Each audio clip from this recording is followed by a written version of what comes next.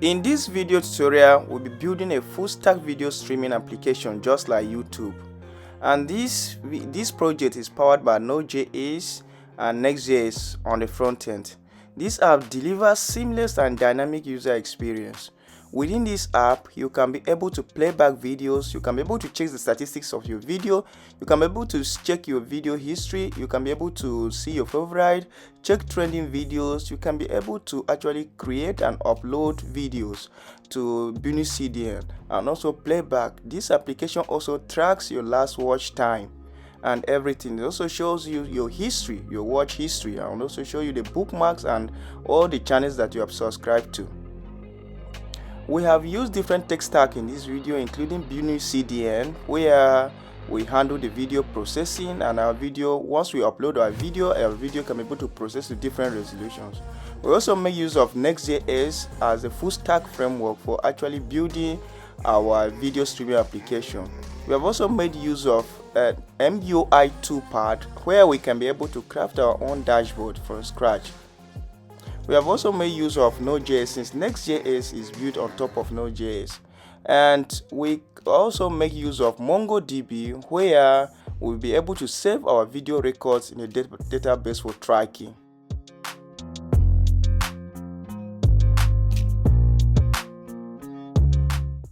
Let me show you the demo of our application. So you can see our application over here. When we come over here, all the videos are listed. So we can choose to view videos per category.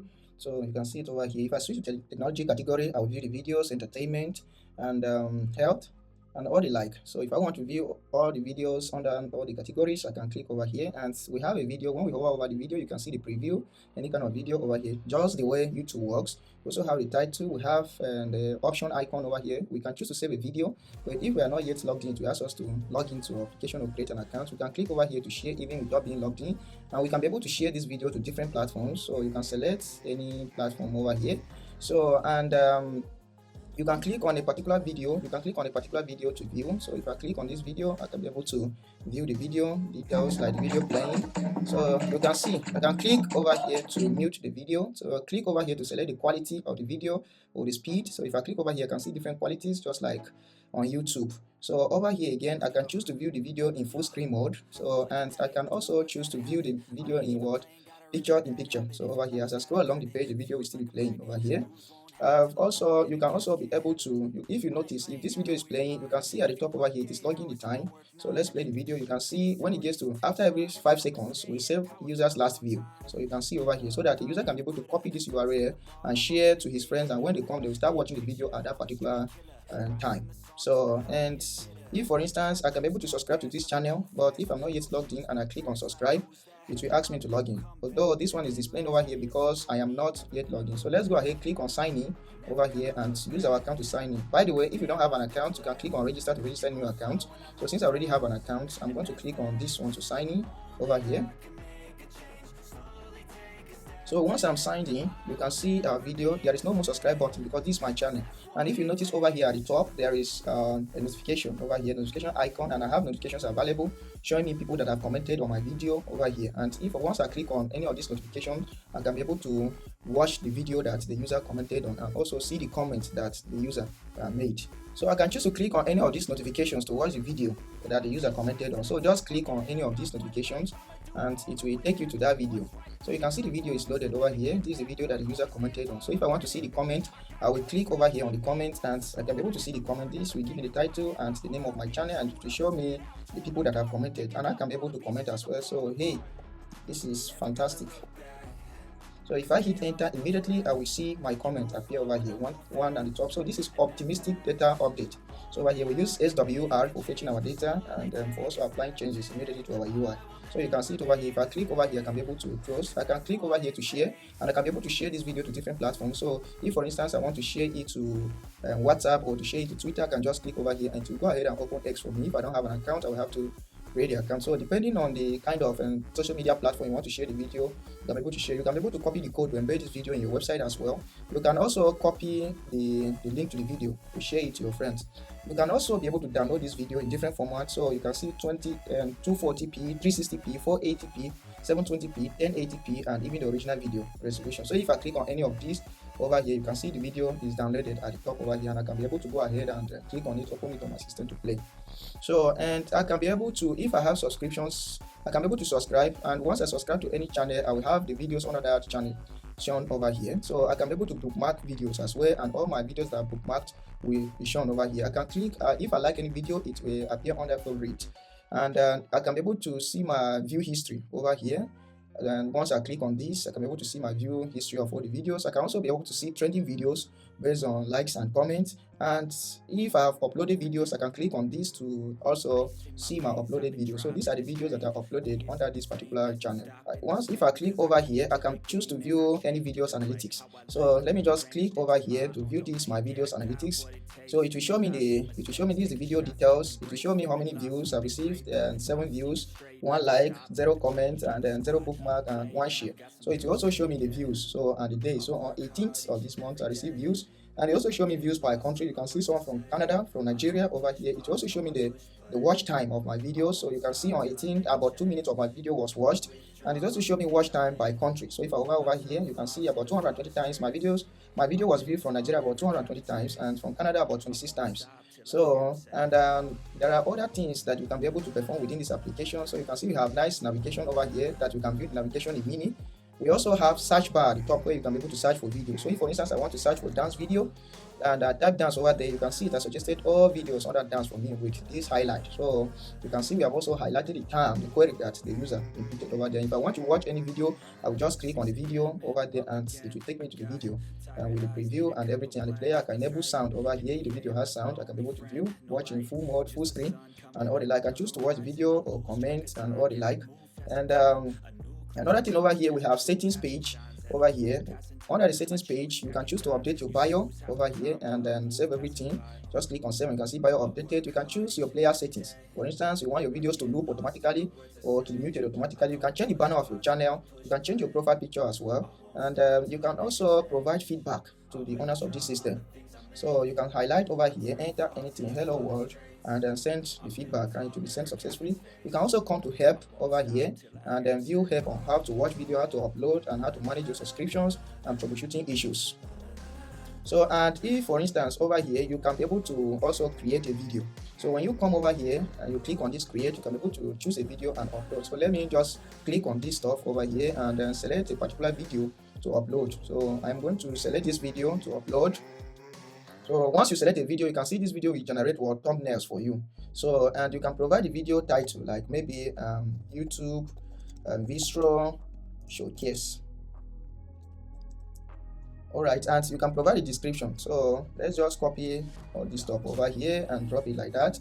You can be able to, you can enter tags. So maybe you can enter tags like Vistro, you can enter Vira. You can enter music, you can enter maybe lifestyle. So just enter the tags, but you have minimum number of tags of up to 20, a maximum of up to 20 tags, and you can choose the category that your video belongs to.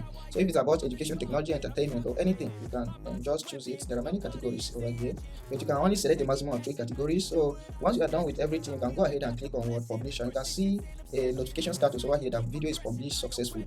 So when you go back to the home page, you will be able to see your video that is uploaded. So if you scroll down, you will see the video here that is uploaded, and when you hover over it, you will see this preview.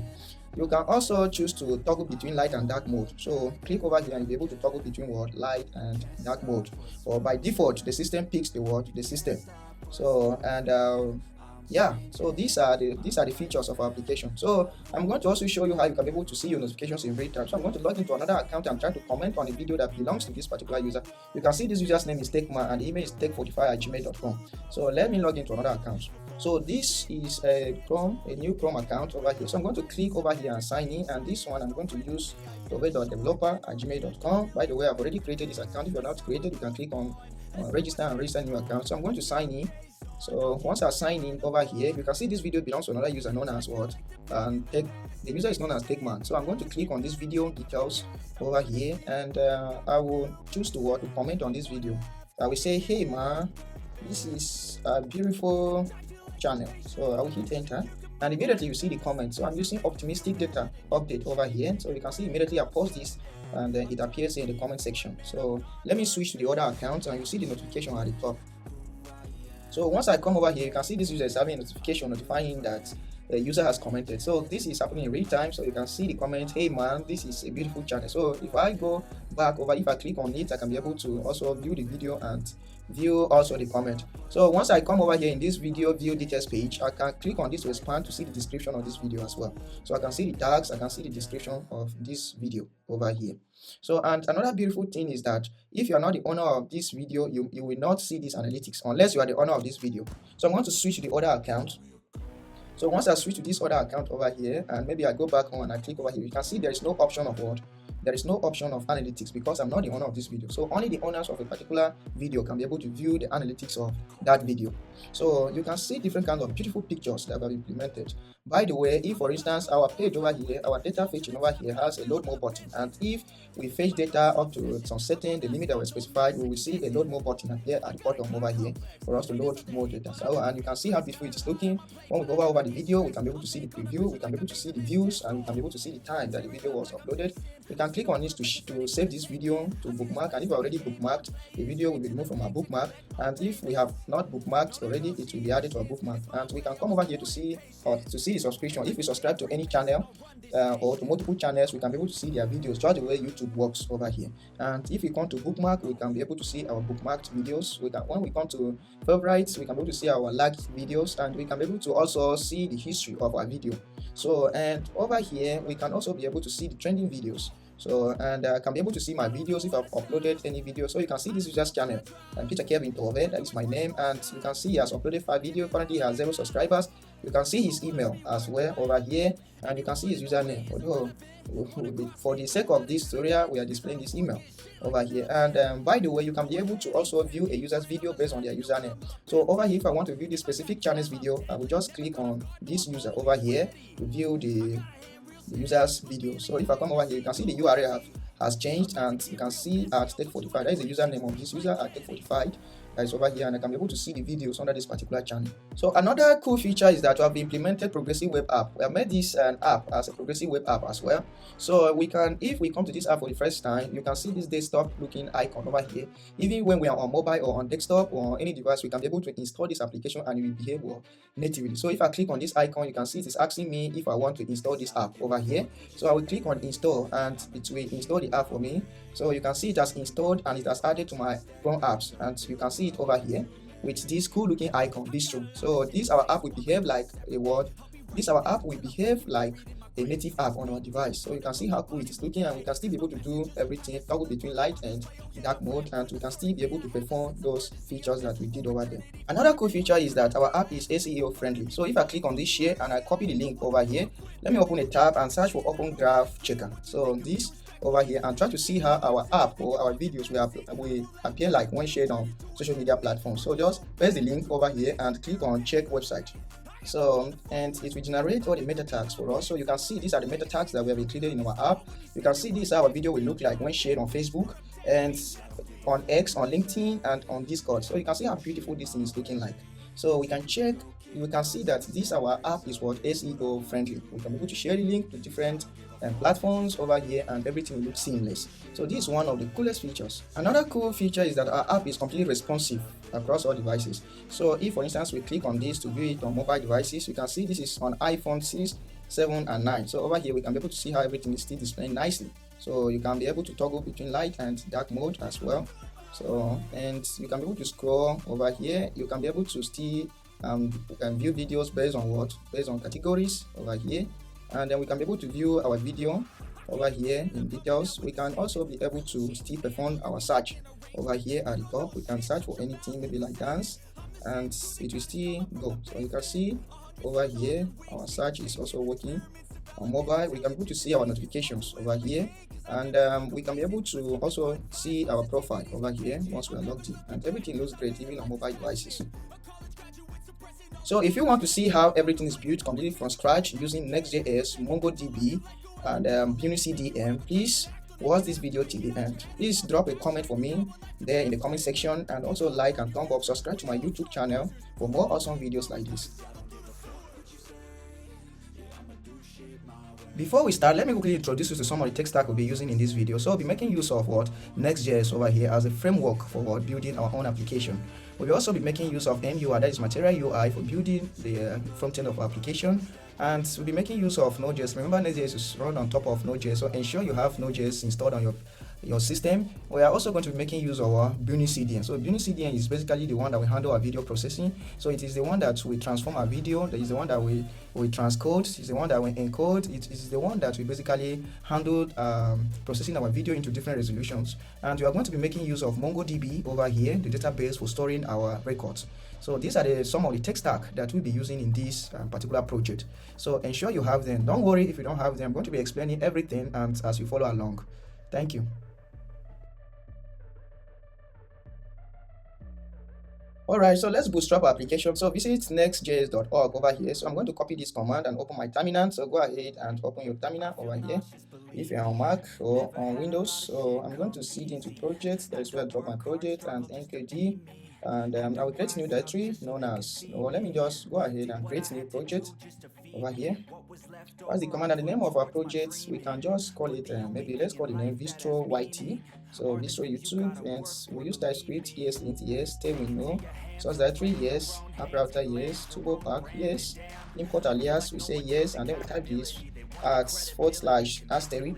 So and then at this thing is in installing, creating our application. Yes, once our application is successfully created, let's go ahead and CD into the name of the app. So type the name of the app, Vistro-YT over here, and hit enter. Then we go ahead and open it in our code editor. So this is our project over here. The next step over here is to go ahead and configure our next Auth authentication. So let's do that. When we come over here, let's open new tab and search for Authjs. And under Authjs, let's click on this, and if you visit their website over here, you can go under installation. Let's copy this command over here, navigate back to our project. So let's open the terminal over here and paste this command. The next step over here is to set up our environment variable. So let's copy this command again and take it back and paste. And then if we check our project over here, we will see it has created .env.local file for us and drop this our auth secret configuration, because it's the one that we'll be using for authenticating our users.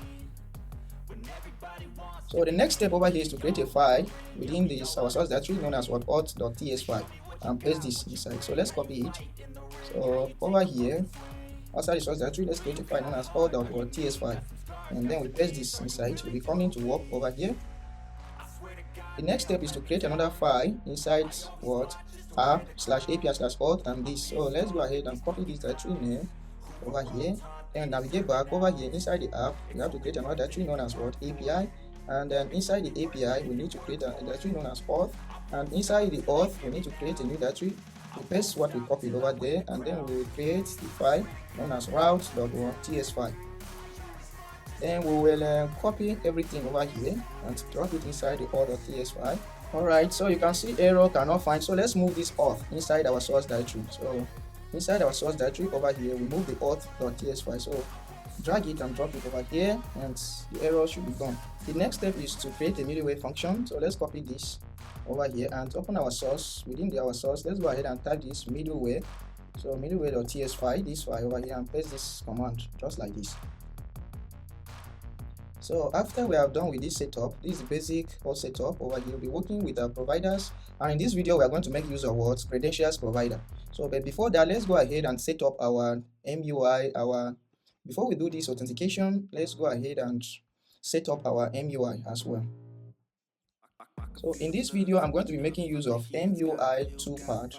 So that is what we'll be using to generate this is the library that we'll be using to generate our dashboard. So over here, so visit MUI Toolpad and we click on this, and we can come to let's just copy this command first of all and install it. So we will navigate back over here, open your terminal, go ahead and paste it, and we can, since we're making use of Next.js, so let's go ahead and copy this and then open your terminal and paste this command as well. So after we are done with this, let's go down to Next.js app router under integrations, Next.js app router integration, and then we can copy the same thing that we have already done. Let's copy it and take it back, paste it. The next step over here is in our layout, we should create a file like this and import next app provider from this step, and then from there we can start creating our dashboard. So, but since we want to integrate authentication over here, we have started the integration of authentication already. So we have to copy this code over here to our middleware. So let's go ahead and copy this. We already copied this upper part. So let's go ahead and copy this one. So in our middleware file, open the source. In our middleware file, we will go ahead and paste this one below, since we're integrating authentication over here in Next.js app router. So this is the basic. We'll be coming to configuring this. So we will also have our words. Like this one, make use of GitHub authentication provider. So let's come back to our app over here. The first thing that we need to do is let's open this Auth.js. We need to configure another library that we need to install is let's go ahead and install a library known as what Zod. So let's install Zod, and we install what Mongoose, because we'll be using MongoDB. So install these two libraries. So before we continue again, let's go ahead and set up our environment variables. So we click over here and create a new file known as what .env.development. So our development environment variables, we create a file like this. So over here, I'm going to explain. So I've added this MongoDB URL and our next app route. So I'm going to show you how to generate this. So MongoDB URL, you open your MongoDB, or if you are using it locally, you can go ahead and pass your connection URL over here. So, but like this one, I'm using an Atlas. So you can log into your Atlas and copy the path. Let me show you how to get your MongoDB connection URL. So once you open your MongoDB Atlas, or if you are using it locally, you can go ahead and get a connection string. But since I'm using Atlas, I logged into my account. You can log into yours as well. You click on this. Once you come to this overview over here, maybe you must have created a project like this one. I'm using project 0 over here. Just come to this word overview and click on get connection string. So from here, you can copy this over here and take it down to back to your application.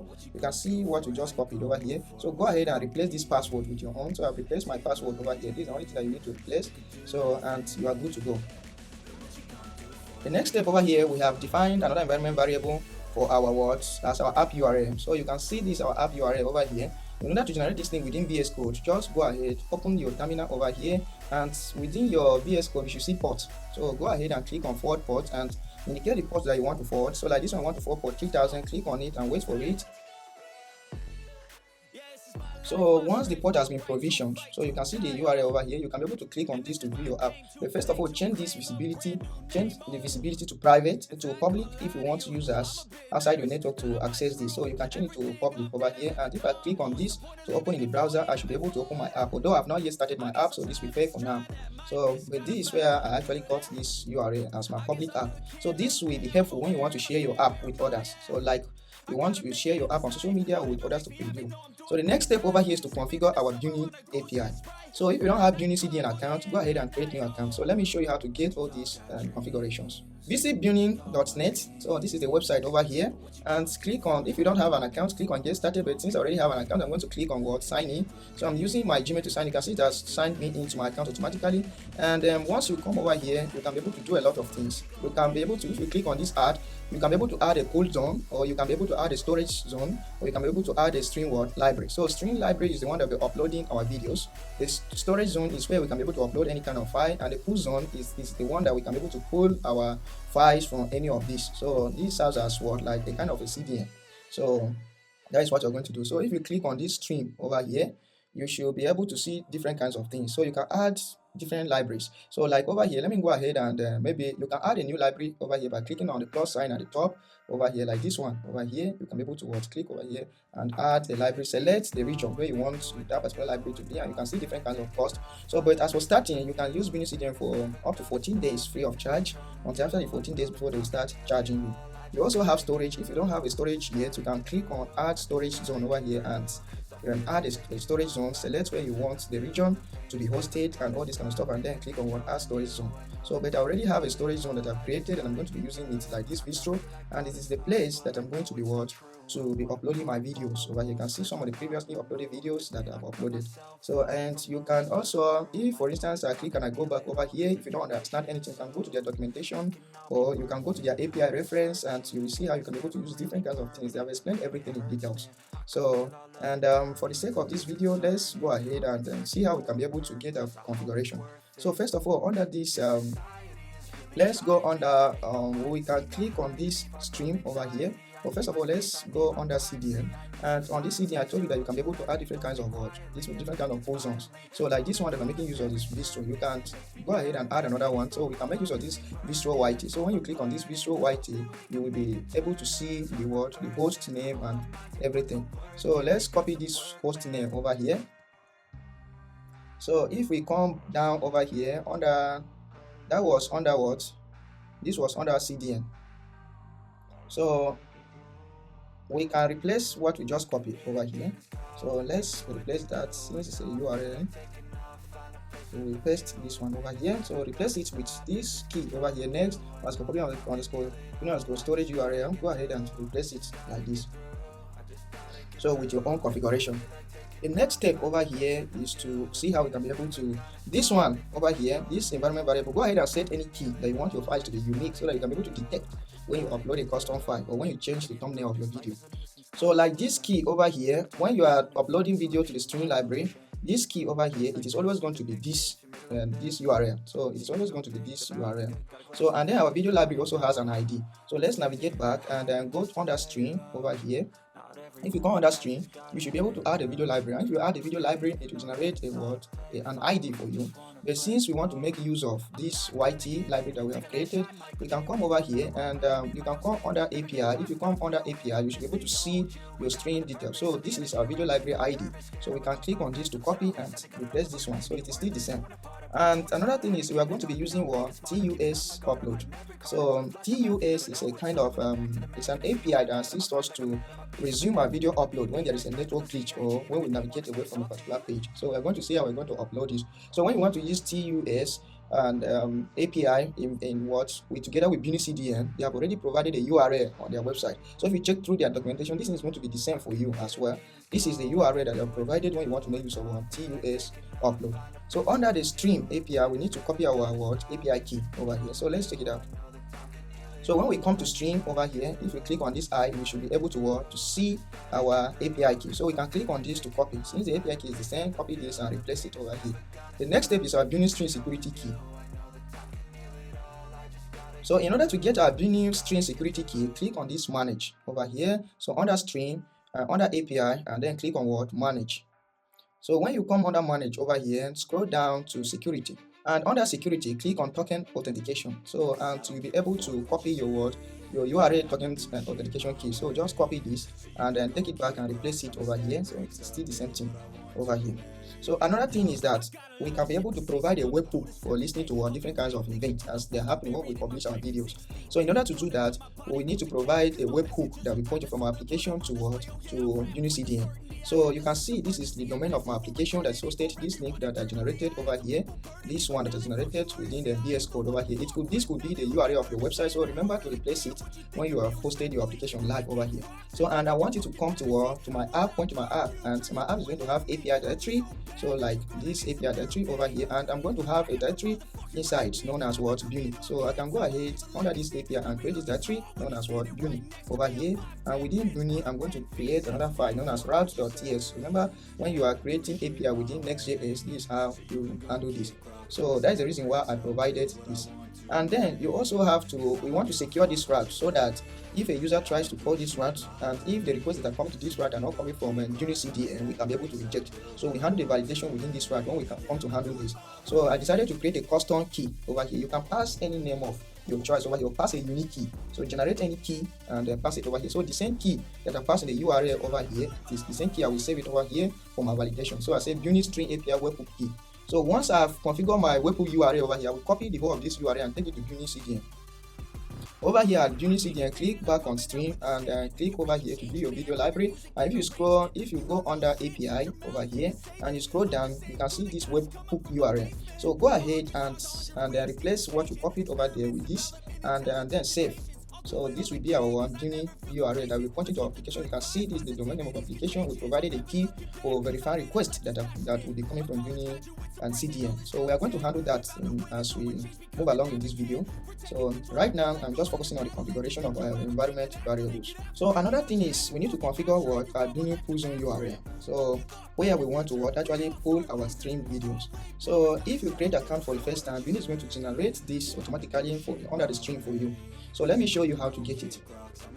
So still under stream over here, first of all, you will see the CDN host name. So we can copy this, and if we take it back over here, we're going to start this HTTPS full column and then paste our URL over here. This is our full zone URL. So, and you can see this ID over here, it is actually the one that is generated for us. So this is our Bunny pool zone. So this URL over here, you can see it ends with dot to show you that it's a subdomain under our d.cdn.net. So this is basically our unique pool zone. So the next configuration that we need to do is for our storage. When we want to upload our file, the upper part over here that we have done is basically for our stream, our video stream. So when this one we handle our video stream, the next one is what you want to upload files like images or any kind of file to our unit storage. So we are going to go ahead and do the configuration. So if you come over here, go under storage where you may want to store the files. So you can be able to add a storage over here. So, but I'm going to make use of my existing storage. So I will click on this Vistro and I will come under FTP and API access. So when I come over here, I can be able to, you can see my username over here, and you can see your API key over here known as password. So all you just have to do is to copy this password over here and replace it with this Bunny storage API key. And then your storage zone, it is the same thing as the zone you have created. So like over here, my storage zone, if I go back, click on this storage again, you can see I have different storage zones. You can add more zones over here. I've created just 2 zones. You can add more, and I'm going to be making use of my existing zone known as Vistro. So that will be the name of your zone. Another thing is that your Bunny storage host name. So all Bunny storage host name is going to be storage.bunny.cdn. So another thing is you have to specify your region. So when creating, if you click on this add, and if you are creating Bunny CDN, you can see different kinds of zones over here that you may be able to add. So when you add different kinds of zones over here, maybe if you change this your main storage zone, if you change it to another zone over here like this one, it will generate another name for you over here. You can add the name of your storage zone over here, and if you change it apart from this default one, then it will create another subdomain for you over here. So, but if you are using the default one, then the storage region is going to be it's going to be empty over here. But if you go ahead and maybe you choose another thing like maybe New York, you may at the end of the day, if you click on this add storage zone, you may have something like maybe US over here as a storage zone. But if you choose this Euro Frankenstein, as a default storage region, this is going to be empty by default. So I chose that, and it's going to be empty for my own over here. But if it is yours, you chose another region, you are going to have something like maybe US, or depending on the kind of region that you chose. So this is basically our configurations over here. Being our configurations, we may want to also be able to reference our environment variables as we type them. So in that case, we create a file known as env.d.ts. We want to be able to infer our environment variables when we type them. So the same environment variables that we have in .local over here and in .development over here are the same names that we pick them over here, so that when we open any of our files, this will help us to be able to infer that particular environment variable. So if for instance I am under API or any directory and I type this command process.env. It will be able to suggest all my environment variables for me. So all my configurations that I have done. So if you want TypeScript to be able to suggest your environment variables for you, just go ahead and create this file known as env.d.ts, and it should be able to work and be able to infer your variable, suggest your environment variable names for you. So these names that are over here are the same with the ones under .development and .local. So this is basically about our configuration. Remember that we want to set up our authentication. So, and we created a file over here. Our providers are empty, but we want to set up our credentials authentication so that our users can be able to make use of password and username or email to sign in. So in order to do that, let's create another file let's create another directory over here known as lib, and inside the lib we create another directory known as db, and inside the db over here again inside the lib, let's create another directory known as actions. So let's just leave it like that, and inside the db let's create a file known as index.ts file, and we configure our Mongodb database. Remember that we installed Mongodb over here in our project. So if you have not yet installed, go ahead and type this command npm install Mongodb, and it will install it for using it with our MongoDB. So once it has installed, we can go ahead and do the configuration here. Alright, so we want this file to only run on the server. So we call this directive over here, just type this directory use server, and want it to use this import server only, so that it will be able to throw an error whenever we're not using this file on the server. So you can go ahead and install this package npm install. Let me clear this, type this command npm install server only. Npm install, then press this, or type this server only. So it will install the package for us. We want it to be used only server side. We import Mongoose from Mongoose, and this environment variable over here, this one that we defined in our .env.development. Remember, we pass our MongoDB URI over here. We are calling it, and we say if it is not found, we should throw this error.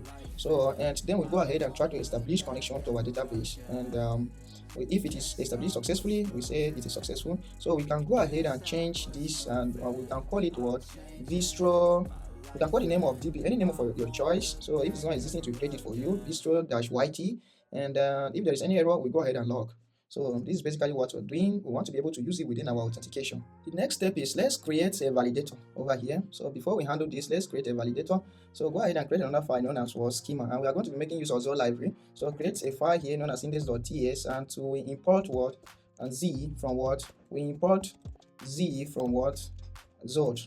So just like that. So go ahead and install this library known as Zod. I've already installed it, and we want to create account schema. So let's just export const what, and account schema, and under this we say it's going to be an object over here that we take, and we specify our Zod what validator over here, and we don't want ID that's associated for us, we don't want row for now. So and we can pass this email, want it to be a string, and we want it to like email is required. If the email, we can still pass the same error message over here, like invalid email address. And under this name over here, we want name to have a minimum of 2 characters, so we can just call minimum, and we can specify the error message over here.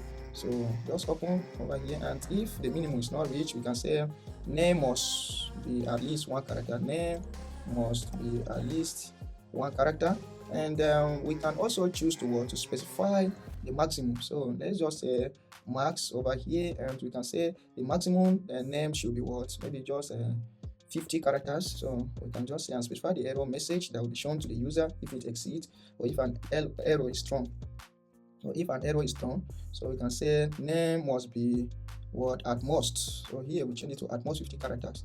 And our password over here, and within this our password, we want to actually pass a validation. So over here we can say we want our password to be what, we actually want our password to be a string, and to have a minimum of what, to have a minimum of 8 characters and have a maximum of what, 32 characters. This is just the basic our schema validation over here. So our count validation. So we export this and make use of this in our Authjs configuration. So over here we want to make use of credentials provider.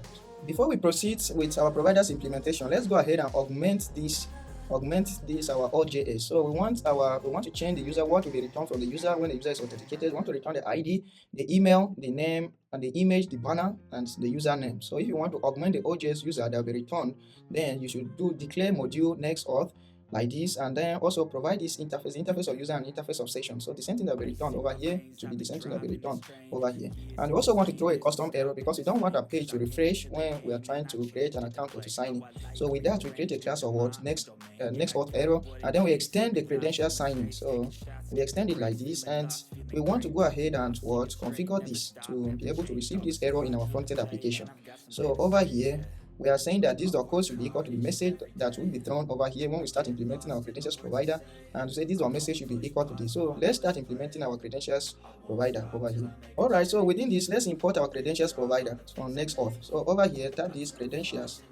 So credentials, and it will suggest import for you. So you can see it is imported from what, providers over here, and it's going to be a function, and within this function we need to pass certain configurations, so like the name and ID, but we want this ID to be unique so that we'll be able to call. We want to implement 2 credential providers over here, and then one we handle our sign-in and one we handle our sign-up. So if you want them to be unique so that we can be able to make requests to a specific credential, we will give them a unique ID. So like this one here, I can call credentials up, so to signify sign up. So and then the name is going to be credentials, just like this. Then we have to take another configuration. So the configuration over here is to specify what, if you start typing, to suggest for you credentials, and it will ask us the credentials that we would like to take. So we like to take an email, that is true. We also like to take what, name over here, and the tag will be text, the label will be name, that is good. So when the user is signing up, we want the user to provide his name, email, and what, password. So just like this. So after this, we have to also call another function, a sync function known as what, let's call another function, another async function known as authorize. So, and then over here, this is where we're going to handle the logic of signing up a user. So let's go ahead and remove this. This is where we're going to validate our sign-in credentials that has been passed over here. We validate it over here in this authorize function and also return the user at the end. So since this is an async function, let's go ahead and open a try catch block, and then within this over here, we will go ahead and validate our credentials. So over here, we need to call this, if you remember, we created an account schema over here for validating our credentials. So we can call this, import this account schema from schema and say account.what pass sync. So it's going to be an asynchronous function, and then we pass in the credentials that we want to validate. So you can see over here, it is going to, if you click over here, our accounts, we are going to await it since it's going to be an async function, and it should return the email, the password, and the name over here. The same credentials over here, these are the one. This one over here, the same credential we specify over here as a config. We pass to this authorize. We take it and do what? Validate it whether it's it passed through our schema. So, but then what if an error occurs? If an error occurs, it will fall under this our cache block. So within this, we check if error is instance of next auth error, but we don't want to check for this if it is instance of what Zod error, since we're using Zod library. So if it is instance of Zod error, we can go ahead and get the error. So we can go ahead and say const. But before that, let's say let's message. We declare a variable and say let's message be equal to error dot what message. So let our error be equal to n. So if error instance of what Zod error, then we can go ahead and get the errors that have been thrown within our Zod validator here. So we can say message over here is equal to remember our error, if it's an instance of Zod, then our error is going to be what it will contain Zod error. So we can say here const underscore error of type Zod error, or type Zod error is equal to error. So with this we can be able to get the issues. So let's say const issues is equal to what underscore error. If you press dots on your system, you can see different kinds of things that will be returned. So but we want to get the issues over here, then we look through the issues and get issues. Going to be an array of issues depending on the validator what failed over here. So in order to get the message, we can just go ahead and look through the issues. So dot map, so we can get each issue, and then for that each message over here we will return the message from each issue, and then we join it to return a string. So after we are done with this, we can go ahead and throw our next error. So you can see we'll go ahead and throw new next auth error over here like this. So this new auth, this next auth error is the class that we created over here and extended the credential signing. So this will enable us to capture the error without refreshing the page. So over here we'll go ahead and throw. So if this error that is thrown over here is not type of Zod, this block of code will be skipped. But if it is type of Zod, it will go ahead and replace this. We assign this message to our errors over here, and then we throw the error so that we capture it in our front-end application. So let's go over here and handle the logic of signing a user in. Alright, the next step over here is to connect to our database, connect to the DB. So over here we call await connect. Remember our connect to DB function that we created. So we import it like this. So if we go over here, we should be able to see this connect to DB function that we created. So we have to connect to our database, and then from there we fetch a user. So check if the user exists. So like this one is sign up. If the user already exists, we don't want the user to sign up again, we will throw an error. So over here we can say const user is equal to await and user. So you can see we have to define our models. So let's go back over here at the top, and within this source directory, let's create another file known as models. So and within this our model, let's create another model known as user model .ts. So we can go ahead and define our Mongoose user model over here. Alright, so in order to define our models, we have created an interface of iUser extends document from Mongoose, and we have specified the ID, the email, the password, the name of the user, the phone number, the username, the bio, email, banner, created at, updated at, and videos, because every user is going to be uploading videos. And then we have created a user schema over here. Const user schema is equal to a new schema of iUser, and then we have our email validator over here in Mongoose, password schema, and our password should be type of string. Our image should be type of string as well. We want the users to have banner and bio with type of string, and by default we want the value to be empty string. And we also have a username that is defined over here. We also have the name of the user, and username is required. Then at the end of this schema we specify that timestamps should be true. So this is basically how our schema looks like. So this schema is imported from Mongoose. Over here we create an instance of it. But the next step over here, we have to also create instance methods. So over here that we can be able to call on this user to maybe get user videos. So we say user schema.method dot, so, and we have created a method over here. We have imported a video model, so we are going to be creating that in a jiffy. And we have also imported what, we have also created another method for getting users or subscribers, where we get user subscribers from what, subscription model. We have also created a virtual key over here. When we want to get a user's video, we call this virtual over here, and we say the local feed should be mapped to our underscore ID that will be generated by Mongo DB, and then we have also specified that the foreign key that is mapping to the user will be what, to the video model will be what, user. And we have also made some transformations over here. We first of all said we want to, if we call user document dot to JSON, then we should be able to what, to transform the string, convert it into a string, because it's going to give us an object ID. And we want to delete the underscore ID. We also want to delete the hash. We don't want the version key to be present as well. So go ahead and export this mongodb.models.user, or what if it exists, or what mongodb.model. Then we pass in this type that we define over here at the top, and over here we specify the name of our user model, and then passing this schema over here, this schema that we have defined. So this is basically it. But then we need to create a model. So let's just go ahead and create these other models as well. So the next model that we create over here is the video model. So go ahead and type what, video model. So, and so we handle that. The next one over here will be what, subscription model.ts. So we also need to have a category model.ts. So let's handle this video model first. Alright, so over here in our video models, we have defined this in new, and we want our video can be in different states, can be draft, private, or public. We've also defined this interface. So over here where we have video ID, this video ID will be coming from BunnyCDN. So when we upload the video to BunnyCDN, we store the ID over here so that we can be able to fetch. So it will contain the title as string, description, thumbnail, tags as string array, and we have a flag to check if our video is ready to be publicly visible. We have status, which can be draft, private, or public. We have the user that we're referencing, the user that actually published the video. We have shares that will be showing the number of shares, that is the number of times the video has been shared. We have the category that will be types of object ID. A video can belong to more than one category. So we have also defined what, the kind of what, the instance method types over here. So below here we have called this video schema and new schema. Schema is from Mongoose over here, and then we pass in the type. After the type in Mongoose, we open a config that is the object, and then we define the type of our video ID, and we want it to be type of string and should be required and should be unique. We don't want duplicate videos. We want the title to be string and by default empty. We want the description too like that, and the tags should be by default empty array. Is ready by default should be false, because when the video is first uploaded it will be in draft mode. We want our shares by default should be 0. We specify our categories over here, and we have also specified our types, and these are our types. We want it to be type of string, but then it should take a new value, and this new value should be any of the value of this status only. So this is going to check against this.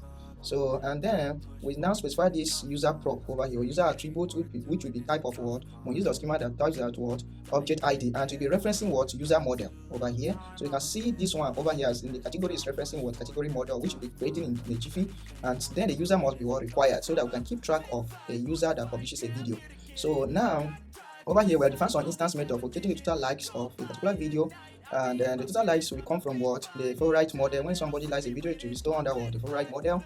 And we also want to get the subscribers of this particular, the owner of this video, so we call the subscription model. We also define a method for getting the comments over here, so we call the comments model. So let's go ahead. We also have a method over for getting bookmarks of a video, which will be stored under bookmark, and we also want to check if the current user that is viewing this video has liked it. So we have created an instance method if what, this particular video is bookmarked. So these are the instance method that we have created. So from there we want to be able to search videos. So in order to be able to search video, we need to create an index on this model. To create an index, we need to call video schema.index, and then specify the kind of model that we want to create. So call the name of the key, and then we can go to specify different kinds of words, different kinds of index that you want that particular attribute to hold. So we want to create an index on our video title and description, so that it will be what, easily searchable. When we call to JSON method on an instance of video, we want to go ahead and transform.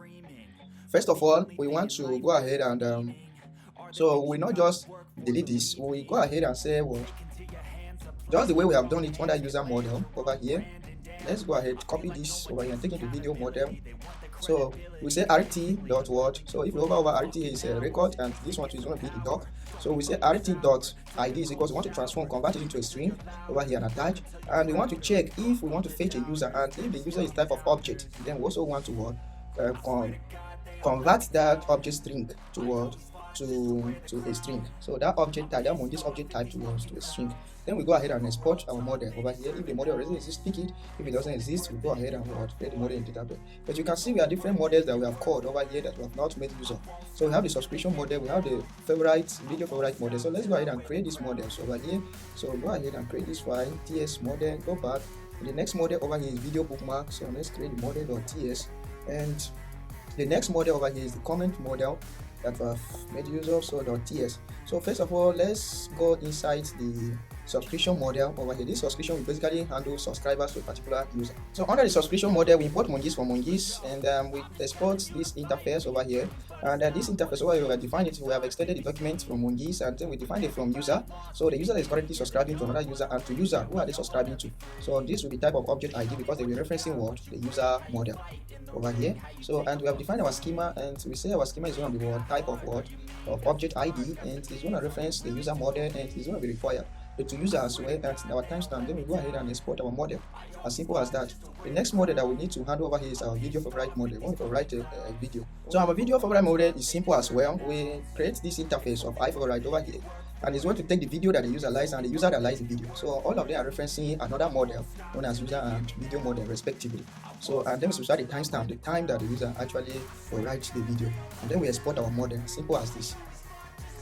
So the next model that we handle over here is the let's handle our bookmark model. So our bookmark model is just like the favorite model. So it's going to which video are we bookmarking and who is bookmarking it. So it will take the interface. We create an interface of user, and then that takes place of words of video and words and the user over there. And we want the video and the user to be required, and they should reference the user and the video model respectively. Then we export it. So let's work on the video comment model. So under the video comment model, we want to know the video that the user has commented, the user and the content, that is the comment of that user. They created that and they updated that. So, and over here we create an instance of comment schema, and we say the video is going to be type of what? It will reference the video model, and the user is going to reference the user model, and the content is going to be what? String and required, the comment of that user. So, and then we create an index on video and or user if we want to search them. And we want to transform this when an instance of comment is this method of JSON is called on an instance of what? Comment. So we go ahead and convert this ID into a string for object ID, and we check if user exists, and if user exists as type of object that we are fetching, then we convert the user.id into what? A string, and delete the underscore ID, that is type of object ID. And we check the just, and if the user is just a string that we are importing, then we can go ahead and convert the ID into this as well. So, and likewise for video, we do the same thing over here. So just like that. Then we go ahead and export our comment to be used in other models. So we have handled the subscription, user, video model, comment, favorite, and video model. So, and since we have them now, I guess this error should be gone. If we call this again, this error should be gone because we have these models available now. So there shouldn't be any error. The next model over here to add is the feedback. Since we are handling models, let's go ahead and finish setting up the model feedback.ts over here. So let's handle, we have not yet done category, let's handle this feedback model. So the feedback model over here is just type of rating and having our interface of our user. And so what is the rating and the comment? So we have defined it to the user that is actually giving us feedback. We want to know the user over here, so we reference the user model, and then we go ahead and export the feedback model. Let's handle this category model. So under the category model, we create an interface of the name and our description. So our category schema is just going to have our name and description, and then we created art over here. So that is the time and the updated art. So, and then we created some set of what categories that we want to go ahead and insert in our database. So we want this to run immediately after our DB is connected. So we have created this function over here so that we say run. So after our categories have been created, we can now go ahead and comment this out. So we first of all check if there is no existing category model, then we go ahead and do what? We go ahead and create the models, that is inside these models that we have defined over here, so that when the user is creating a video, you can be able to select which category the video belongs to. So then we console log category videos created successfully, and then we export the model. The next model we need to create over here is the notifications model. So I'll go ahead and call it notification model.ts. So notification model.ts, and over here we will import notification from what? iNotif kind from this. So but before we do that, let's create another directory known as what? Types. And then inside types we create a file known as index.ts file, and we can define our interface over here. Our interface of iNotif kinds, we want to define different kinds of notification. So we want to have the common notification, reaction, subscription. So we want to get all these different kinds of notification. So that's the reason why we are importing it here. So iNotif kind. So we define the message. We want the notification to have message, to have is seen prop is read. So is seen is when the user has seen the notification maybe on navigation bar, and then is read when the user has actually read the notification. So we mark, so this will be Boolean values and the kind of notification, whether it's comment, whether it's reaction, whether it's subscription. Then the video that the user is reacting on, and who is the sender, so who is reacting on the video, and who is the recipient. So and the comment of that notification. So if it is actually a comment. So and then we define our notification schema over here. Is seen is going to be type of Boolean, and its default false. Is read is Boolean as well. The message is going to be string, and it's going to be required. We define the kind and the values that we want it to take. We want it to take the new values of what I kind, I notification kind. The video is going to reference the video model, and the sender over here is going to be user. The recipient as well is going to be what user, and the comment over here we are going to actually what reference the comment that the user has actually what made. So we are going to have a video. We already have this video comment model over here. So under which particular what comment we are sending that notification. So we are going to define everything in this word notification model. After that, we have created a to JSON method over here. We want to transform this over here. So we call this to set, and to say if it is actually, we want to convert this underscore ID, object ID to an ID, and then delete it. We want to check if it is a sender. We want to also transform the underscore ID as well, and we also want to check if the user, if we are calling the recipient as well. We want to also transform and remove the ID, convert the underscore ID to string. We want to also transform the comment as well. If you are fetching it and there is underscore ID, we transform it to a string. And then we go ahead over here and we export this to be used in our application. The next model over here is video history model. We want to video history model. But yes, we want to keep track of user history, user video history. So if a user views a video, we want to keep track of that. So we have just created a simple interface. It's just like other models. So we have video, the user, and over here we define user, that we're referencing user, and the video we reference what the video model. So and over here we just export it to be used within our application. So after this, save everything. I guess these are some of the models that we need them for now. So we have the category model over here. We have the feedback model where we inserting feedback. We have the notification model. We also have the subscription model, the user model, the video bookmarks model, the video comment, the favorite model, the video history model, the video model over here. So let's go ahead and then finish up our authentication. So if we go back over here, we are trying to actually call user model over here to get the current user. So over here we can say what video model or find one where what email is equal to that. So we will find this user based on email, and since email is what is unique over here, this user is trying to actually what sign in. So if the email already exists, this user is trying to sign up because we should have the ID credential sign up over here. And if the user already exists, we want to throw an error that user already exists. So we will throw an error if user throw new next auth error, what user already exists over here. But what if the user doesn't exist? Then we have to check for what password, and we have to check if the user's password that is provided over here matches with our password. So in order to do that, we need to install a library known as what bcrypt.js. Type this command npm install bcrypt.js like this. As the library has been installed, so let's go ahead and create another directory within our source known as utils, where we drop our paper functions, and within it let's create a file known as index.ts file. The next step over here is to actually hash the user's password and create new account. So create account over here like this, and we can say const hash is equal to what await bcrypt. So we can import bcrypt from bcrypt.js or hash password, and we can after that we can actually hash. After we hash the passwords, we can just call this new user model and create, or we can simply call, if you want to create directory, we can simply call const maybe new user is equal to await model.create and still pass it like this. It will still work. If you don't want to do it, if you still happen to implement it, whichever way that you want to implement it will work. Whether you use this method or you use this method for creating a user, it will still work. So let me just make use of this one over here, and then at the end of the day, where if you are using Authjs authentication, you have to return at least an ID and an email. So but remember, we configured this to return what at least what ID, email, name, image, banner, and username. So over here, we want to also, if you remember our model, if you remember our user model has username, So we want to generate a username for that person. So in order to do that, we make use of this name to generate, and we make use of the password. So we can say username over here. The username of this user should be what? Name dot email. The email of that user dot what? We split it. So we split it at add and then return it at what? Index 0. So if the user's email is maybe codesalmon at gmail.com, then and we split it using this add, then we want to go ahead and get this codesalmon and save as the user's name. So this is basically what we are doing over here. And when we are returning this, we can also return the username over here, just like this. So this is basically how we can be able to handle our sign up. But remember, this is actually for sign up. What if a user wants to log in? So we can copy the same credential sign in over here that we have implemented, put comma over here and paste it inside. But instead of having this ID as credentials off, we will change this stuff to what? To in.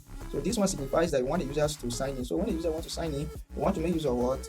Email and password. So, and over here we can go ahead and maybe create a schema from this. So we can say we can call const maybe sign in schema. So we can say const sign in schema is equal to account.pick word. Account.pick, since we are using result schema, we can be able to pick some attributes from our schema. So we're only picking email and word password. So we can just validate this one instead of validating the word and schema, because the user is going to send word only email and word password to this. So, and then we connect to our database and then we find the user. So if the user doesn't exist, we say what? Wrong. If not, in this case now we're going to say if not user, then we can say what? Wrong words, user wrong emails / password provided. So just like that. So we throw this error to notify the user the wrong email / password or provided. So but what if the user is found with this email? So we can go ahead and compare the user's password. So first of all, we can go over here and say const is match is equal to a webcrypt.compare password. So the password that this user has passed, if you hover over it, you can see this function compare as we to take in the string password and the hash string.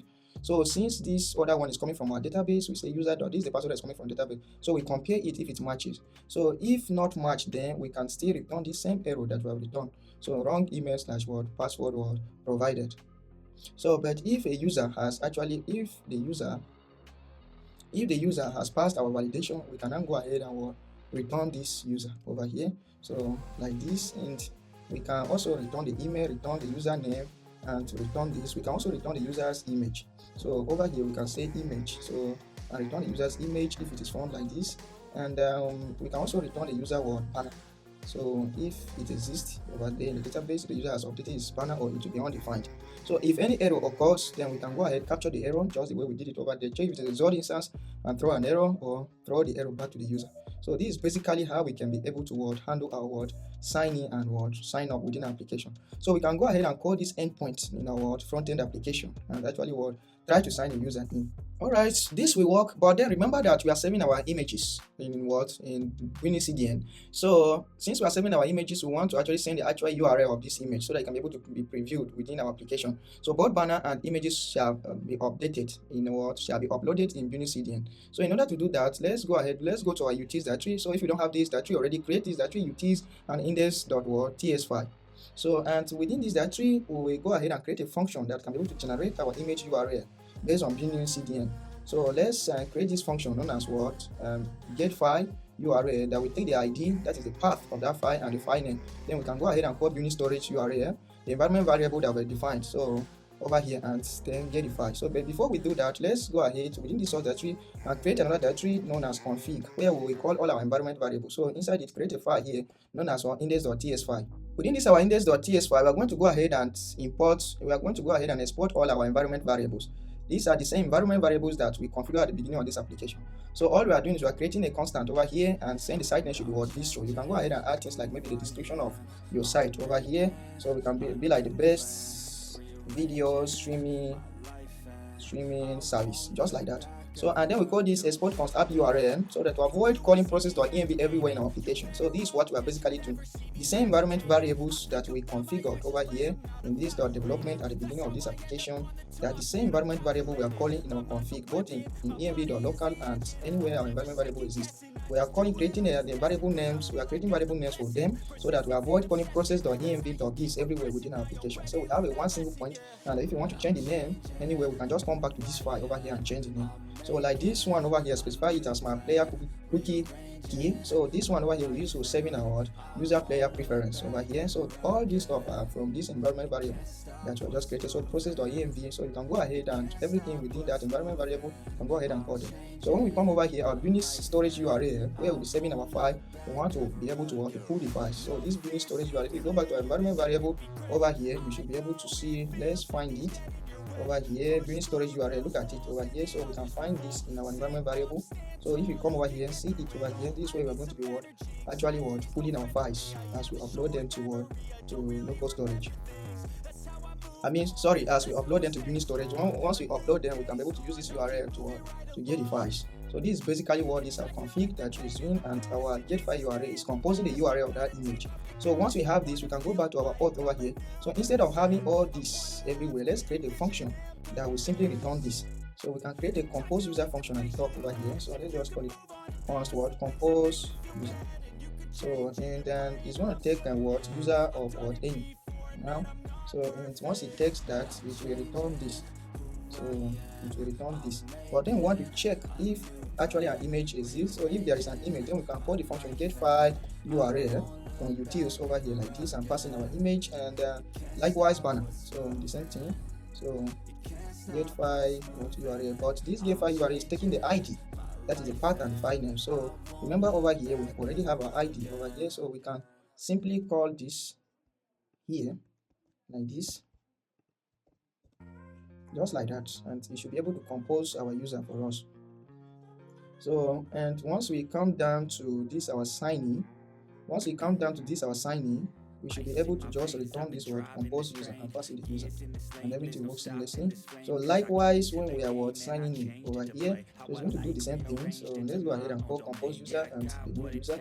So it will go ahead and create compose the user based on this and return it to application for us. So this is basically about authentication over here on the server. Alright, after we have configured our credential sign up, we also have to specify the session, the kind of session that we want. Do we want the session to be kept in the database or in JWT? So go ahead and type session over here, and session is going to take options. So open the session like this, and over here you should see what strategy over here, and the strategies that we're using in this project is what JWT strategy. After we have configured our session strategy, then the next step over here, after the credentials providers array, we need to specify the callback option. So if you type over here, there is a callback option over here to specify. So I'm going to go ahead and explain. So we have the sign in option over here as the sign in method, and if the user exists, if it does not exist, we throw an error. And the session, again, we want this particular user that is currently logged in to be attached to our current session. So we say if there is token and there is active session, then we want to get the user from the token and attach it to our session, so that we can be able to make use of the user within our application. And under JWT over here, remember this is where we're getting the user. We're checking if token and user, then we go ahead and attach the user to the token, and then return the token. The token will be accepted over here in this method of session, and if token, then we want to go ahead and attach and use that to session over here. So just like that, and everything will work. So this is basically how we can be able to set up this. After we are done with this, we can now go ahead and set up our own MUI Toolpad, so that we can be able to log into our application.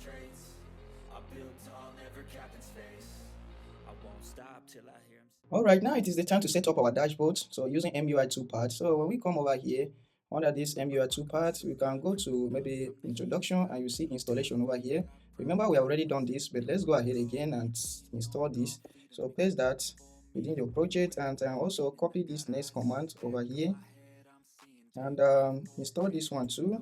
But we'll be making use of Next.js. So if you go under integrations or you go under app router, you'll see the prerequisite over here. So just copy it like this and paste the command over there. You can see how you can be able to configure your Next.js over here. So let's go ahead, we can copy this. Let's copy this and take it to application. After we have installed that command, then the next step over here is to copy this and open our app/layer.tss file. So let's navigate back, open app and layer.tss file. So we remove this configuration over here. We can use our title over here. We can import constant from, remember we configure a variable known as constant from what's config. So we can pass the site name over here and we can pass a constant.what description over here. So just like that. And then we can remove these other configurations over here. We don't need them. So, and since we are making use of material UI, let's go ahead and pass this prop known as suppress hydration warning, in order not to show those annoying errors.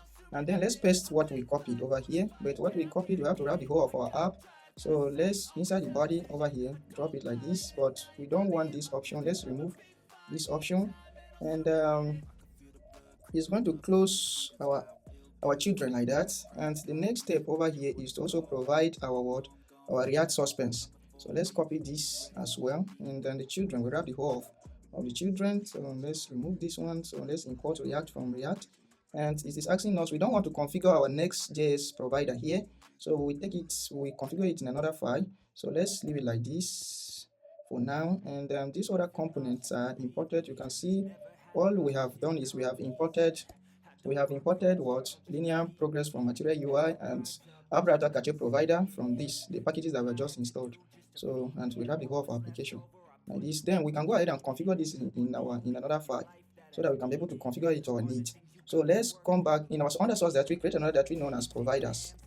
And under the providers, let's create a file known as Next.js app provider.tss. All right, let's paste what we copied over there, and then here we can go ahead and export this component like this. But then over here, we're going to wrap the whole of our application with this next provider. So this one like this, and remember that this is going to be a client component. So over here at the top, let's type use client at the top over there. But this, we need to pass on certain configuration. So let's go back to the site. If you come over here, you can see different kinds of things. So let's go under what? Let's go under component. So let's go to all components. If you come over here, you see it. Let's go to app provider. You can see certain examples. The same examples that I've used over here, you can be able to make use of them over there. So, and we can, if you see through the examples, you can see different kinds of examples over here. So we can copy the same example that I've used over here. So let's highlight this up over here. You can copy everything though. So let's copy everything and paste it at the top here. Then we delete some. We are only interested in these props. So let's copy that. We don't want this Windows prop. So go ahead and add it to the body of this. And we don't want router as well. We use the Next.js app router. We use the Next.js router, and over here we don't actually. All we need to do is to copy this theme and the navigation. So let's cut out this. We delete the rest. So we don't want them. So let's go ahead and paste it over here. And remember, this is going to take a prop. So let's take props, and it's expecting the children prop, React.js. So of, let's say maybe React node like that. And then we can go ahead and wrap the whole of application like this under children. So we are actually need to go props.children like that. So we have specified our navigation. We have also specified our theme, our custom theme over here. So, and this our navigation, you can see it is going to look like this one over here for now. So, but we also need to create some dashboard pages. So let's go ahead and remove some of this stuff over here, the one that we are not making use of. So like that. So this is how we can be able to configure. We are not yet done with the configuration yet, but based on the documentation, we have to go inside app over here and create a new directory like this. So dashboard, and call it dashboard. So within the dashboard over here, we can go ahead and create our own maybe page that we want to show when the user visits the dashboard. And we can also create a layout that we serve our application. So layout our TSS file, and we have to actually import that provider in the main layout file over here. So it's going to wrap the whole of our children over here. So let's go ahead and do import this Next.js this one over here, Next.js app provider. So Next.js app provider from provider, and then we wrap our children like that. So, and after that, we can go ahead and create. We have our own within this dashboard. We have created two files within the dashboard, page.tss and the layout. So here we have to configure our layout to look just like this. So within this, within the toolpad, MUI toolpads, they have a component that you can make use of that is known as what dashboard layout. That is imported from what dashboard layout. So you can see dashboard layout component over here. So let's go ahead and within this let's go ahead and create a component within this our layout, and we import this dashboard layout from dashboard layout. And the dashboard layout is going to wrap the whole of our application like this. And our layout over here is going to be expecting props of any, or you can just pass in this, and we can say whichever our children is, our props should wrap it just like this. So, and within our page over here, we can go ahead and export something over here, and maybe we can change the name to dashboard like this. So just like this. So this is the basic configuration. So after we have done this, we can go ahead and check it out in the browser and see. So let's go ahead and remove this page over here. Let's delete it. We don't want it over here, the page outside this, so that our layout can only apply to our dashboard over here. So let's check it out. Let's run our application and check it out in the browser. Npm run dev. Let's open it in the browser and see. So you can see we have a basic dashboard layout over here, and we can be able to toggle between light and dark mode, and we can be able to navigate if you have these pages. So since we already have our navigation layout that we have defined, I'm going to go ahead and configure that now. All right, so back here in our project, let's go back to this providers, Next.js providers, and we have to configure how to change this navigation, because this is not the navigation of our app. So I'm going to actually paste this over here, and explain. So we are actually creating a navigation kind of header over here, this row navigation, and importing dashboard icon. You can see we are also importing subscription icon. So let's go ahead and import this. We have to install Material UI to actually make use of these icons. So okay, we already have it over here. So let's go ahead and try to import this. Okay, this is actually a custom icon. So if we go back over here and call this, it will import the icon for us. So like this. So all these icons are imported from from Material UI. So we don't need this. So add icon. So we can call and add outline. If you want to see the icons, let's go back over here and search for MUI icons. And if you navigate to this page, maybe you want to search for any icon over here, you can search for add, and it will show you. You can switch your outline and see how the icons will appear. You can copy different kinds of icon shapes. So like this add icon. So we want to make use of it here. Add outline icon, and the next one is save outline icon. So you can see the icon and click on it, and it will be imported by its name from Material UI icon. So just like this. And we have to create a custom theme switcher. We are coming to this. Let me comment it out for now, and then we import use state so that we can be able to toggle our authentication signing. So after we are done with this, if we save it now, let's save it and preview in the browser and see.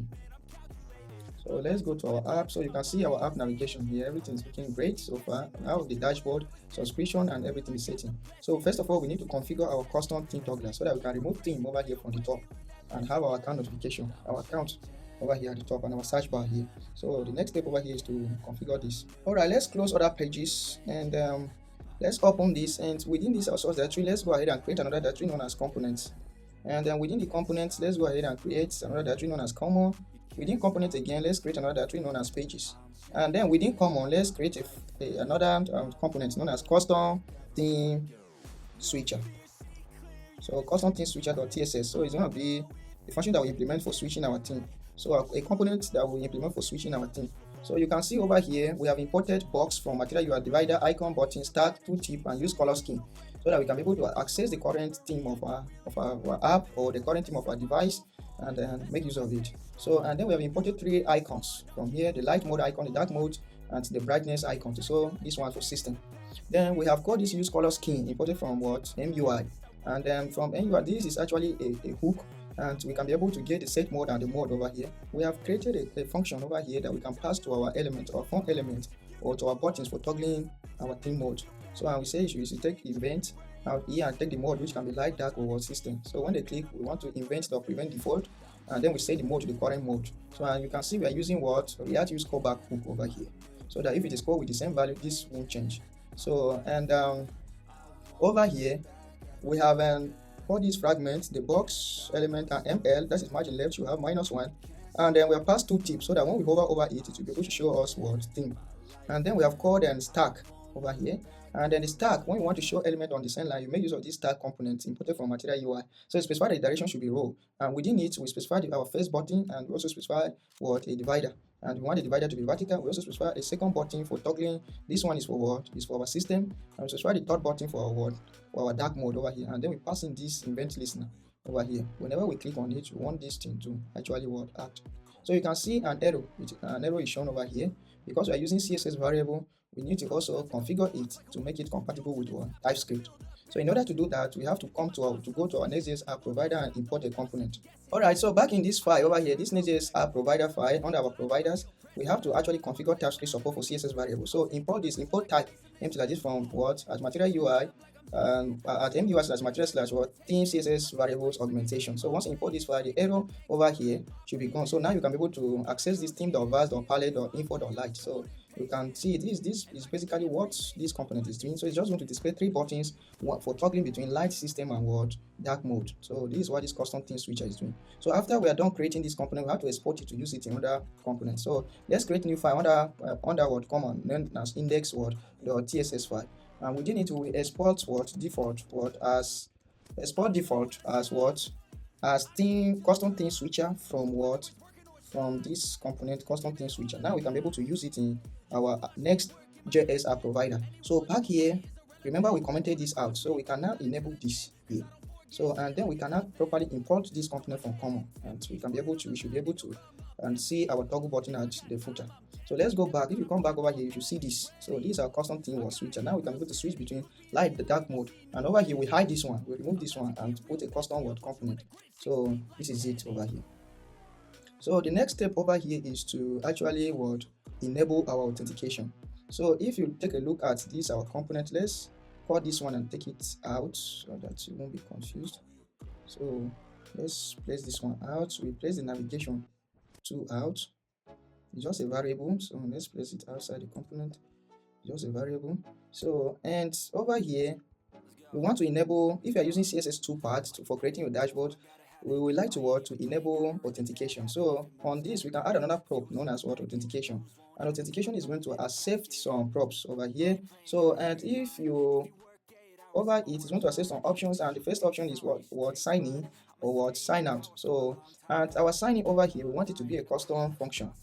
We want to actually do something over here, but when the user clicks on sign out, we want to import sign out from what? We want to actually import sign out from what? React. From React what? From Auth, Next.js/React. So let's go ahead, sign out, type word sign out, and it will suggest for you that is for sign in. The one that we're interested in is in sign out, so that when a user clicks on sign out, you'll be able to, this function will be triggered and the user will be able to log out of application. So we pass this one here. But since we don't want the page to refresh, we don't want the user to be redirected to another page, we have to configure this sign out to actually toggle a modal for displaying our login sign up or sign in form. So in order to do that, let's go ahead and go under commons.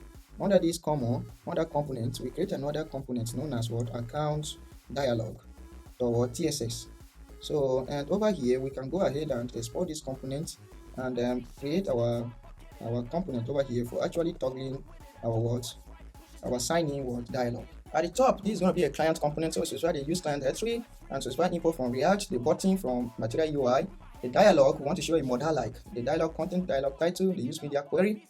So that's a hook where we can be able to actually show different a hook where we can be able to get different device sizes. We have the theme, also use theme hook from styles, use memo and use state from React, and the signing from Next.js React.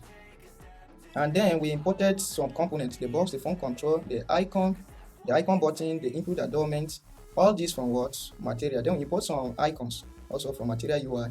We import use dialog from our toolpad/core over here, the library we are using for creating our dashboard. This component is going to take 2 props. It's open and toggle dialog. So this is going to be a function over here, and then we have created a memo, and this memo will only change based on this prop that is passed over here. And then we also want to create a state that can be able to save this. And remember, this component is going to handle our registration and our login. So over here we have an signing through, and we want to be able to toggle between register and login. So we have message, then we have defined the name, email, and password. So and over here we want to be able to toggle the password between text and password input. So we have created this state over here, and we also create this function. so that it can be able to show and to show or hide password. So, and we have created these two functions that they should prevent if on what, on mouse up or mouse down, it should prevent default. We have created a toggle function over here. This toggle function is a function that will be able to actually toggle between showing registration and what, and sign-in page. So, and then we have created a function for submitting, for actually submitting to or calling our API to register a user. So over here, we have grabbed our state over here, and then we pass in the proc over here, which will be validated. So if you could remember when we are configuring our auth over here, when we are configuring our Auth.js, if I go back to my auth.js file, auth.ts file, remember this ID that I passed. I'm using credentials, and at the beginning of this, I said I will teach you how to actually implement a registration page and a login page using credentials provider. So actually under the registration page, you want to take name, email, and password. But if it is the sign-in page, we want it to be just what, email and password. So basically, we have given them an ID so that we can be able to go ahead and code a specific ID to sign in or to sign up. So like this one, the ID for signing is credential signing. It can be any name of your choice, and the ID for signing up is credentials what, up over here. So when it comes to this place, when a user is actually signing, when we're using this sign in function that is imported from Next.js/React, we have to specify the ID of what we are signing in. We are using to sign in. So the first value, the first argument over here that it will take, or the first param, is what, the ID of that argument of the ID of our old signing method. So we are using credentials provider, and we said if it is signing that the user is trying to sign in, use credentials in, and if it is sign up that the user is trying to sign up, use credentials of the IDs that we specified. And then we have an email, password, and then we set redirect. We pass these options. After you pass the data that you want to send to Authjs for authentication, you can pass this if you don't want the page to refresh or to redirect to your specified URL. So actually, I don't want the page to redirect. I want a response to return within my modal so that I can go ahead and accept it. If there is any error, you can see this is an async function, so we await it, and if there is any error, if any error occurs, we want to go ahead and show the error message. But then if the registration is successful, we want to go ahead and toggle the modal and then reload so that a session can be picked within our application, reload our application. So, and under the catch block, if there's any error, we want to go ahead and capture the error and then finally display it to the user. All right, so here we have the use theme. We have the use theme hook, which I've imported from Material UI to access the theme, and we have the full screen. We just want to show full screen of our modal, like we want to specify and how wide the modal will look like. So we said it should be what, on large device down. So that is the maximum width that is going to be. Then we call this dialog from Material UI. We provide a proper full screen. We provide the proper full width. We said if it is open here, this is where we can be able to toggle between showing the modal and closing it. So, and on close, we want to toggle the dialog to false. So, and then we have a dialog title over here to show sign into your account or create new account. Then we have the dialog content where we have our form here. We have designed our form. So basically what this is doing is we have a box, and the box over here, Material UI specifies that the component should be type of form and the method should be what, post, the action none. And you say if not state is signing, that you say if it is not signing, you want to display a registration page, a registration form. So the registration form is basically going to take the name, the email, and the password. So this is just basically a form over here, and we use unchanged state and the value to state the values respectively of our state. So we want to show an icon over here. So for password, when we click on it, it should hide the password. When we click on it, you show. So we say if it is show password, visibility of the eye icon. So we see that in a jiffy, and then we have the submit button over here. So at the submit button, we handle submission of our form. Then we grab it, we check, we call this sign in function from Next.js React, and we try to sign in based on the credential setup ID. So under Authjs, we gave it an ID, the same credential sign in and the same credential sign in, but we gave it different ID so that we can be able to sign in or sign up using credentials. So, and then the downside is just the same form, the same registration form that we have up here, but just that we omitted name. If a user is trying to sign in, he should just use his or what, password and email. That's all. So this is the account dialog component that we have created here. So we are going to go ahead and export this component so that we can be able to use it within our provider, our Next.js app provider. So let's export this component over here, and then we can say export and default as this. So from account dialog. So we can now go ahead and import this component over here in our Next.js provider. So below these children over here, let's go ahead and then import this component, account dialog, and this component needs to take two probes, is open and toggle dialog. So we have is open state over here for toggling this, and we have to create a toggle dialog. So let's create that function, and we say you should take this, and let's change this one to is open like this. And if we call this, we'll pass a prop of whether we want to close it or we want to open it. So just call this dialog, pass the open here prop, and over here pass the toggle dialog prop like that. So, and okay, actually is open, so like that. And when we now click on this signing of the what next app provider, that is the MUI Toolpad call. So when we call this function signing now, we click on top, we should be able to toggle this dialog. So over here, instead of passing this empty object, we can now say toggle or true when this function over here is triggered. So we can save everything and check it out in the browser and see. When we come back here in the browser and we refresh the page, we should see this. And when we click on this, you can see it will toggle our signing. So when we click on this, it's toggle, and when we click on this register button, it will toggle between signing in and creating account. So you can see it over here. So when we click aside, it will close. So let's go ahead and change this name over here. Well, after we are done with this, we also want to actually pass a session here. So let's have this session object, and over here we said we import session. Session is type of session from Next.js. So it can be session or what, no, like this, and we call this session. And on this component over here, there is session. Under these components, there is session prop that we need to pass it like this. So we can just call it and pass the auth session that we'll be receiving from the server. So let's go back to our layout file. Let's close this and go back to our layout file, the main layout. So open up this layout over here. So it is expecting a session prop. So we can actually at the top over here, we can say const session is equal to what await auth. So auth from what auth, this auth that we configure. So we can change this component to what an async component. So and over here we can pass it the session here on this or Next.js provider like this.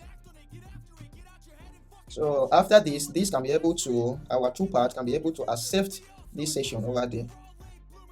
The next step over here is to configure our layout inside this dashboard. So inside this dashboard routes, we have to configure our layout over here. Again, inside our layout over here, if we actually want to go ahead and access the Authjs React session within our application, we need to wrap the whole of our application in a session provider.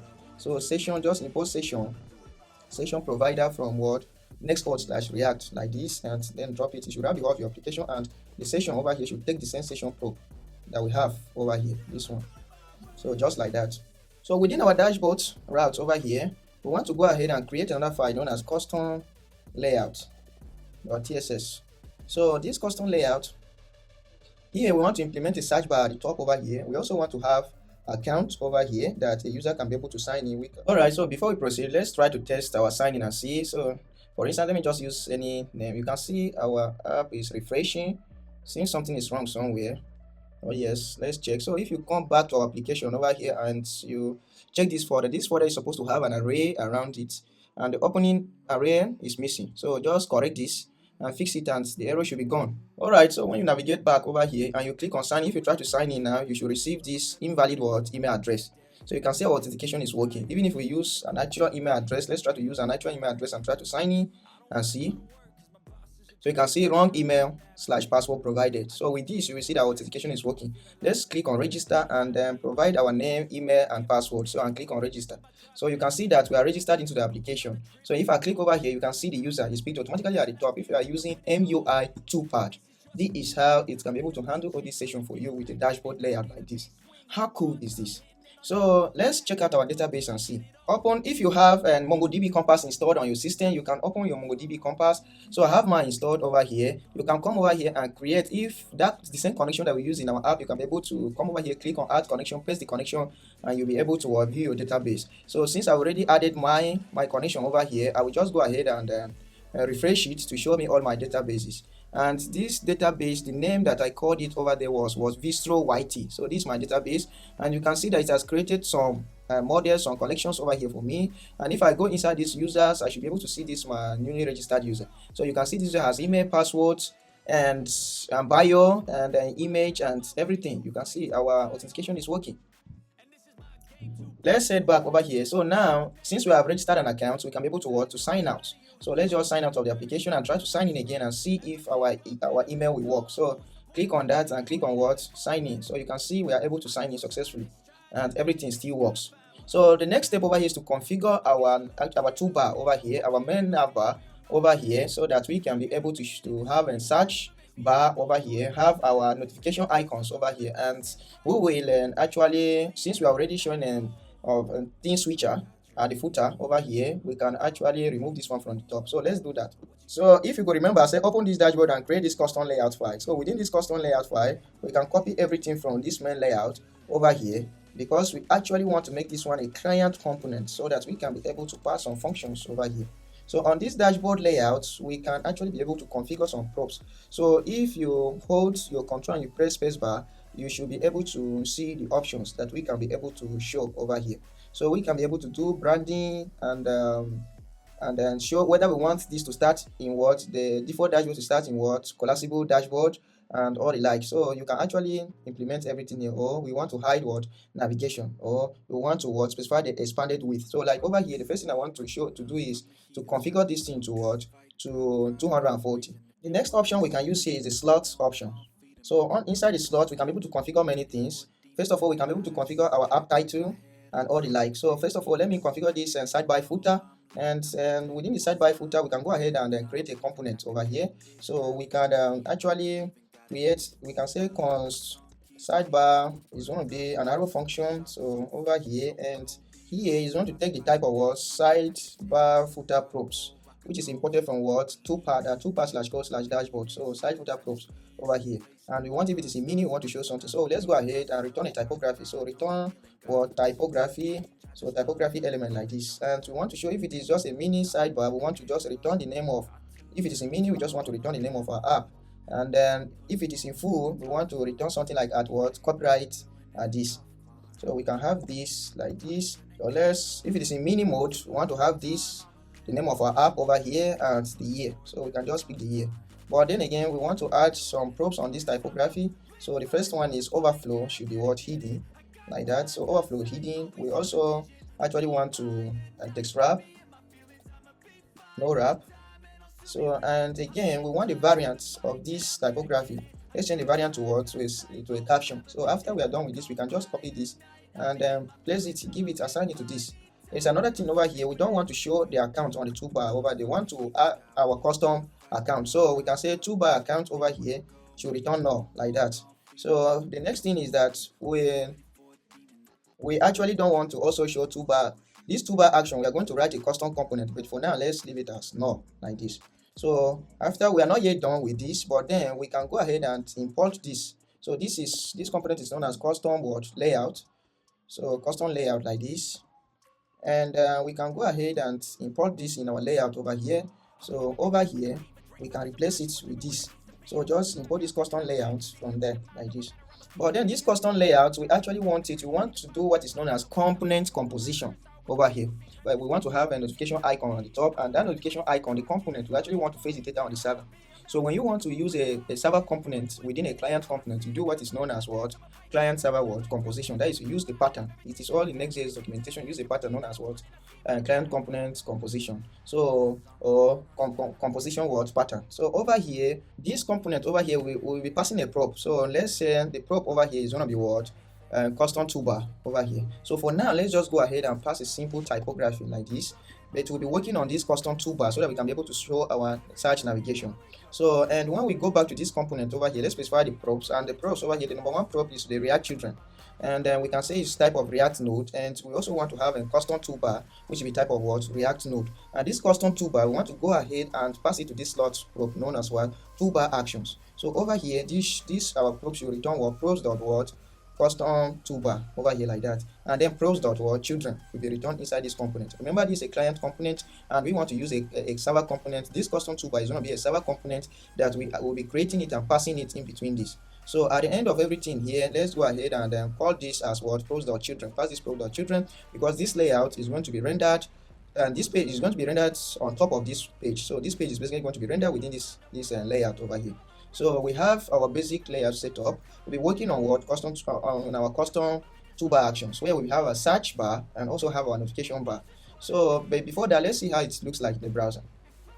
So when we come back here in the browser, first of all, you will notice that we have this icon, the switcher is hidden over here, and then we have this custom toolbar that we passed over here. So let's go ahead and work on this, our search menu, and also add our notification menu, and also show our accounts menu.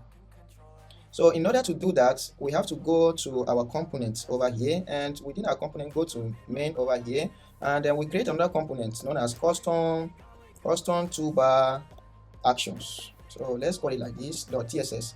So and here we just call this one like this, and we wrap it inside a React fragment or React.word fragments, and we close it like this.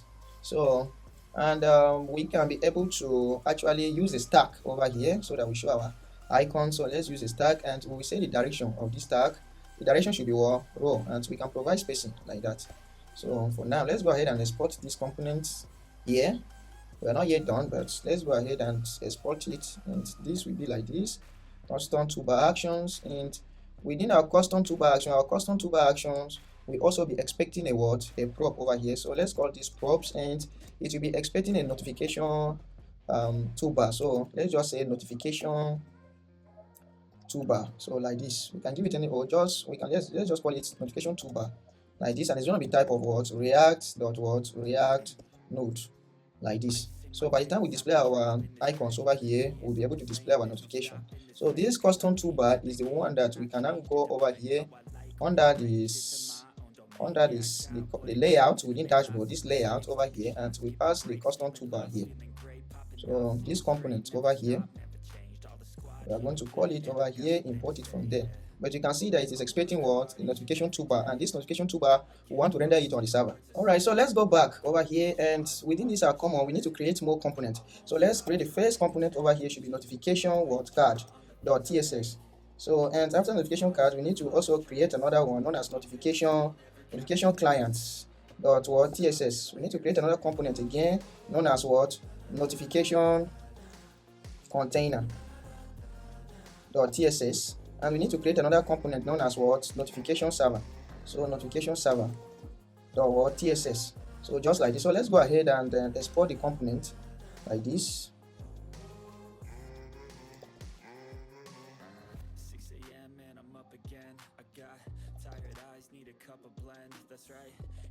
So we export this component, and within this our cost, another component that we need to create over here is the search what? The search toolbar. So search toolbar.tss, that is the next component that we're going to create over here. So and then within this our search bar, we'll also export it like this. So then we have to, within this our search notification server over here, we have to make use of to import notification container over here. So let's open React.fragments component, and over here we'll return what? Notification container. Let's import notification container over here. We want to show it.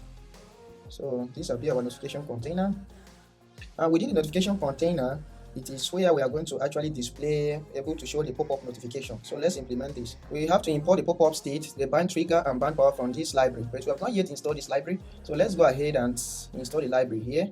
So type the command npm install material UI pop-up state. So install this component, this library over here, and we're making use of it over here. So within this, let's go ahead and make use of this notification pop-up. So first of all, we import tooltip from what? From material UI. We import an icon button from material UI. So since we have not yet connected this with our backend, let's go ahead and comment this one out. And then we import badge from material UI, notification start. So since we have not yet implemented the backend, let's go ahead. These are badge counts. We can give it any number of our choice, maybe 77, and then the notification icon. So we can check material UI icons over here. Just type for notification, so it will suggest different icons for you over here.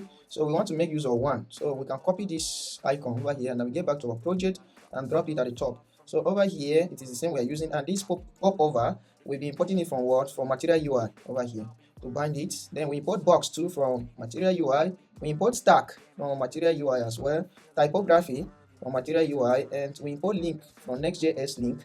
So and then we import this icon, this settings icon. So let's look for settings. So let's go back over here and search for settings. So you should be able to see suggested icons. So like this one, and we can copy it and then take it up here and paste it So the next one over here, we need to import divider from material UI, and we need to make use of our notification client for actually displaying our data. So, and then since we don't have any data right now, let's go ahead and pass an empty array over here, and then go ahead and implement this notification client. So our notification client, let's import it over here, and our notification client is expecting two props. So let's go ahead and call it is expecting items, and let's just say it's a type of any. So just items and what on close. So, and these are going to be what items for now. Let's just say it's any array.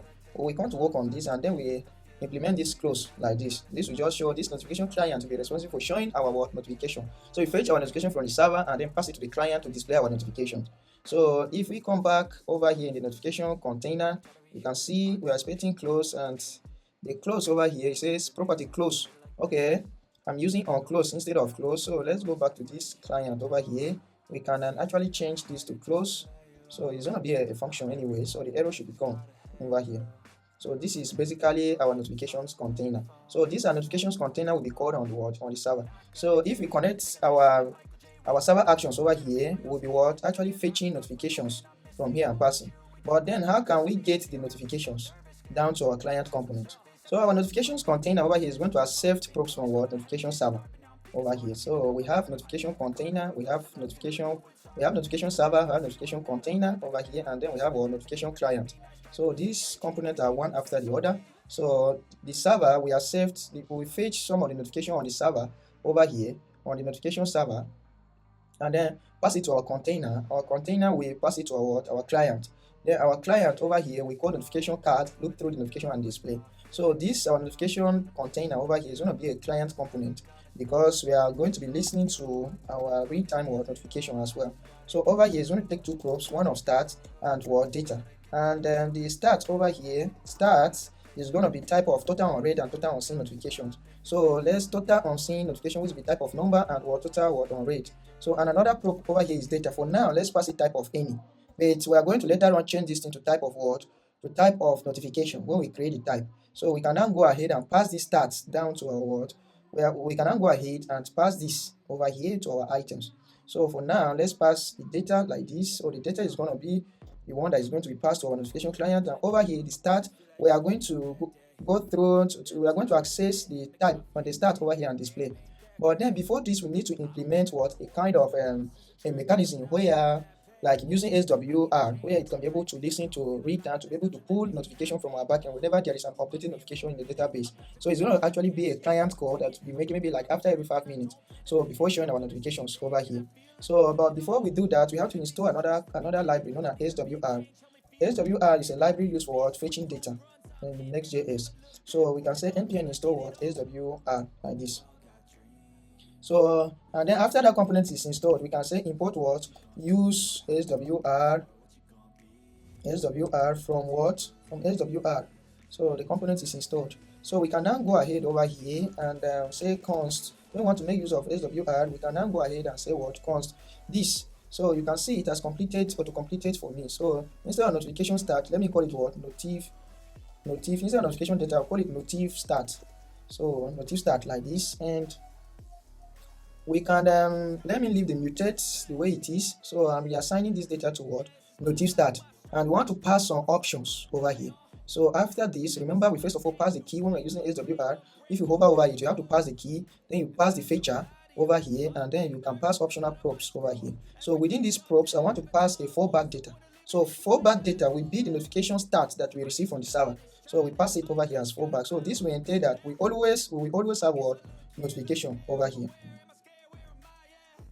So now we can now go ahead and be able to access this notification. So look at the props over here at the top. We are passing the default value of this to start. So this one automatically, this data over here automatically become start. So whenever our app runs, this notification container will ensure that it has notification available. So we can now go ahead and call this notif start to access the value of this notif start as our total on scene. So the next step over here is to implement this our feature function over here.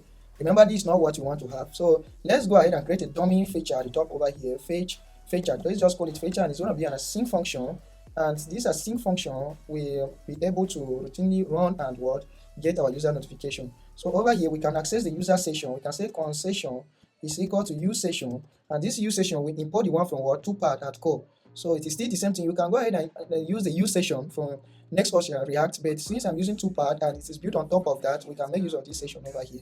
So and we will what pass in, it is going to take the value. So we want to actually fetch the notification over here. So we pass the value of that notification inside this our feature. So our feature function over here will be what accepting this. So let's just go ahead and call this over here like this and pass in our what our feature function.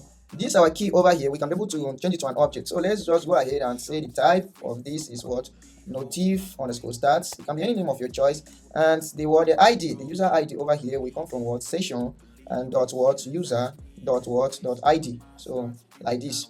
All right, so we are going to call this feature like this. So once you call the feature like this, our feature over here is going to accept this object that is the key that is passed like this. So this key that is passed over here is going to be accepted within our feature function. So when we come over here, we want to accept the ID, and the ID is the user ID, and it's going to be what type of what? It's going to be type of string. So we can now go ahead and make our what our request over here, fetch the data and what and return.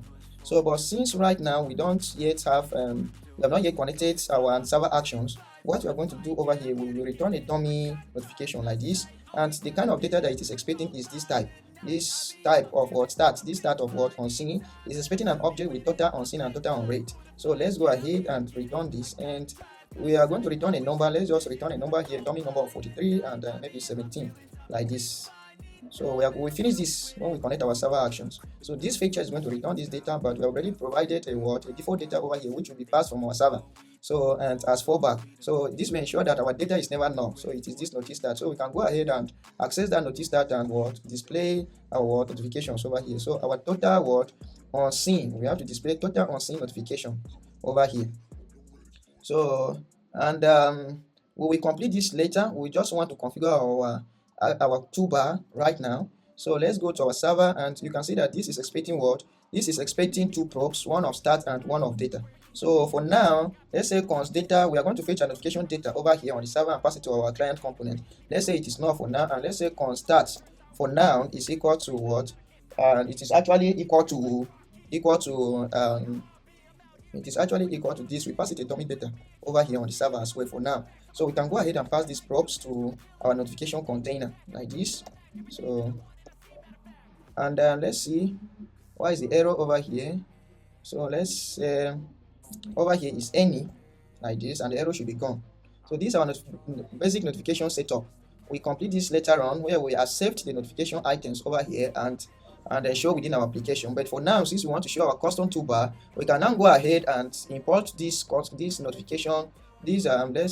This card should actually be over there. We now go ahead and import this our notification server to be used within our custom toolbar. So let's export it so that we can use it within our custom toolbar. So let's export const default notification, but it's not the client. We're exporting notification server, and in turn, this notification server will be called within our layout here. So you can see this was expecting what? A notification toolbar. So let's change the probe to notification node. So let's change it to node like this, and then like this over here, because this is a server component that is expecting. So if we go back to this if we go back to, let me close this one, close the auth. If we come back to our layout that is inside the dashboard, over here is expecting a server component. So notification and a probe is notification node, and this notification node is going to go ahead and take our notification server that we have just worked on. So this is the notification server like this. So this is inside our layout. If we go back to our custom layout over here, we want to also have the page container before we actually display our children. So over here, let's import page container from toolbar. So our page container is going to look like this, and it's going to display the children. But okay, I will show you in a jiffy how this thing will look like. So if we come back to our dashboard over here, you can see when we included the page container, you can see this breadcrumb over here. You can also see the title, and then you can see what is displaying from our page. You also notice that our notification is here, and when we click on this, you can see this pop over with this notification. You can see a notification client. This is where our client company is supposed to display our data. So, and you can see this notification icon. So everything is looking great so far, but we want to disable this breadcrumb, and we also want to disable this title that is shown over here. So in order to do that, we need to pass some props on this on this page container. So first of all, we don't want to show the title. So if we hover over it, we don't want to show the title. So the title, we can set it to null. Also, we don't want to show the breadcrumbs. So let's say the breadcrumbs is expecting an array or undefined. So, and let's just pass it word empty. We don't want to show the breadcrumbs. So you can see this dashboard that is shown over here is the dashboard from this our page. This our page over here. So this is the dashboard that is shown. We have disabled breadcrumb and what the title that is supposed to show. So you can see we have a notification over here. We need to also show what account over here. So let's do that account, and then we show our search bar here. Let's close some of these components for now so that you won't be confused. So let's open again, go to custom layout, and these are custom layout. It is actually accepting what custom toolbar actions over here, and our custom toolbar actions has different kind of things. So if you want to show the account at the top over here, all we need to do is to import account from toolbar at core. So this is the account component. We want to show the toolbar account at the top so that we can be able to see whether the user has signed in or the user has not yet signed in, and there will be a display button. So we import the account and display it over here. So let's check it out and see. So when we come back over here, you see the account icon that was already here. You see, so it's a component from toolbar that we're making use of. So now we can be able to log out of our application and also what sign into our application. So using that, so click over here. So right now we have this our user account sign. We also have our notifications icon. We need to implement the search at the top over here. So let's first of all want to align this. Let's just pass align items towards center so that it can center all the items within this tag. So when we come down, this notification icon, we have the same will be aligned center with this notifications icon. Notification icon and the user icon will be aligned center. Over here, and let's go out. If you remember, within this we created a component known as search toolbar. So this is where we are going to implement our search functionality. So over here, let's open a React fragment component and have it like this. After this, we need to define the interface. So the interface of our local state. For now, we are going to be searching videos, but since we have not yet defined the type of video, let's go ahead and add it as any. And we have to define our type, the type of our local state. Alright, so we define our local state over here, and it will have Boolean, the search value, search result, total, the message, whether it is searching, which will be Boolean, and then based on this, we define our initial state based on this. So like this. So this is our initial state. So we're going to go ahead and first of all convert this component into a client component, and by tapping this directive use client over here at the top, and then let's create a use state. So hook use state snippet, let's call it like this, and it's one of the type of we call it as state, and we have over here set state like this, and it's going to take type of our local state interface or type over here, and we are going to pass it this initial value like this. So we want to go ahead and actually display display our search over here. So you can see this thing has suggested for me over here, and we can go ahead and click on next and then import the component, but I don't want to use this. I want to make use of another component known as click away listener.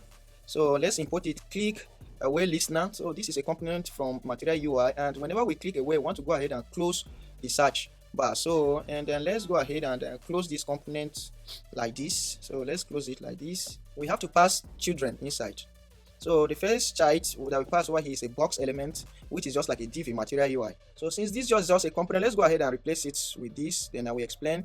And we are going to this handle click function. So we implement it here at the top. Let's do const handle click is equal to, and for now let's leave it as empty. Then and it's going to accept a Boolean value. So and but we are coming to that. So let's import tooltip from tooltip, and this search icon over here, we want to show a search icon when we are on smaller device, so that when you click on it now, it will actually be able to toggle our search bar. So let's go over here and look for material icon of search. So let's close this one and look for search over here, and this one, let's pick this icon over here and take it back to our application and drop it over here at the top. So and we copy this one and replace it here like that. Then we have our box element, and we want this box element. You can see we have given it display. We said if this is open, if it is on extra small device and it is open, the display should be flex. Yes, no, but on large device it should always display flex. Then we justify content center, align content center, flex grow 1, position absolute, so that we can be able to position it anywhere within our application or the top bar. So and the width should be on larger device 50%, on the medium device 50%, on small device should be 100%, and on extra small should be 100%. Then we say left and right, we give it 50%, we transform translate on minus 50% 0, so that you can be able to position it in the center of our nav bar. So we also have text field over here for searching. So we import this text field from Material UI. So to display our text field input. So and we have our search over here. We'll be implementing this search functionality in due course. So const search is equal to, it is expecting a value, so let's just pass a value, and the value is going to be what type of string over here like this. Then we also have handle click. We finish it up. Then we also have what click away function. So let's go ahead and show this close. Let's get this close function.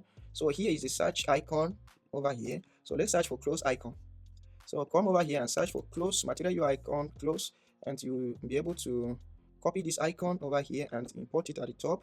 So, and then where's the next component? We import paper for actually displaying our result. So when the state is open, we want to display this paper like a kind of drop down. So paper is a material UI component, and it will display on a card like structure. So, and over here, we want the minimum height to be what 250, the maximum height to be what view height of the device. We want to also import our typography over here, where we can show our message whether the result is found or an error occur. We also want to show circular progress bar when we are actually performing the search.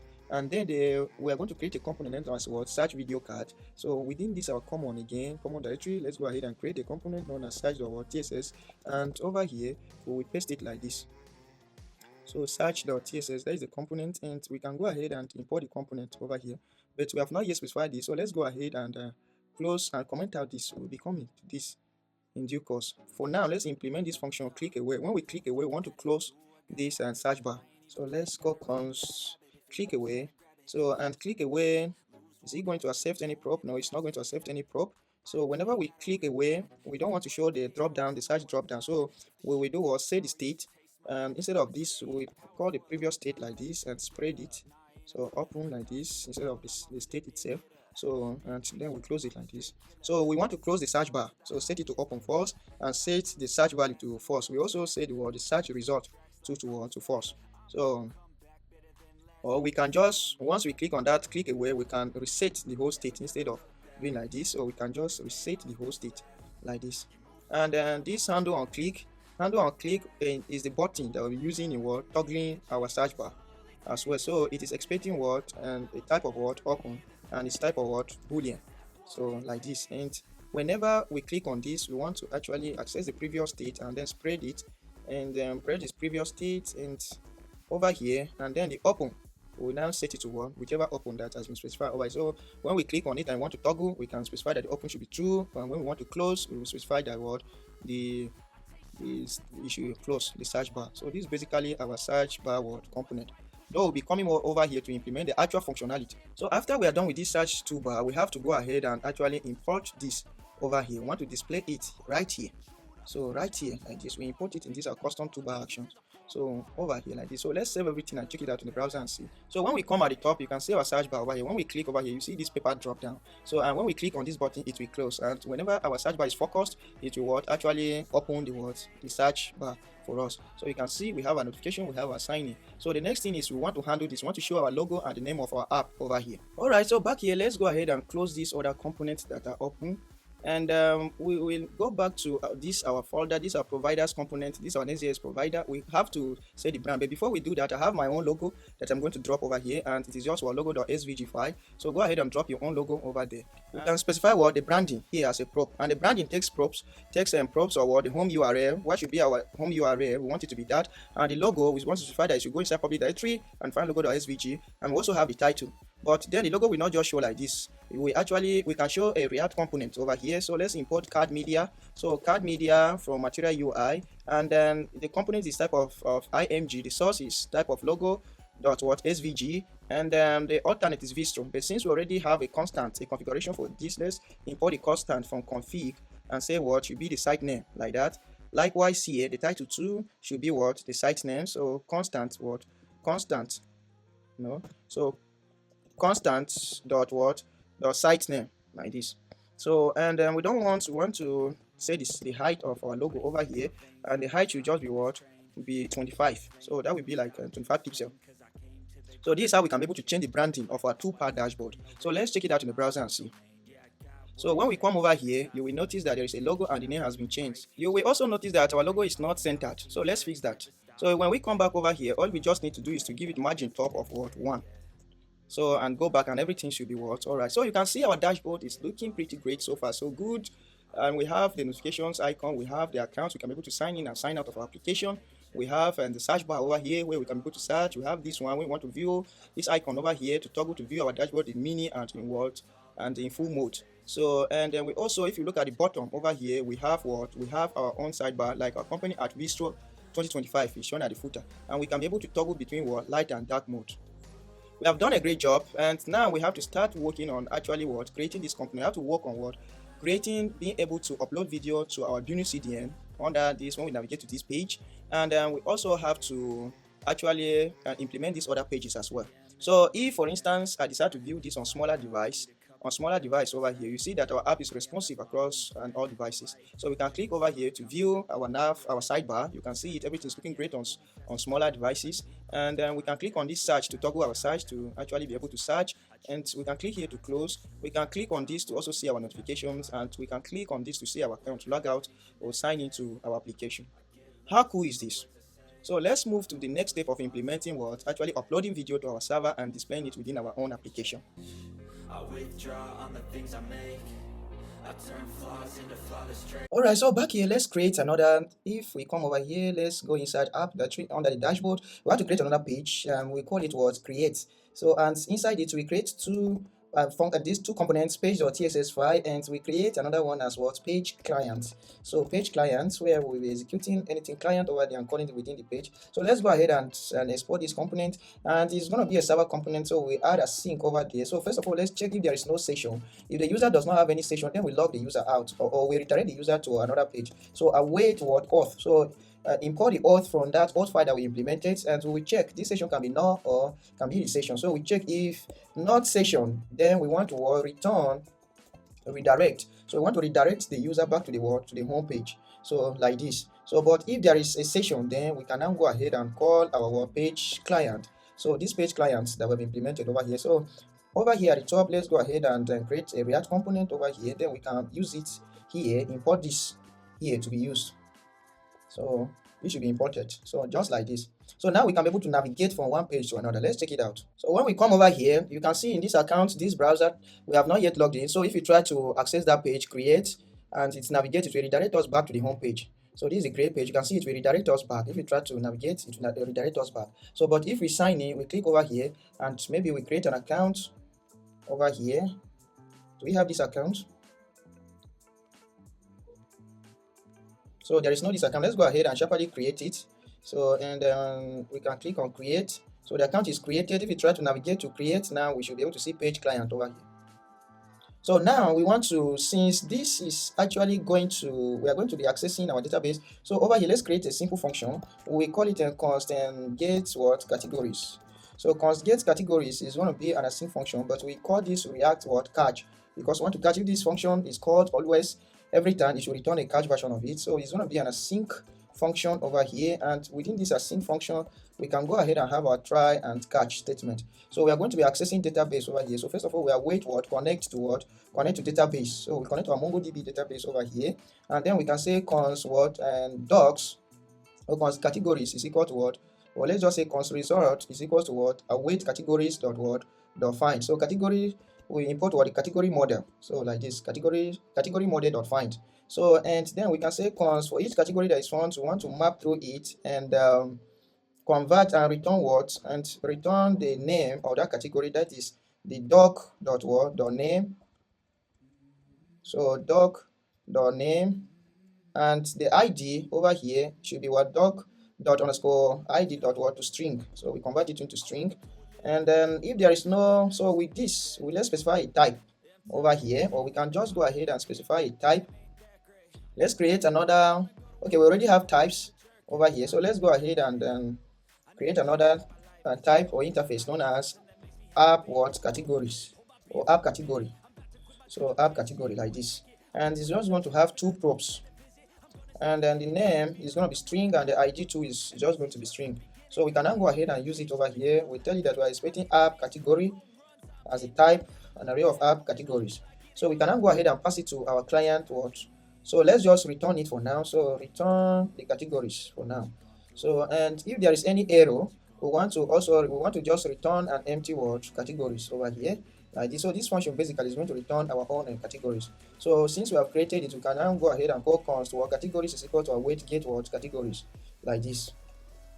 and then we can now go ahead and pass it to our page client. So over here we can now pass this prop to our page client on the server, so they can be able to display within our client side. And we also pass this session on the server over here. So when we go to our page client, remember this our page client is also within this create route. So over here we are expecting two things, and since it's let's specify the props. So we are expecting two props, and the number one prop is the what, the session, and the session over here is type of what, session from what, next auth. And we are also expecting what, category as type of what, app category. That is an array of what, app category. So over here we have the session and we also have the categories. We can now go ahead and create a form over here for actually publishing video. So write dot what, fragment over here and close it like this. So let's save everything and see if there will be no error. So let's go ahead and log if at all. So let's change this into a client component. So use client at the top, use client at the top like this, and we will go ahead and do console.log what, categories. So let's log the categories and see. So we are within this page. Let's check our console. So if you check our console, you see we have up to what, 20 categories over here. See the categories over here that are fetched from our database. So let's go back. So if we go back to this model, since we have already created, our categories have been created automatically, we can go ahead and comment out this function that we created it to create categories automatically for us. So we can comment out these categories in the code over here, so like that. So we will now focus on creating a component for actually publishing our videos. All right, so since we want to actually have to save our upload status in the local storage so that we can be able to resume video upload, we have to create a key. So video, let's call it video upload key, and we give it this value. And we also need to create local state. So let's say type local state interface, local state, and we need to have some props. First of all, we need to have a video file, and it can be type of file or not. We need to have a photo file, and it also can be type of file or not. We need to have loading, which can be what, boolean. We need to have tags, which can be what, string array, or array of strings. We need to have a title, which can be string. We need to have description, which can be string. We need to have a category, and category will be type of what, app category. So the type that we define, which will just be name and what, the ID. So we need to also keep track of the thumbnail. We need to keep track of the video ID. So video ID can be what, undefined or not. We need to also keep track of what, of bytes uploaded. So bytes of upload. So this type of upload, we have bytes uploaded, bytes total, and bytes percentage. This will help us to show the video upload progress. So and then thumbnails, a string of thumbnails. So we'll be generating thumbnails. So we like to also show them as well. And we also know the selected thumbnail for upload. As for categories, we will have this an array of categories. From here, let's create an initial state. So we can say const initial state of local state. So let's define some types, and we can hover over this and add missing props. So video can be null and all the like. So this is the initial state. After this, we come into the component. Let's remove this and create a use state. So use state snippet. Let's paste it like this. So the initial state will be this. Then the next step over here is actually to design our form. So over here, let's have a box element, and inside the box element, we need to have something like an input to show our word select file. So within this, we can have an input tag, and the type of the input tag will be what, file. So we want to upload file, and we want to only accept type of what, video type. So and if it is unchanged, then we want to check if the files exist and then get a particular file. So let's end this stuff here and close it like this. But we want this type of input to be hidden, so that when we click on like this box, we can then be able to toggle this input to click on this input. So before that, we need to create some ref over here at the top. So let's create some ref. So we can say const word video ref. And video ref is equal to use ref hook. Let's use ref hook from React, and it should be what, type of what, and it should be type of HTML input. So like this. So and over here we can now go ahead and call ref and pass the video ref. We also need to have a photo ref where we'll use it later, but for now let's have this. We want this to have a border, so over here just open and something, just put an array and a function of theme, and we can now go ahead and provide our props. So first of all, we actually want to have an height. This is going to have height of 180 pixels. Then we want to actually have a border, and let's type border, and the border value should be 1 pixel dash at themeverse.palette.gray 400. Then we want to also display this as flex so that we can center all the items within this element. We want to align items. We want to align item center. We want to justify center, put up pointer, and then we also want to, like, if we click on this element, it should be able to trigger. We should click this file since we are building it. So we can add an on-click listener here. So say on click. If this element is clicked, then you should go ahead, hold this video ref, check the current, if current exists or which we have passed the ref to this input. You should go ahead and do what? Click this file. So it will toggle the file to open for us to select a file. So let's save everything and preview the browser. When you come over here and just click on create, and you can see this box over here. So let's go ahead and add a border radius, border radius to it, and border radius of 2 should be okay, so that you can have this rounded corners. So we want to show an upload button in the center over here. So in order to do that, after we inside this box, after this input, let's open another box element, and we can have it like this, but we want to actually set, let's have the height and the width. We have the same border over here, and we want to have the height and the width of this to be just 60. So the height should be 60 pixel, and the width should also be 60 pixel. The border radius of 2, or I guess since we want to make it a cycle, we have border radius of what, 50%, and we want to display it flex. We want to align item center, justify center, and then we want to give it a flex direction of column, and we want to have a border of 1 pixel dash. So since this, we want to make use of themes, let's highlight this here and then cut it. Then we can have what, square over here, and then pass a function of theme then, and we can now paste this one inside so that we can be able to access theme. And over here now, what else do we need to do? Let's add an icon button over here, and we import icon button from material UI, and within it we want to show an upload button. So we check upload file outline button, so like this one over here is the button that we want to show, and we want the size, let's give the size of the button to be what, small, and we want to disable what, we want to disable rifle, focus rifle, we want to also disable rifle, we want to also disable touch rifle. So outside of this box, we want to also show the file name when selected. So we can open a box element over here, and then within the box element we can check if state.video file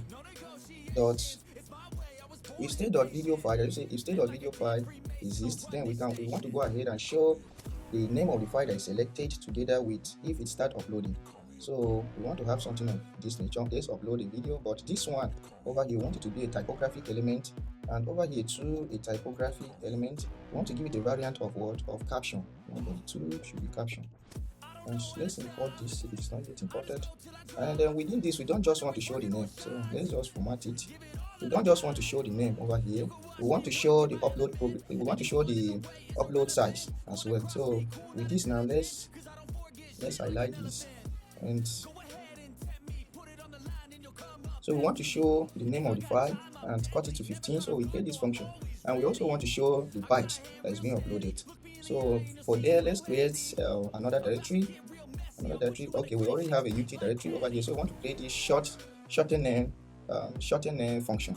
So let's go over here, and the shorten name function, we just say export const what on shorten name is equal to, is going to take the name. So let's just say it's going to take the name that we want to shorten and the limit they want to shorten it to. So if no limit is provided, we can just go ahead and give it what. So if no limit is provided, let's give it a default number of what, 7. So if no limit is provided, we check if name or length is greater than limit, then we slice it at that limit, but else we return the name in full. So but over here we want to also show the file extension. Since we want to show the file extension after we shorten this name, we want to actually, we will actually call the name and split it based on what, this dot. So if it's going to be a PNG file, or if it's going to be a video MP4 file, it's maybe going to be video.what.mp4. So we will actually split it based on dot. So it will remove this dot and convert it into an array. Then we will get the last element from the array. So like at the end of the day, it will be what, like maybe video.mp4. Or if the name is too long, video, it will only take the first 7 characters .what mp4, and it will add this dot. So the next function over here that we need to actually create is the format byte function. So we can now go ahead and import this one. The next step is to create this format byte function. So go back to UT over here, and this function over here is going to take byte in number, and it's going to take the decimal places that we want to show. So if byte is equal to 0, it just return 0b. But the k over here is in 1024, and the size will have byte kb. So it will just go ahead I. Once I is equal to math.flow, okay, math.log byte divided by math.log word k, and then it will return what pass flow byte divided by math.power is or k comma word I. So to fix decimal. So it's just basically this function. What it's going to do is, if you are uploading and there's giving us the byte that you are uploading, we can be able to show like maybe 13 kilobyte uploaded over what or for 65 MB. Just like that. So this is what basically this byte function is doing over here. So we can go ahead and actually import this function over here. So if we go back over here, you can see our upload button, and you can see, but we don't want this to display side by side, we want it to display column. So let's see what is happening over here. To come over here and give this in flex direction of what column. So if we just add flex direction of column, you should be able to display the video. So if a video is not yet selected, you see this upload video. If we click on it now, it should be able to toggle our video selection. You can see some other files are disable only videos that can be selected. So, and if we select a video now, you should be able to show the video name. And if the video is too long, it will shorten the video over here. So, and then give us the extension and also show us the byte. So that is it for now. So the next file input over here is we need to show a progress bar over here as the video is uploading. So let's handle that. In order to show our progress bar, we show it below the box of this let's give it the name of upload box. Below this upload box, we want to show our progress bar. So progress bar over here, and in the progress bar we check if video is selected, then we import what a linear progress with label. We create this component over here, and we give it a height of 15, border radius of 5, and margin top and bottom of 1, and we can go ahead and access this state.upload percentage. Remember, under our state we have an upload probe that has bytes uploaded, has bytes total and bytes percentage. So we want to go ahead and show the percentage over here, the percentage value. So let's create this component. In order to create this component, let's open our components that actually go to common, and let's create this file. So the name of the file is linear progress with label or TSS. So this is the name of the component, and we go ahead and actually import box and typography from material UI, import React, import linear progress and linear progress props from material / linear progress. So over here we create a function that is going to accept props, and the props is also going to accept a value with number type.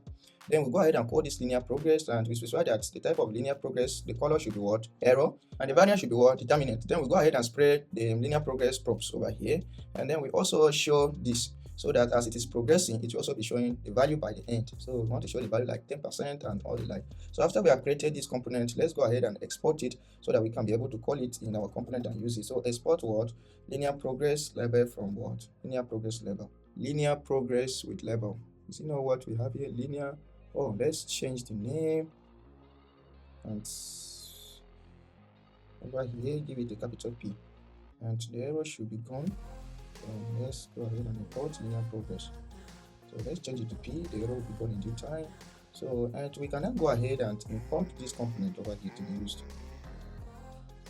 So this is just the next step over here is to create our title input. Again, before we create our title input, let's go ahead and create a section over here to show our thumbnail.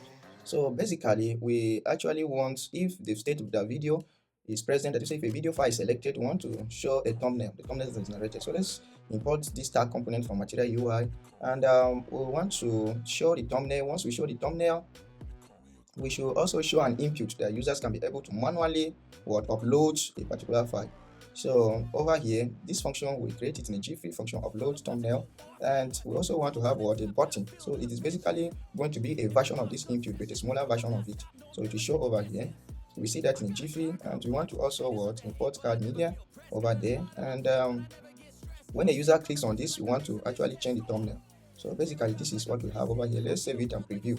So if you come to the browser, you won't see anything, but if you click on this and you select a video file, it will show you the input, so like this, and it will also show you the progress. So but for now, we have not yet created a function for generating a thumbnail based on the video that is selected. So let's go ahead and complete the form by designing the title, the description, and the tags input. All right, below here, let's go ahead and and create our input. So over here we just import font control from material UI. We have this text field. We also have set state over here. If the title has changed, we have set the value to state.title probe that we have defined over there at the top, and we say state dot has changed. Then we want to go ahead and get the current value and assign it to what title. And over here, this is the description, just like title over there, but we want this type of text field to be multi-line. And over here, when the state has changed, we assign the value state or description, and when the state has changed, we want to assign the target value to the description. And this tags input, will be creating it in a jiffy. And we also have categories input. Then we import the button over here, and then we can create a function of what handle what publish. So we can create this function over here at the top. So this function over here, we create it const handle publish, and for now let's leave it as empty. And which other function that we need to on delete tag and on tags change, these are the functions that we also need to create. So over here, let's call const what this one handle tag and this. So let's have it like this for now. And we also have what const on tags change. This is another function that we need to pass to our tags component. So let's leave them for now. Let's leave them empty. We complete these functions. We just want to do away with the errors. So these are the basic functions that we have for now. So let's go ahead and create this tags input component. So in order to do that, let's go to our commons directory and open our commons directory, create a file known as tags input.txs. Within this our tags input, we want to actually say it's going to be a client component. So we define a client component at the top over there. We want to also define the interface or the type. So we are going to pass a limit probe, and we need on tags change, which will take an array of tags. We also need on delete tag. When the function is called, we want to delete that specific tag, and we also need to pass the tags over there to be displayed within there if we have any. And then we create this const tags input component that is going to take type of probes over here, and it will accept this on change. And by default, we want the limit to be 20, but we can extend the limit over there in our edge client component. Then we have this input set input state over here, and on keys down, if the key is entered, we want to go ahead and if the key is entered and the limit has not exceeded, we want to go ahead and if the key is entered and the limit has exceeded, we want to prevent default. We don't want to add a tag. But if the event key is entered and the value is the tags, the length is less than the limit, we want to go ahead and print the tags input. Then we call this on tags change over here, and then we assign our tags. So and likewise, if this delete too, if we click on a particular tag, we want to go ahead and delete it. And on change, we want to go ahead and set the tags input. So we have basically created a form over here, and giving it some props over here like display flex y, and we want to render these tags within this particular form. So and the tags over here, we're looking through the tags that we have entered so far with the tags that we have passed, since it's going to be an array, and we are calling the chip component. So chip is an MUI component for displaying our elements like over here. So we just call the chip, and it also has a function of on delete. So whenever we click on the chip to delete, we want to pass the particular tag that we want to delete so that we can remove it away from the tags array. So and over here we have an input where users can be able to type. So this input over here, basically it is just going to be take the type of the value that you say the one we are currently typing, and when it changes it will say the value to the current value. And on key down that you say if enter is pressed and anything, then we can go ahead and check if the tags has exceeded or not. Then we insert a tag, and the placeholder that we want to show the user is type a tag and press enter. And if there is no tag, then we can say add. If there is more than one tag, we want to show add another tag. And the variant of this input should be standard. We want it to be autofocused, and we want to also disable underline. So we don't want to show underline on the input. We also show some excess prop over here, giving padding to the input. And as we are displaying this, we can see that this particular element over here, this form element, is displayed in the in flex.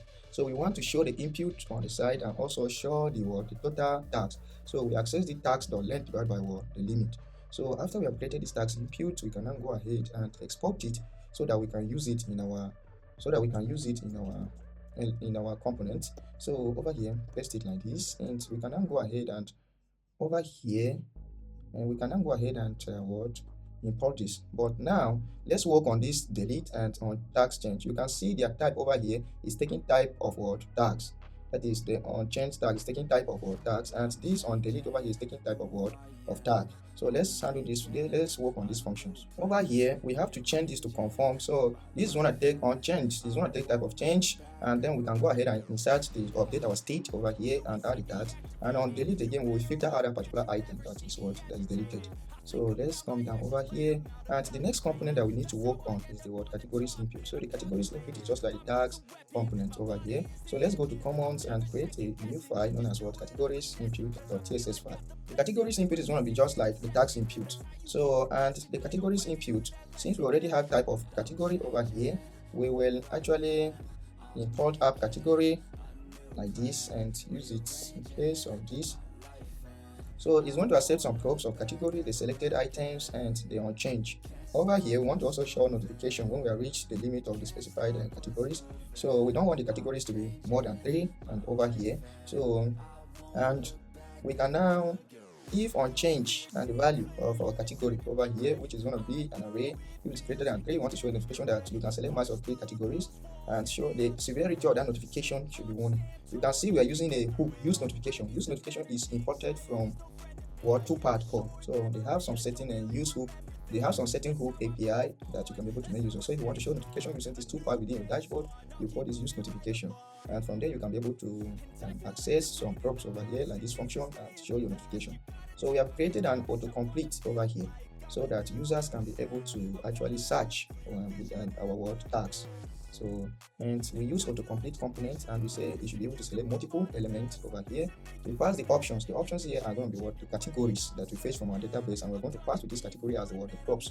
So, and we want the value. The value should be what the selected items. The unchanged event over here is going to be what if it changes, we want to what pass the value. So it's basically going to be an array of what of our categories type. So that is the name and the ID. So, and when we select the category, we want to show the render option. If you are dealing with autocomplete component from Material UI, you can be able to actually display what a checkbox. So they have different examples. You can go ahead and check it out. And we want to render an input where users can be able to search or what select a particular category of text field over there. Then we pass. So this is basically what this categories input is doing. So, and over here we can now go ahead and export this component so that we can use it in our component over there, in our create component. So over here, let's export constant over here the categories input. Then we can now save everything and import this categories input over here, where the categories input is expecting what the unchanged and what is state.what categories. So on the state over here, we made a mistake. Instead of categories, we said category. So over here should be category, not categories, not category. So, and the next thing that we need to work on is on category change, this function. So on category change over here, let's create this function at the top over here, just like this one. When the category has changed, we want to go ahead and it's going to give us, anytime it has changed, it's going to return a categories array. So the items over here. So we just go ahead and update our state categories over here and pass them and spread other items over here. So this is basically what these categories is doing. So we can save everything and check it out.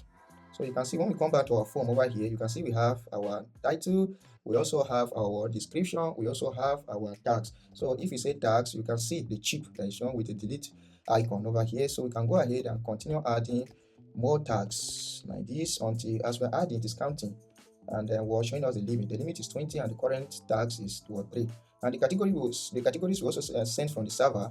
We pass that to our client component. We can be able to show them here as well. You can see they are displayed automatically, so we can be able to select more than one category. And by the time we reach up to 3 categories, you can see you cannot select more than 3 categories. So, but you can see it is actually adding and all the time.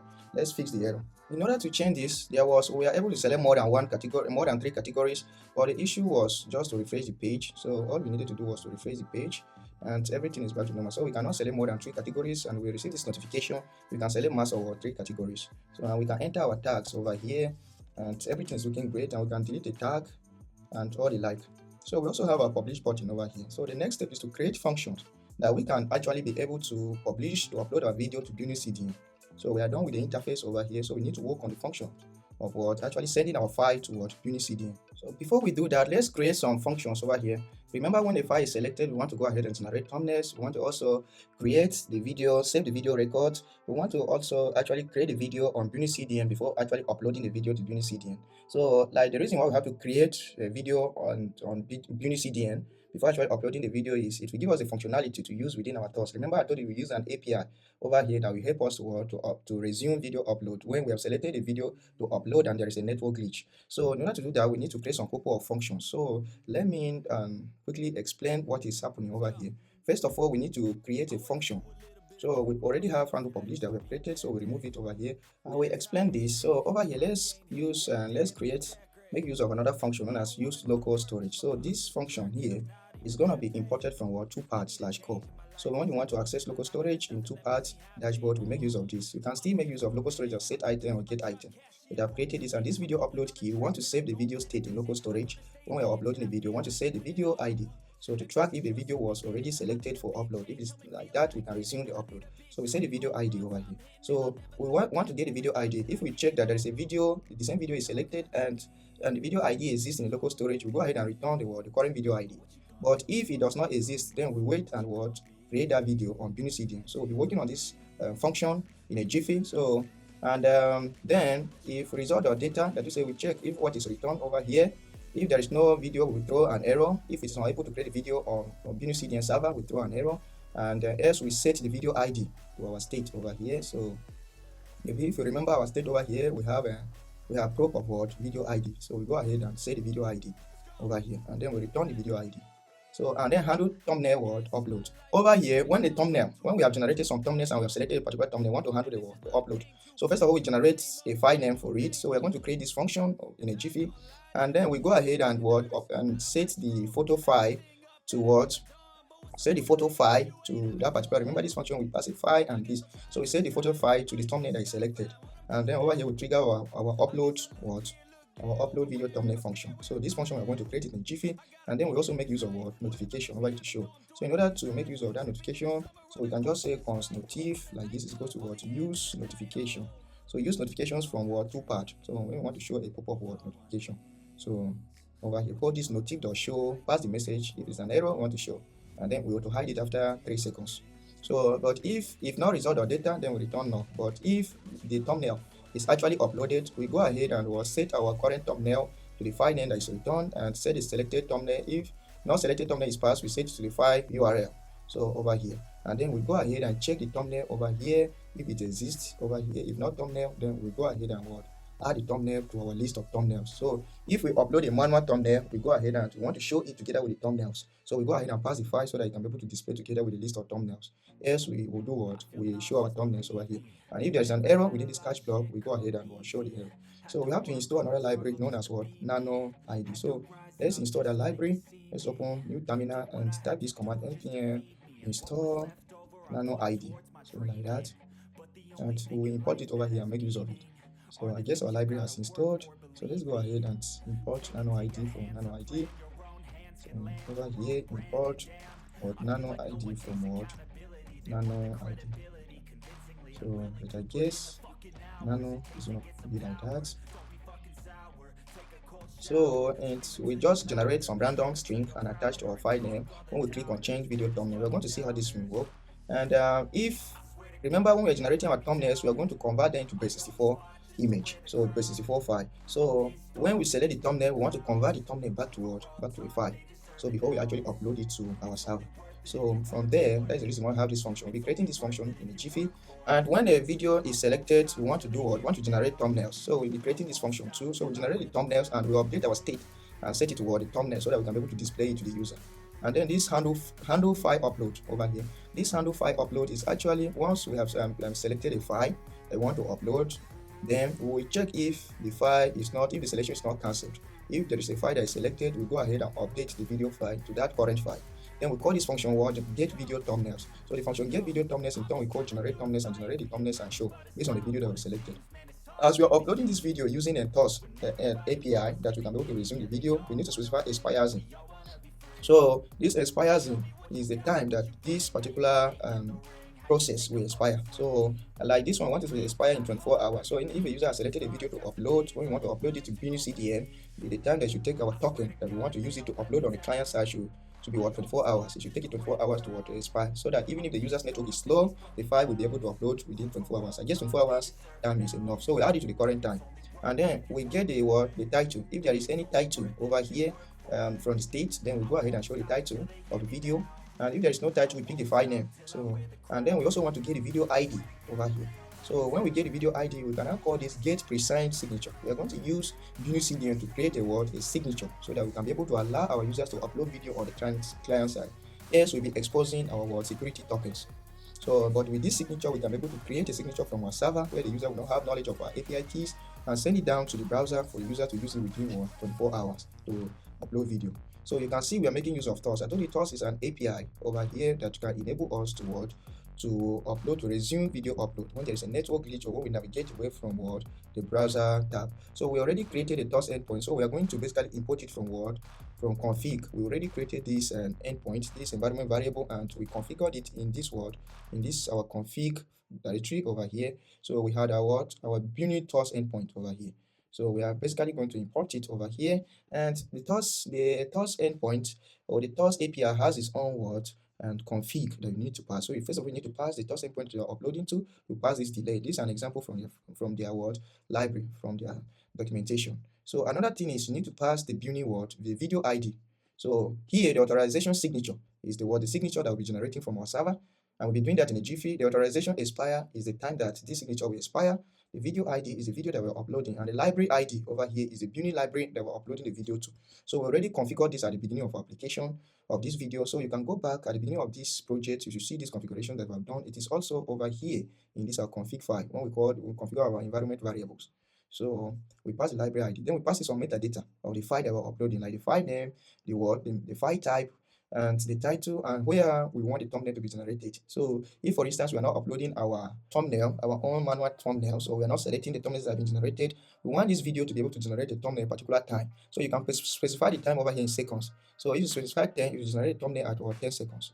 So this Auth endpoint has an error callback. If an error occurs, we want to go ahead, call this notification and show the error message. And on progress, as the video is uploading, it will also show us the total bytes uploaded and the total byte of the file. So we want to, this way we're going to get the total bytes and the percentage, calculate the percentage, and update our state over here so that we can show it in our UI, the total bytes that are uploaded.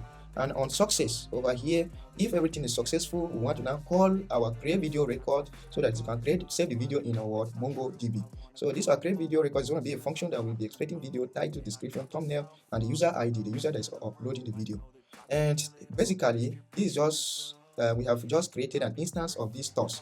So you can see upload over here is just an instance, new Auth. So we'll be installing this library over here in a jiffy. So after that, we call this instance that we are creating upload of the Auth and client, and check if there is any previous upload. If there's any previous upload, then we resume the upload. If there's no previous upload, then we can go ahead and start fresh one upload. So this is basically what this handle file upload is doing. So before we proceed, let's go ahead and install this library over here. So this library that I said we can use for resuming file upload, we can then actually check it out in the browser. Let's open new tab and search for npm. The name of the library is tus-js.client. So if we visit the npm library over here, you can see how they specify is exactly the same thing that we did over there. We created an instance of it, upload over here. We pass our endpoint. In this case, we pass our CDN endpoint, and then we pass these callbacks over here, and we start just the same thing. So if you want to see the documentation of this library, you can check out their Git repo over here, and they have specified everything and how you can be able to make use of this library. So this is the library that we'll be using over here. So let's copy this command and install in our project. So over here, let's paste it, and as it is installing, we will work on some. Let me explain this publish. When we click on this publish function on the publish button, we first of all want to check if a video file is selected, and then if there is video ID available. So if a video file is selected, it will upload the video file to our CDN and then return the video ID. So if this is not present and we click on publish, then we want to show the user an error. So and then we will create a payload over here that we actually want to send to our database, and we have also created a schema over here for validating this payload. So when we click on that publish, and maybe we have not yet entered the title of the video in the description, we want to validate it over here using this schema. And then if the validation passes, we want to go update video record. So remember that when our video is uploaded successfully on success, we are going to create a dummy video in our database and send it to draft over here by calling this create video record in our database. And then when we finally click on publish, we want to go ahead and update the video over here. So once we update the video can now have title and the description. So And if an error returns and is type of result, then we want to go ahead and we'll look through the issues and show our error. So this is basically what this handle publish function is doing. And then we attach this handle publish on our publish button. So when we click on the button over here, we want to actually publish our video. So let's go ahead and tackle all these functions that we have not yet created. So this toss endpoint, we will have to actually import this from our Authjs client. So at the top over here, let's go ahead and import this. So import all as toss from our Authjs client, the library that we have just installed. So if we click over here, if we find it and we go down, you can see the error is gone over here, but we have some other functions that we need to tackle. So first of all, let's go up here and work on this function of getting file name. Our function get file name is just going to be a simple function over here. So all we have to do is to grab the file and get the file name, then we split it by dot. So since maybe we could have many dots within our file name, we want to get the last dot, and from there we get the extension. So if you have a file name like maybe we have a file like my video dot upload.mp4, and we split it by dot. All these things are going to be named, so it will be index 0, index 1, index 2. So this will be a total length of 3. So we want to get this last extension. So the last extension, we will get it over here, and then we want to go ahead and assign our uniqueness so that we can be able to differentiate our file uploads, our thumbnails that are manually uploaded. Remember, I told you that when you upload a video to BunnyCDN, it generates a thumbnail for you. So the thumbnail could be something like thumbnail, which is the default name. And sometimes when you upload another thumbnail within BunnyCDN, it generates a thumbnail with dummy numbers like this, .jpg. So, but what if we are uploading our manual thumbnail? So we want to add a unique key to this so that we can be able to know where our thumbnail is coming from. So this thumbnail that is generated by BunnyCDN by default is uploaded to another storage. And when we are uploading our thumbnail manually, we want to upload it to our own storage that we created within BunnyCDN. So this storage is automatically used by BunnyCDN. It's different from the one that we have created, but it's all within BunnyCDN. So this, if we are uploading our own thumbnail, we want to use a unique name so that we can check if this stuff and if it is a manual thumbnail that we have uploaded, so that we can be able to display it in our application. So this UID over here, we already configured it at the beginning of our application. So it is actually a config file, and over here, if I check my environment variables that we define in the development, I only pass it a key. So I just pass it a key of _v, that is vstro underscore. So like you can pass it any unique string over here that can make you identify which thumbnail you manually uploaded and which one will automatically generated by BunnyCDN. So this is basically what this get file function is doing. So and then we make use of it over here.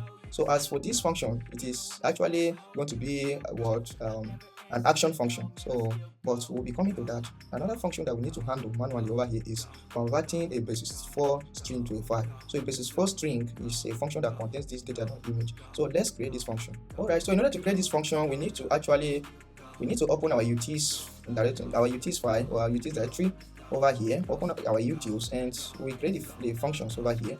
So first of all, these are basis4 file. This is our basis4 to file function. Over here is going to take a basis4 string and the file name that you want to generate, then it will return a file. So we basically want to convert a basis4 string into a file. So we create this function, take the array, split it, get it the index, the main type over here, and then we loop through it using y, and we go ahead and return a file of UI int array over here. This is basically what it's doing. So we could also want to convert an image file to a basis4 when we have selected our own manual thumbnail to upload. So in that case, we will convert the file that is selected, to a basis4. So basically this function handles conversion of our file to basis4, and this function handles conversion of our basis4 file to file. So, and another function over here that is very important is generating thumbnails. Remember, when a video is selected, we want to generate the number of thumbnails so that user can manually choose which thumbnail to upload. So, and from there, we pass the file that we want to generate thumbnails. So we loop through it, specify the frame count that we want to generate. Maybe we want to generate at second 1, second 2, second 3, second 4, second 5. So then from here, we create return a promise, create a video element, create a canvas, generate a 2D, create a 2D element over here or context. And then the thumbnails over here. If not context, then we can reject. If the context does not exist in the environment, we reject. Else we create an object URL and we set it's muted. So basically we need to load the video, and when the video plays to some certain seconds, we will be able to generate thumbnails from that video. So this is basically what this generate thumbnails function is doing, and what basis4 to file function is doing, and what image file to basis4 is doing. So when we come over here, we can just import this function over here and use it like that. And the generate thumbnails function as well, we will import it. And now the functions that we are left with, they are actually actions that we need to actually work on. We also need to create this update schema. So in order to create the update schema, we need to open our schema directory and do that. Let's open our schema directory, and over here, if you open schema, go to index.ts. Over here, we should create this update video schema. So it's basically taking the title and checking if the title is a string and has minimum of 1 character and the maximum of 100 characters. So, and we're checking the thumbnail minimum of 1, and the thumbnail is required. We also have a description over here, minimum of 2000, maximum of 2500 characters, and we also have tags over here that we check if the tags that are provided are string, or else it should by default should return empty array. So our video can have empty tags or can have one or more tags, and the categories as well. A video can belong to 1 or more, 0, 1 or more categories. So by default, we want it to be 3. So that is what this update video schema is basically doing over here. So from there, we can go ahead and import this over here to validate our schema. So some of the functions over here, if we scroll down, we commented out some things over here, like when a file is selected, we want to go ahead and upload. Like this one is the image thumbnail. So since we have this function available right now, we can go ahead and enable it. And when we click on this change video thumbnail, we also want to call this function over here. So these are the functions that I've already explained on how they work. We will see how they work in a jiffy. So these other functions now, we need to actually create some actions that we can be able to make use of it. So in order to create our server actions, let's briefly take a look at what server actions are. So like if you come to Next.js documentation, they say server actions and limitations. They say server actions are synchronous functions that are executed on the server. They can be called in server and client component to handle form submission and data mutation in Next.js applications. So instead of creating an API over here, since we have our database within our Next.js application, with the power of server actions, we can be able to create actions that can be able to mutate data or go ahead and call an API endpoint. So we are going to create several server actions that can be able to communicate with our MUI CDN and also communicate with our database. So let's do that. So in order to create server actions, first of all, we need to actually, and I had created a lib directory over here, and I created another function over here, another directory known as actions. So inside these actions, we need to place our server action. So first of all, I want to have several server actions. So I'm going to create a file known as bunny.ts. And before you write any server action, you need to specify this directive at the top, use server, to show that this function can only is a server function.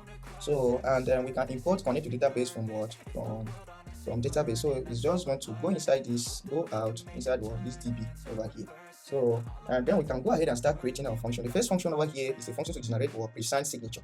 So this pre-signed signature, remember I told you it's a signature that, or it's a token that we're going to generate using our MUI CDN to send it to our client's application to upload files. Normally, we are supposed to use MUI CDN with the server to upload our files, but with this, we can be able to generate a signature that can last for 24 hours or depending on the duration that is specified, send it to your users, and your users will use the token to upload the file to MUI CDN on your behalf. So this is basically what this get pre-signed signature is going to do. So within it, we are going to create this function. So over here, the get pre-signed signature is going to be a simple function. It's going to take video ID, the video ID that we are generating the signature for, and the word, and the expire scene, the time that particular signature will expire. So we are going to import Bunny library, the video library ID that we're uploading it to. So you are generating this signature and uploading the video to our Bunny video library ID. So this is what we already configured at the beginning of this project. If you don't understand, you can go ahead and open our config, check the environment variable, and see what we have over there. And the next thing is the Bunny string key. So and the Bunny string key too, we already configured it, and then it will take the expires, convert it to a string. So this is the data. All of this is specified on the Bunny documentation. Go ahead and check it out. Then we're going to make use of the specified algorithm that we use for actually hashing this signature is SHA-256 algorithm. So from Node.js script, we're going to import crypto from Node.js script. It's a library, it's a built-in library that is already there. So we import it, call it SHA-256, and create a signature and return. So this server action, we can be able to call Next.js server actions in client or server component, and it will only be executed on the server. So our stream API key, Bunny stream API key is safe, so it will not be exposed to the client.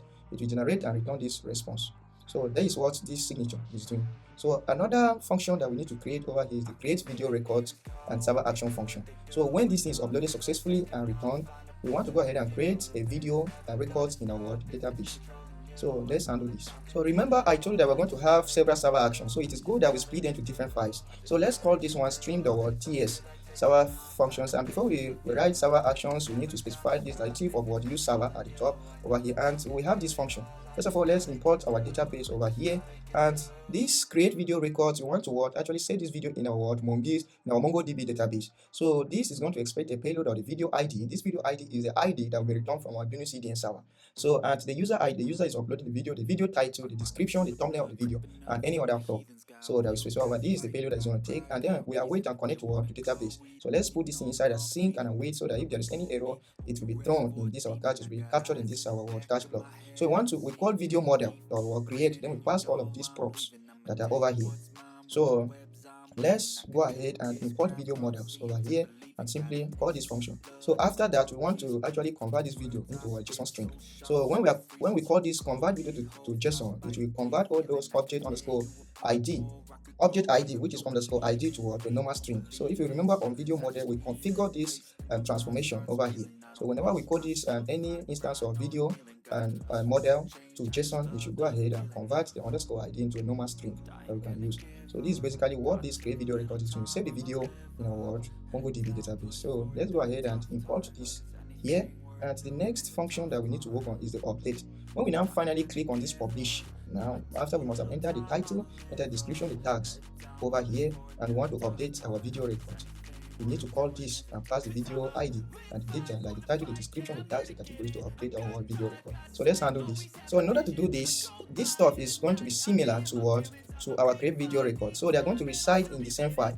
So, and over here we will now implement our update video record. So our update video record is going to take payload that is similar to create video records because it's actually the same. So this we also take the video status. So we have the video status can be imported from video model as well. So when the video is first uploaded, we want the status to be the draft, and when the video has been processed on BunnyCDN, we handle that API. When it's been processed on BunnyCDN, it's going to send us a response through our webhook that we configured at the beginning of this project. So we grab the webhook and check if it has finished processing, and then update the status to public and change the status to ready. So first of all, we connect to our database over here, and all we just need to do is to call video model or update one based on the video ID and pass our payload. So this is basically what this update video records is doing. So after we are done with this function, we can go ahead and call the function over here like this. So what other errors are shown? So another thing over here is the create video ID. So this is the one that is going to actually, before we start uploading a video, this create video is going to do what? It is going to actually create a dummy video on BunnyCDN API and then return the video ID, where we can now use the video ID to upload the video file to BunnyCDN using our Auths endpoint. So this one is basically going to create a dummy video on our BunnyCDN API and then return the video ID, where we can now grab it over here and upload the video file to BunnyCDN server. So let's work on this function.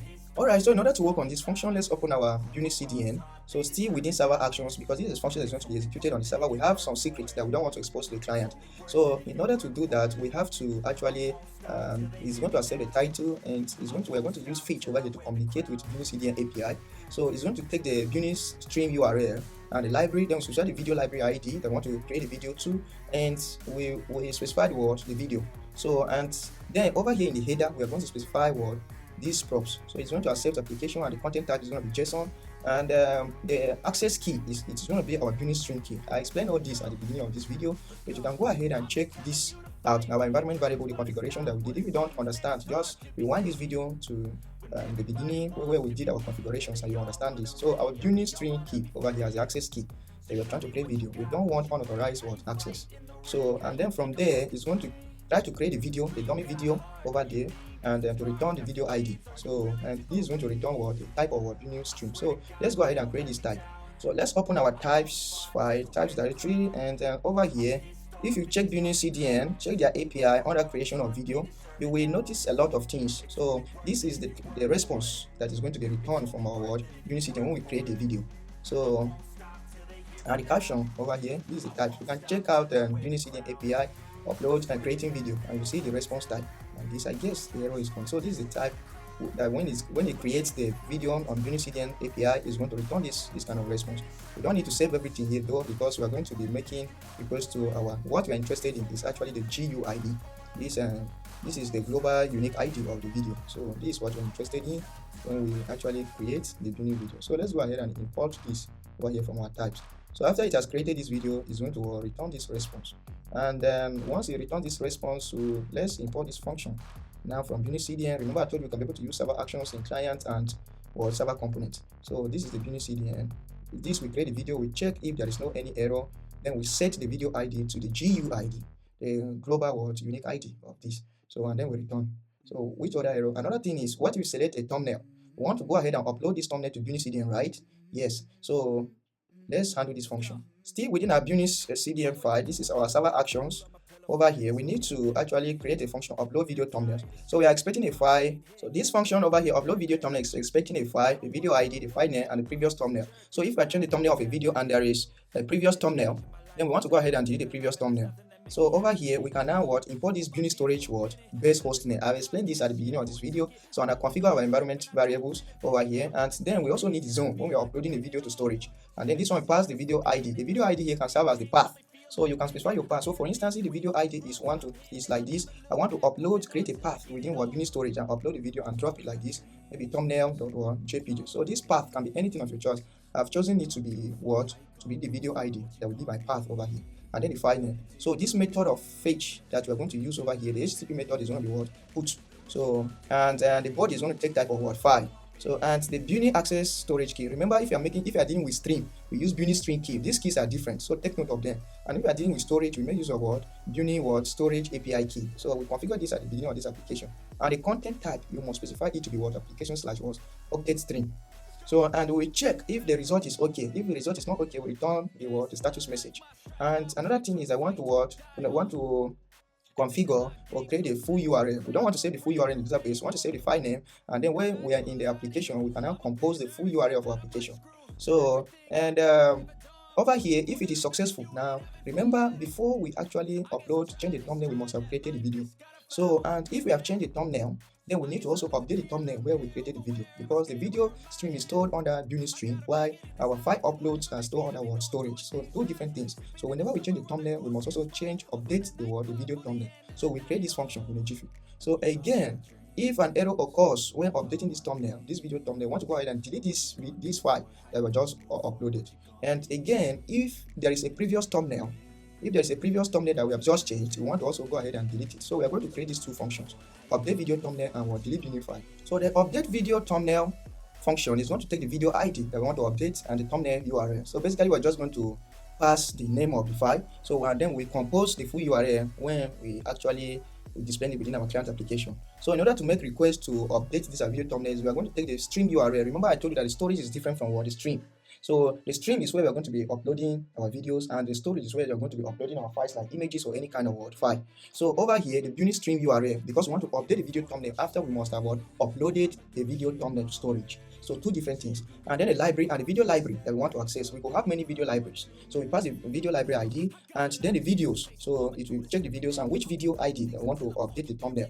Then / thumbnail, and it's take a query string of a thumbnail URL. Then specify this our thumbnail that we're uploading over here. So the HTTP method is going to be post, and the body is going to be an empty object. It's going to accept type of JSON, and then over here is going to accept the Bunny string key. So because we're dealing with stream over here, not storage. So and then we go ahead and check. And if it is successful, we want to check the Bunny response. So let's create this type. The type is going to be simple. So since we are going to make use of it only within this file, let's go ahead and create it. So the type that is going to be returned is what? The type that is going to be returned is just success message and status code. If we have updated the video thumbnail, we're just going to return a simple response over here.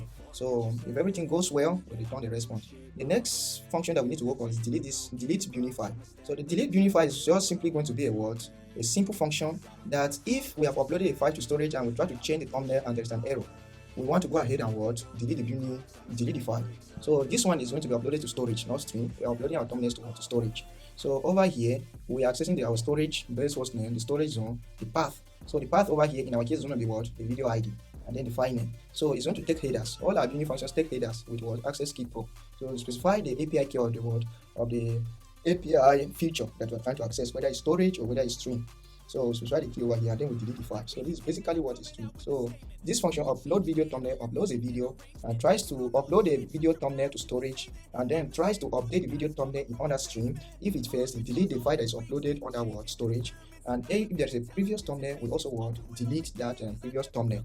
So and then return the response. So this is basically what this function is doing. So at the end of the day, we will import this word upload video thumbnail over here. These are server actions and they're going to be executed on the server completely of our word, our client. So from here, we need to call this function file upload somewhere when we select our word, our file. So you can see it is expecting an env. So when we select our video file, we need to actually call this over here. So instead of this over here, making this change over here, let's call the function over here if pass our event. So when we select our video file over here, we want to now call this file upload function, and it will check if files exist, and if a file is selected, the file is not selected, to return, it will stop the upload. And else if file is selected, we go ahead and generate video thumbnails, and then call this precise signature to generate to first of all get video ID. If video ID is not present, it will go ahead, call BunnyCDN, create a dummy video, return the video ID, and then generate a token to enable our client to be able to upload the video. So that will be the signature. We go ahead and call Auths API. So the Auths API will take this and send to our Bunny stream. So and then it will pass the necessary props over here, and it will upload the video. On return, if on progress, it will show us the progress of the video. If it is successful, we go ahead and save the record in our MongoDB, waiting when we now finally click on publish to update the record. So, but before we do this, we need to actually handle our BunnyCDN. So when we are uploading this video to BunnyCDN, after the video has been uploaded to BunnyCDN, BunnyCDN is going to call our webhook. Remember at the beginning of this project, we set our webhook. After Bunny has uploaded the file, it will now call our webhook to send it the status update. So in order to handle that, we need to come under our API. Remember under our API, we created a Bunny route over here, and inside the route, we need to implement make our implementation over here to accept the response or the status, the video or the file status that is sent from our Bunny API within our application. So over here, we're just going to create a simple Next.js endpoint that is going to be a type of post. And we define our types over here. The response that is going to be sent to our webhook is the video library ID, the video GUID, and the status. So the status ranges from 0 to 10. And yes, when you're using BunnyCDN, you can check it out in the documentation. So and then we have saved the search param. So remember, we provided our webhook with a key in the URL. So we pass this URL was search param, so query param. So we want to check if the key that is being sent through Bunny API to our webhook is actually the same with the key that we have configured within our environment variable over here. So if you check over here, we have our Bunny storage. Let me check. You can see the webhook over here. I told you could generate any key. This is a key of your choice. You just want to be able to differentiate between the requests that are coming from BunnyCDN and any other person that might try to make requests to your endpoint. So over here, we now want to check accesses the query string in the URL and check if it is equal to our configuration within our environment variable. If it is not equal to, we throw an error. But if it is equal to, then we go ahead and await get the JSON file over here. Over here, we want to check if the body, that is the response that is returned from Bunny, the response is going to contain a video library ID prop. So we want to check if it's not equal to our Bunny video library ID. So I've already configured our Bunny library ID that we configure everything at the beginning of this project. So we check if the response that is sent to our webhook, the library ID are the same. So if it is the same, now we go ahead again and check if the status is equal to 3. So status 3 indicates that the video has finished processing. So if the video has finished processing, we go ahead and call our video model over here, our Mongoose model over here, update to our video where the video ID. So the video ID is going to be the ID of our BunnyCDN.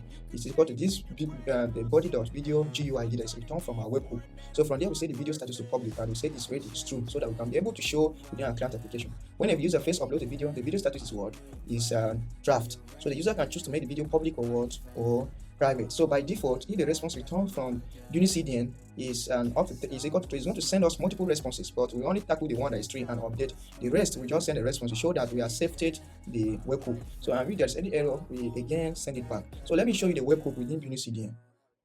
So if you come within BunnyCDN and you go on that stream over here and you click on your video library over here and you click on API over here, if you scroll down, you will see the webhook that we provided over here. This is our webhook, and we provided a key over here in the URL query params. So this is the key that we are accessing over here and checking if it matches with the one we have configured. This the same key that we have configured within our application. If it matches with this one, then we go ahead and update our video respectively. So this is how we can be able to handle file upload within BunnyCDN. So we have implemented a lot of things over here.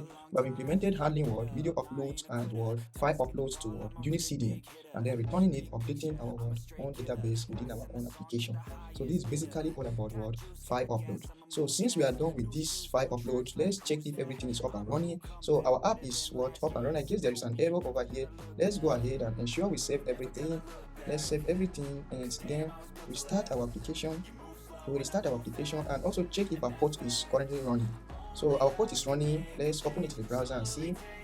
So you can see our port is what is running over here, and this is the port that we are exposed, and this is the endpoint that we pass our BunnyCDN webhook. This could be your domain name, so your URL to your website. So, but for now, since we're dealing with everything locally, we decided to make use of this VS Code port forwarding, so that you can be able to forward this to our port 3000. So, and you will also notice that our app too is also run. Everything is up to date over here. So, in order to test whether our app is working, let's go ahead and try to upload a video, to publish a video to the endpoint and see. So let's click over here and try to actually select any video, like this video over here. Let's select another one like this one over here. Click on open. Once we select, you can see it has generated thumbnails for us and it is uploading the video. You can see our byte uploads, our progress uploads over here, and you can see the type. So we can go ahead and specify the type over here. So we can maybe ask AI to generate a dummy. You can see our video is uploaded successfully, and if you check your database, it has created a dummy video for you based on this and saved in the database. So we can choose to upload our manual thumbnail that we have designed for a video, or we can choose these thumbnails that are auto-generated for us. So let's go ahead and then check our MongoDB and see. Open your MongoDB Atlas and try to connect to your connection string over here, and let's check our database. Our database name is VistroYT, and we're going to check videos. So if we check video, you can see we have a video. So this video is first created. The video is created as we try to upload video to BunnyCDN. It's upload the video, then save the video ID over here that is returned from our BunnyCDN, and then save title by default as empty. Thumbnail is empty, and you can see it's ready is true, and the categories too is empty. The status is public. So by default, when it first created this video, the video was draft, but it has changed to public. Why? Because our API endpoint over here is actually listening to events from from BunnyCDN API. If we open our terminal over here, you can see a series of requests that our API, our endpoint, our webhook is returning. So you can see the first webhook that is returned here, returned with a status code of 7 with the video ID and the video library ID over here. Another status is 6. That is another request. Another status is 0. This is what we have implemented under the API of Bunny. You can see we are logging all these requests that are being made to this endpoint, and we are validating if these requests are actually coming from BunnyCDN based on our key that was specified. So you can see, and we check if the status is equal to 3. It should upload the video, update the video status in our database to public, and change this is ready to true. So let's check the status. Continue checking the status. Another status is 0. Another status is 1. Another status is 2. Another status is 4. 4 again 3. So you can see when the status 3 happen over here, you can see another message that is published over here. It is DB updated successfully. So you can see this other statuses it has been ignoring. These are other things like it is converting, processing different resolutions for your video, it is transcoding, it is generating captions, it is generating title, and all these are different statuses. So if you check Bunny API, it will show you different kinds of upload status that is being streamed to your webhook. So but we are only concerned with status number 3. Status number 3 indicates that the video has finished processing. So when it has finished processing, that is when we now make the video public within our API, within our app. So now if we go to our Bunny storage, now we should see this video uploaded here. So let's check it out. Coming over here, if we access our Bunny storage over here, and when we come over, we are using this YT stream, and when you come over here, you should see that this video, look at it here, it is just uploaded. We can click on the video details over here to see the video title and see video ID. So let's check our database if this video ID matches with the one in our database. So you can see the video ID is 661A and it ends with C83. So this video ID here too, it is 61A and its end was C86. So C86 with the same video ID. So this is the video ID that is generated. So when we upload video to BunnyCDN, it handles all the bulk of processing our videos for us. It handles caption generation, chapters, moments. It also shows us the statistics of video. It handles transcoding, encoding, and we can be able to do a lot of things with BunnyCDN. So things that we could have done by ourselves, BunnyCDN handles it for us at cheaper rate. So these are your YouTube videos work. When you upload video, YouTube processes the video, changes it to different formats, different resolutions, and we're going to see how we can be able to play different resolutions within our application when we actually call this endpoint. So we can go under caption. For now, caption is empty, but you could give your users this feature for them to be able to create captions within their video. You also specify chapters, also specify moment. If our videos is being viewed, it can also show us the watch time, the total views, and everything. The transcoding over here, it shows error and all this kind of stuff. If it has not finished, it can show maybe say something is missing and all the like. And we can be able to go ahead and play our video. You can see BunnyCDN has its own player over here. This is the same player that we're going to integrate within our application. So you can see the video is already playing over here, and we can be able to view the video in different. You can see the speed, the quality, all these things. The resolutions are auto-generated for us, and we're going to use the same player in our own application. Wow, how cool is this? So let's get back to our application over here, and let's ask AI to generate a video, to generate content to generate content. Let's open our chat and ask AI and generate video title and description for a party meeting like YouTube.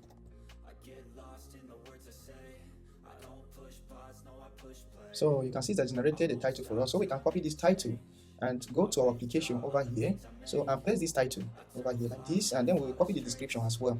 So let's navigate back and copy this description over here, and we will paste it over here. Let's remove, we use this hashtag over here. So these are the tags. We paste the hashtag, hit enter. We paste this hashtag again and hit enter. We can paste this one again and hit enter.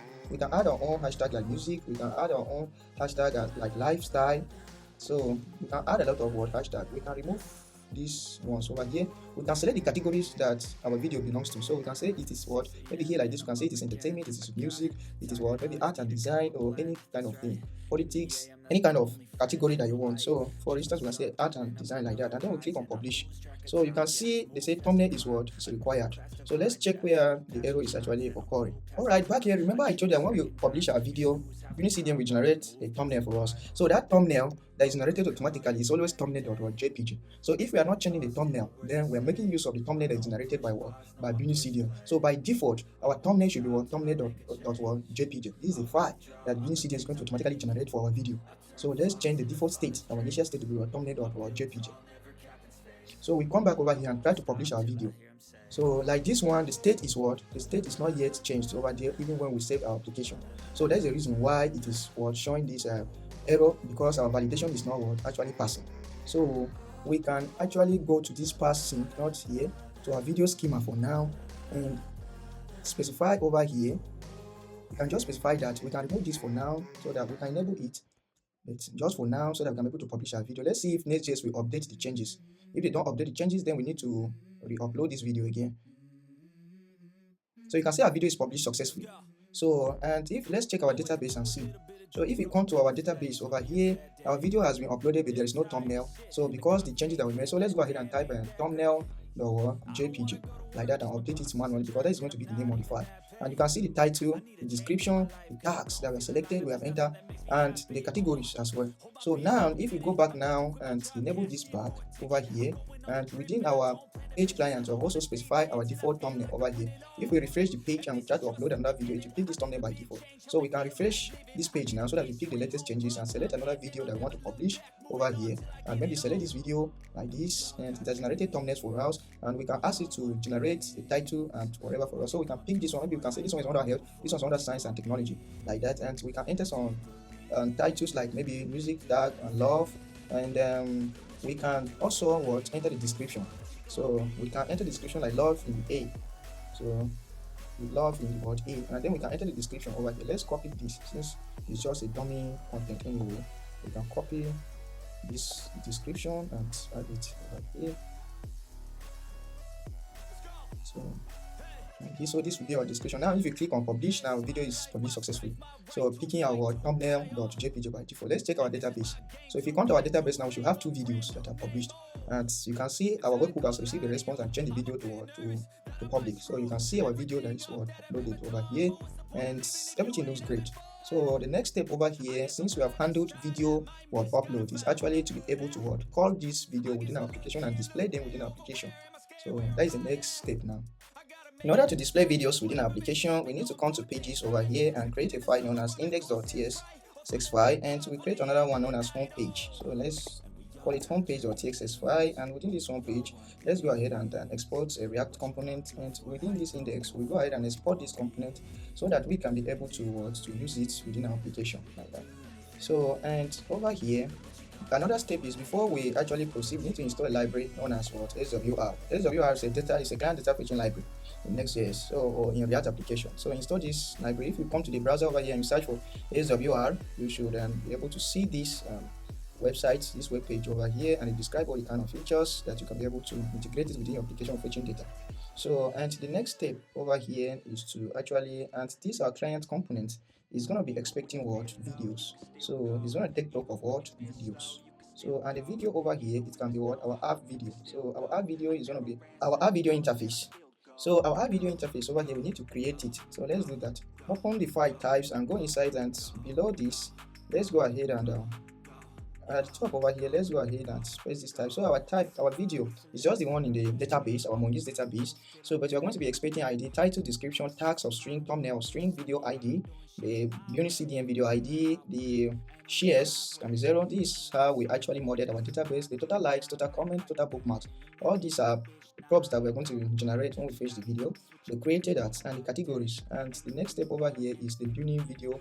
And whenever we fetch a video from the database to display it within our application, we are going to actually make a request to our BunnyCDN API and also get the video. So we check if the video exists in BunnyCDN before we can be able to display the video within our application. And this type over here is the same type that is over here. So, and if we have used this anywhere, like within our lib, actions, and Bunny, then we can go ahead and replace this like this. So it is going to be the same. When we fetch the video or we create the video, it's going to return similar response. So this is under our type. Then we can go ahead and import our video type over here.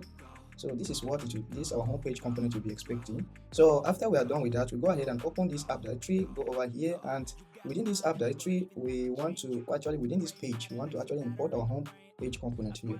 So let's import our home page component, and it's expecting video. So over here, we have to go through this and fetch our videos from our database. So for now, let's keep it like this, and we just call app video, and we pass it an empty array like this. Then we pass the prop to videos like this. But this this homepage component also, we want to display the video categories so that users can be able to view videos per category. So in order to do that, we have to actually pass a node over here. Our categories component is going to be a server component, and if you check, this homepage is going to be a client component. So I told you about client and server composition pattern. So we can be able to use that here as well, and we can call it what custom category, or we can just call it category node like this. So and it's going to be type of what React node. So that is just it. And when we are calling it on the server over here, when we are calling this component in our page over here, it will be expecting a category node. And over here, before we actually display our component, let's open this as a React fragment. Let's open React fragment component over here, and we'll display our categories. So we can just drop it inside the box element and have our categories displayed over here. So our categories node is going to be a server component that we want to display within a client component. From here, we can display our videos. So let's work on these categories and categories components that we're going to pass on the server over here. Open our file over here and go down to components. And within our components, we create two files. One known as top categories server. So it's going to be a server component, and within it we fetch the categories from the server and then display it over here. And then we create another one top section category. So this one will be a client component that will render our categories.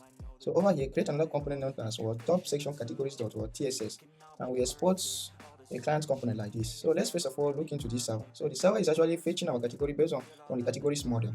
But since we may actually want this to be a cached version, let's export this. We won't have to, since it is the same within the same file, this is going to be exported like this.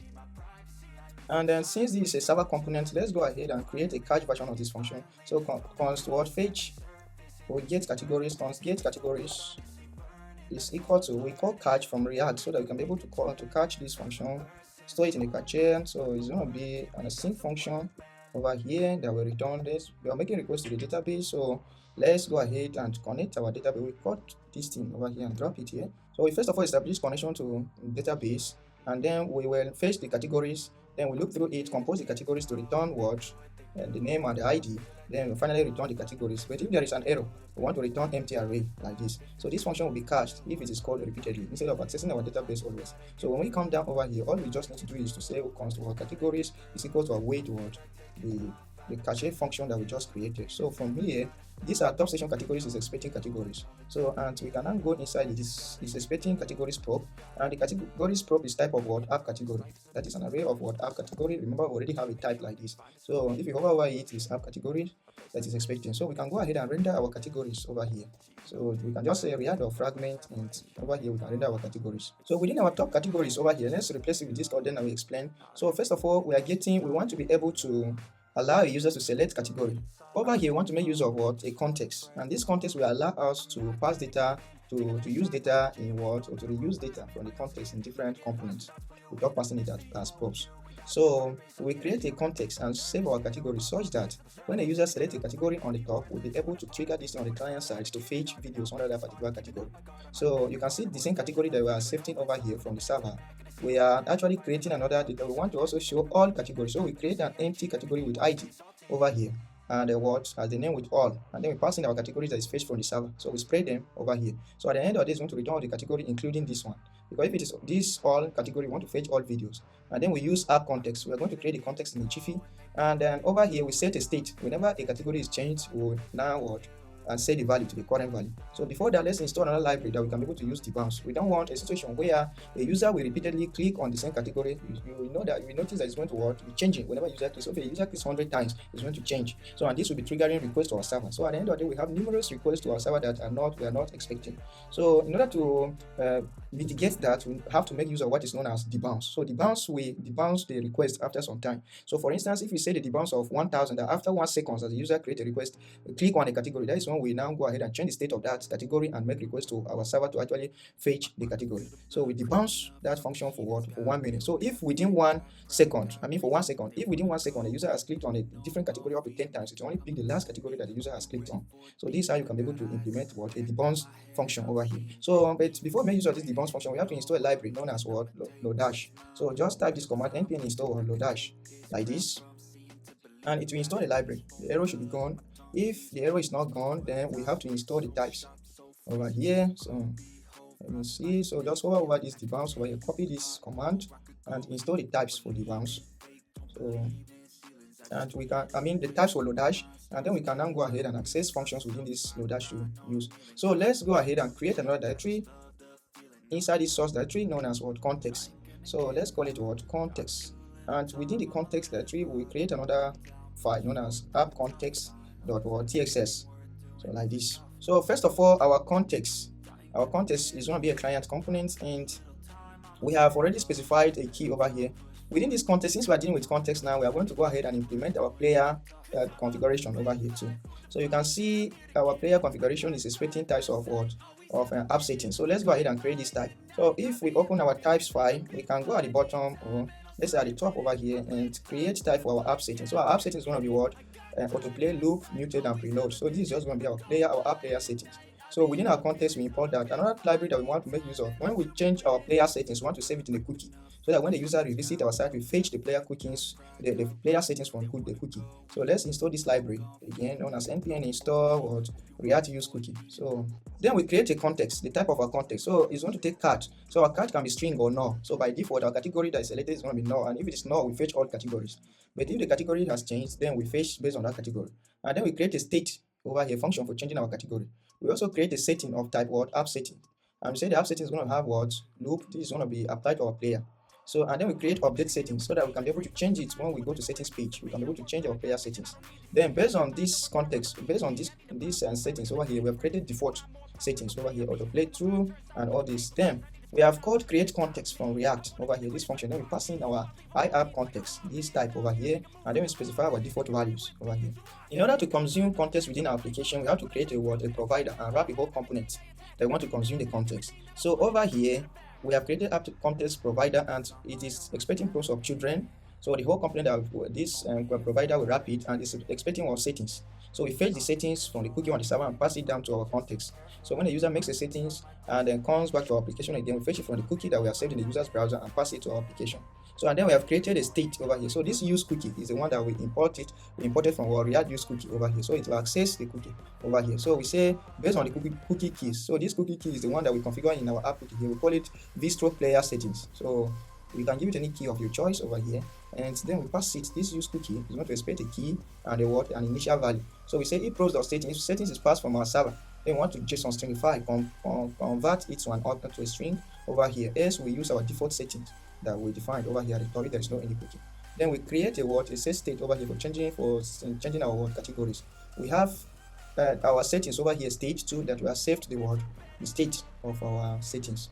So and over here, we want to also be able to update settings. So when we update settings, we go ahead and call this set cookie from use cookie to save it in our cookie. So this one will enable us to set cookies within the user's browser. So we go ahead to return this context. We go ahead and call the app context, this one over here, this context that we created, dot what provider. Then it's going to take a value prop, and then we pass in the values that we want to use within our application over here. Then we call props.children. So the props.children is the component that whichever component that we're going to wrap this context provider. So this is the context provider. Then when we want to make use of this context within our application, we have to create a function that use app context, and then we call this use context hook from React. We import it from what? React over here and pass the app context. So by the way, you can see our function is use callback over here. So use callback will help to memorize our function. So if the same value is called multiple times, it will still return the previous function that is called. So this is basically what this is. Then we export this one so that we can use in any company. We export this to wrap the whole application. So let's go ahead and wrap the whole application with this app context provider. So let's copy this name and up ahead to our app directory, open our layout, and we have to wrap the whole of this. So the whole of our children over here within this Nextjs provider. So let's import this app context provider from there, and we wrap it like this. So we cut the whole of these children and drop it inside.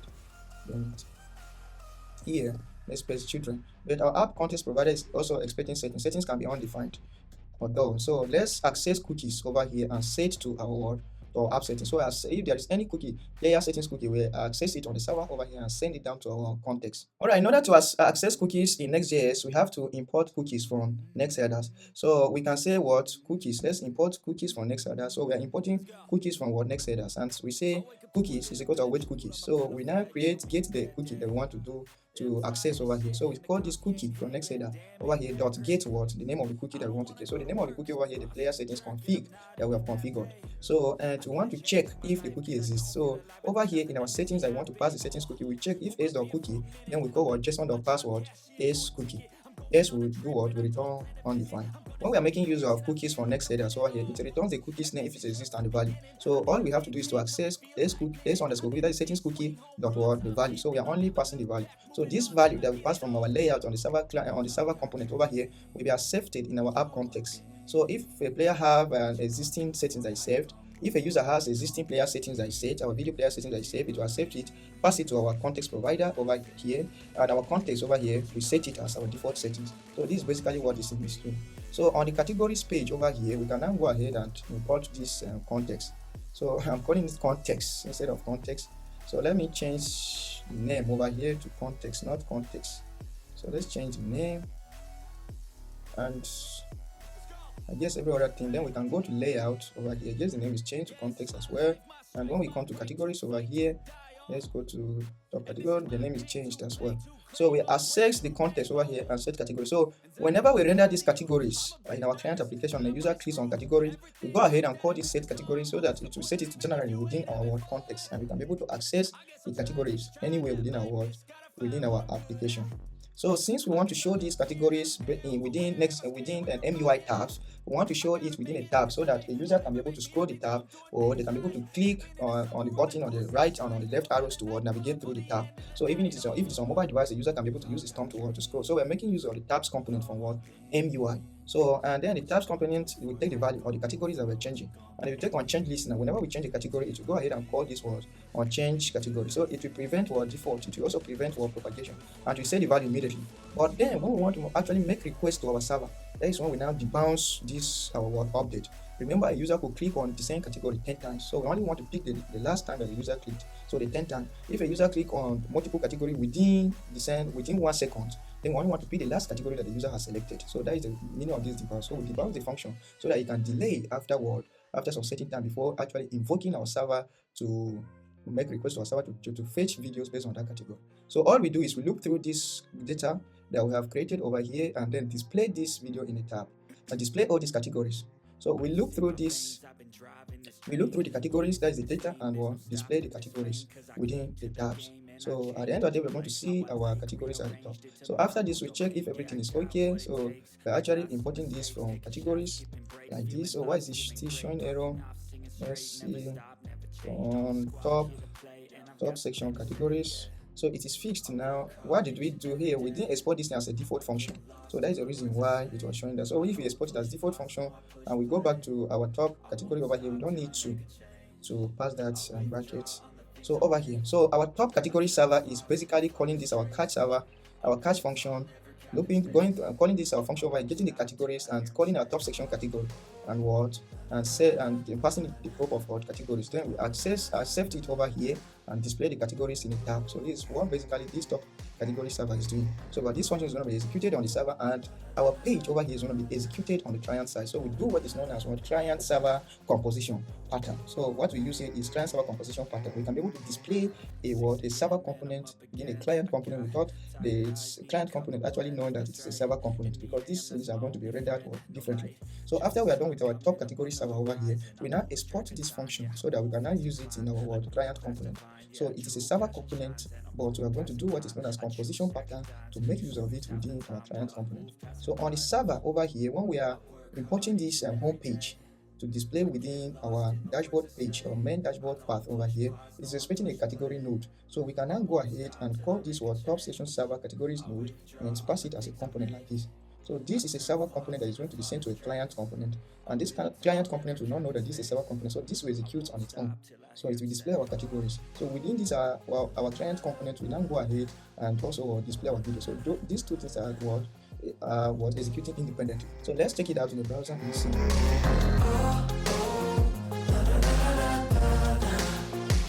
Alright, back in the browser, you can see our categories are displayed at the top over here, and we can be able to scroll because this is displayed in a tab. And if we have implemented loading the videos over here, once you select any category, we'll be able to access the category from the context and then fetch the video based on that category. So let's handle that. So in order to display our videos over here, let's go ahead and create another component for displaying our videos. So in under command, let's call the component display videos .tss. So and under display videos .tss, we will first this we need to actually create another component known as video card. So let's create a component over here known as video card .tss, and within it over here we also need to create a function for actually getting the videos.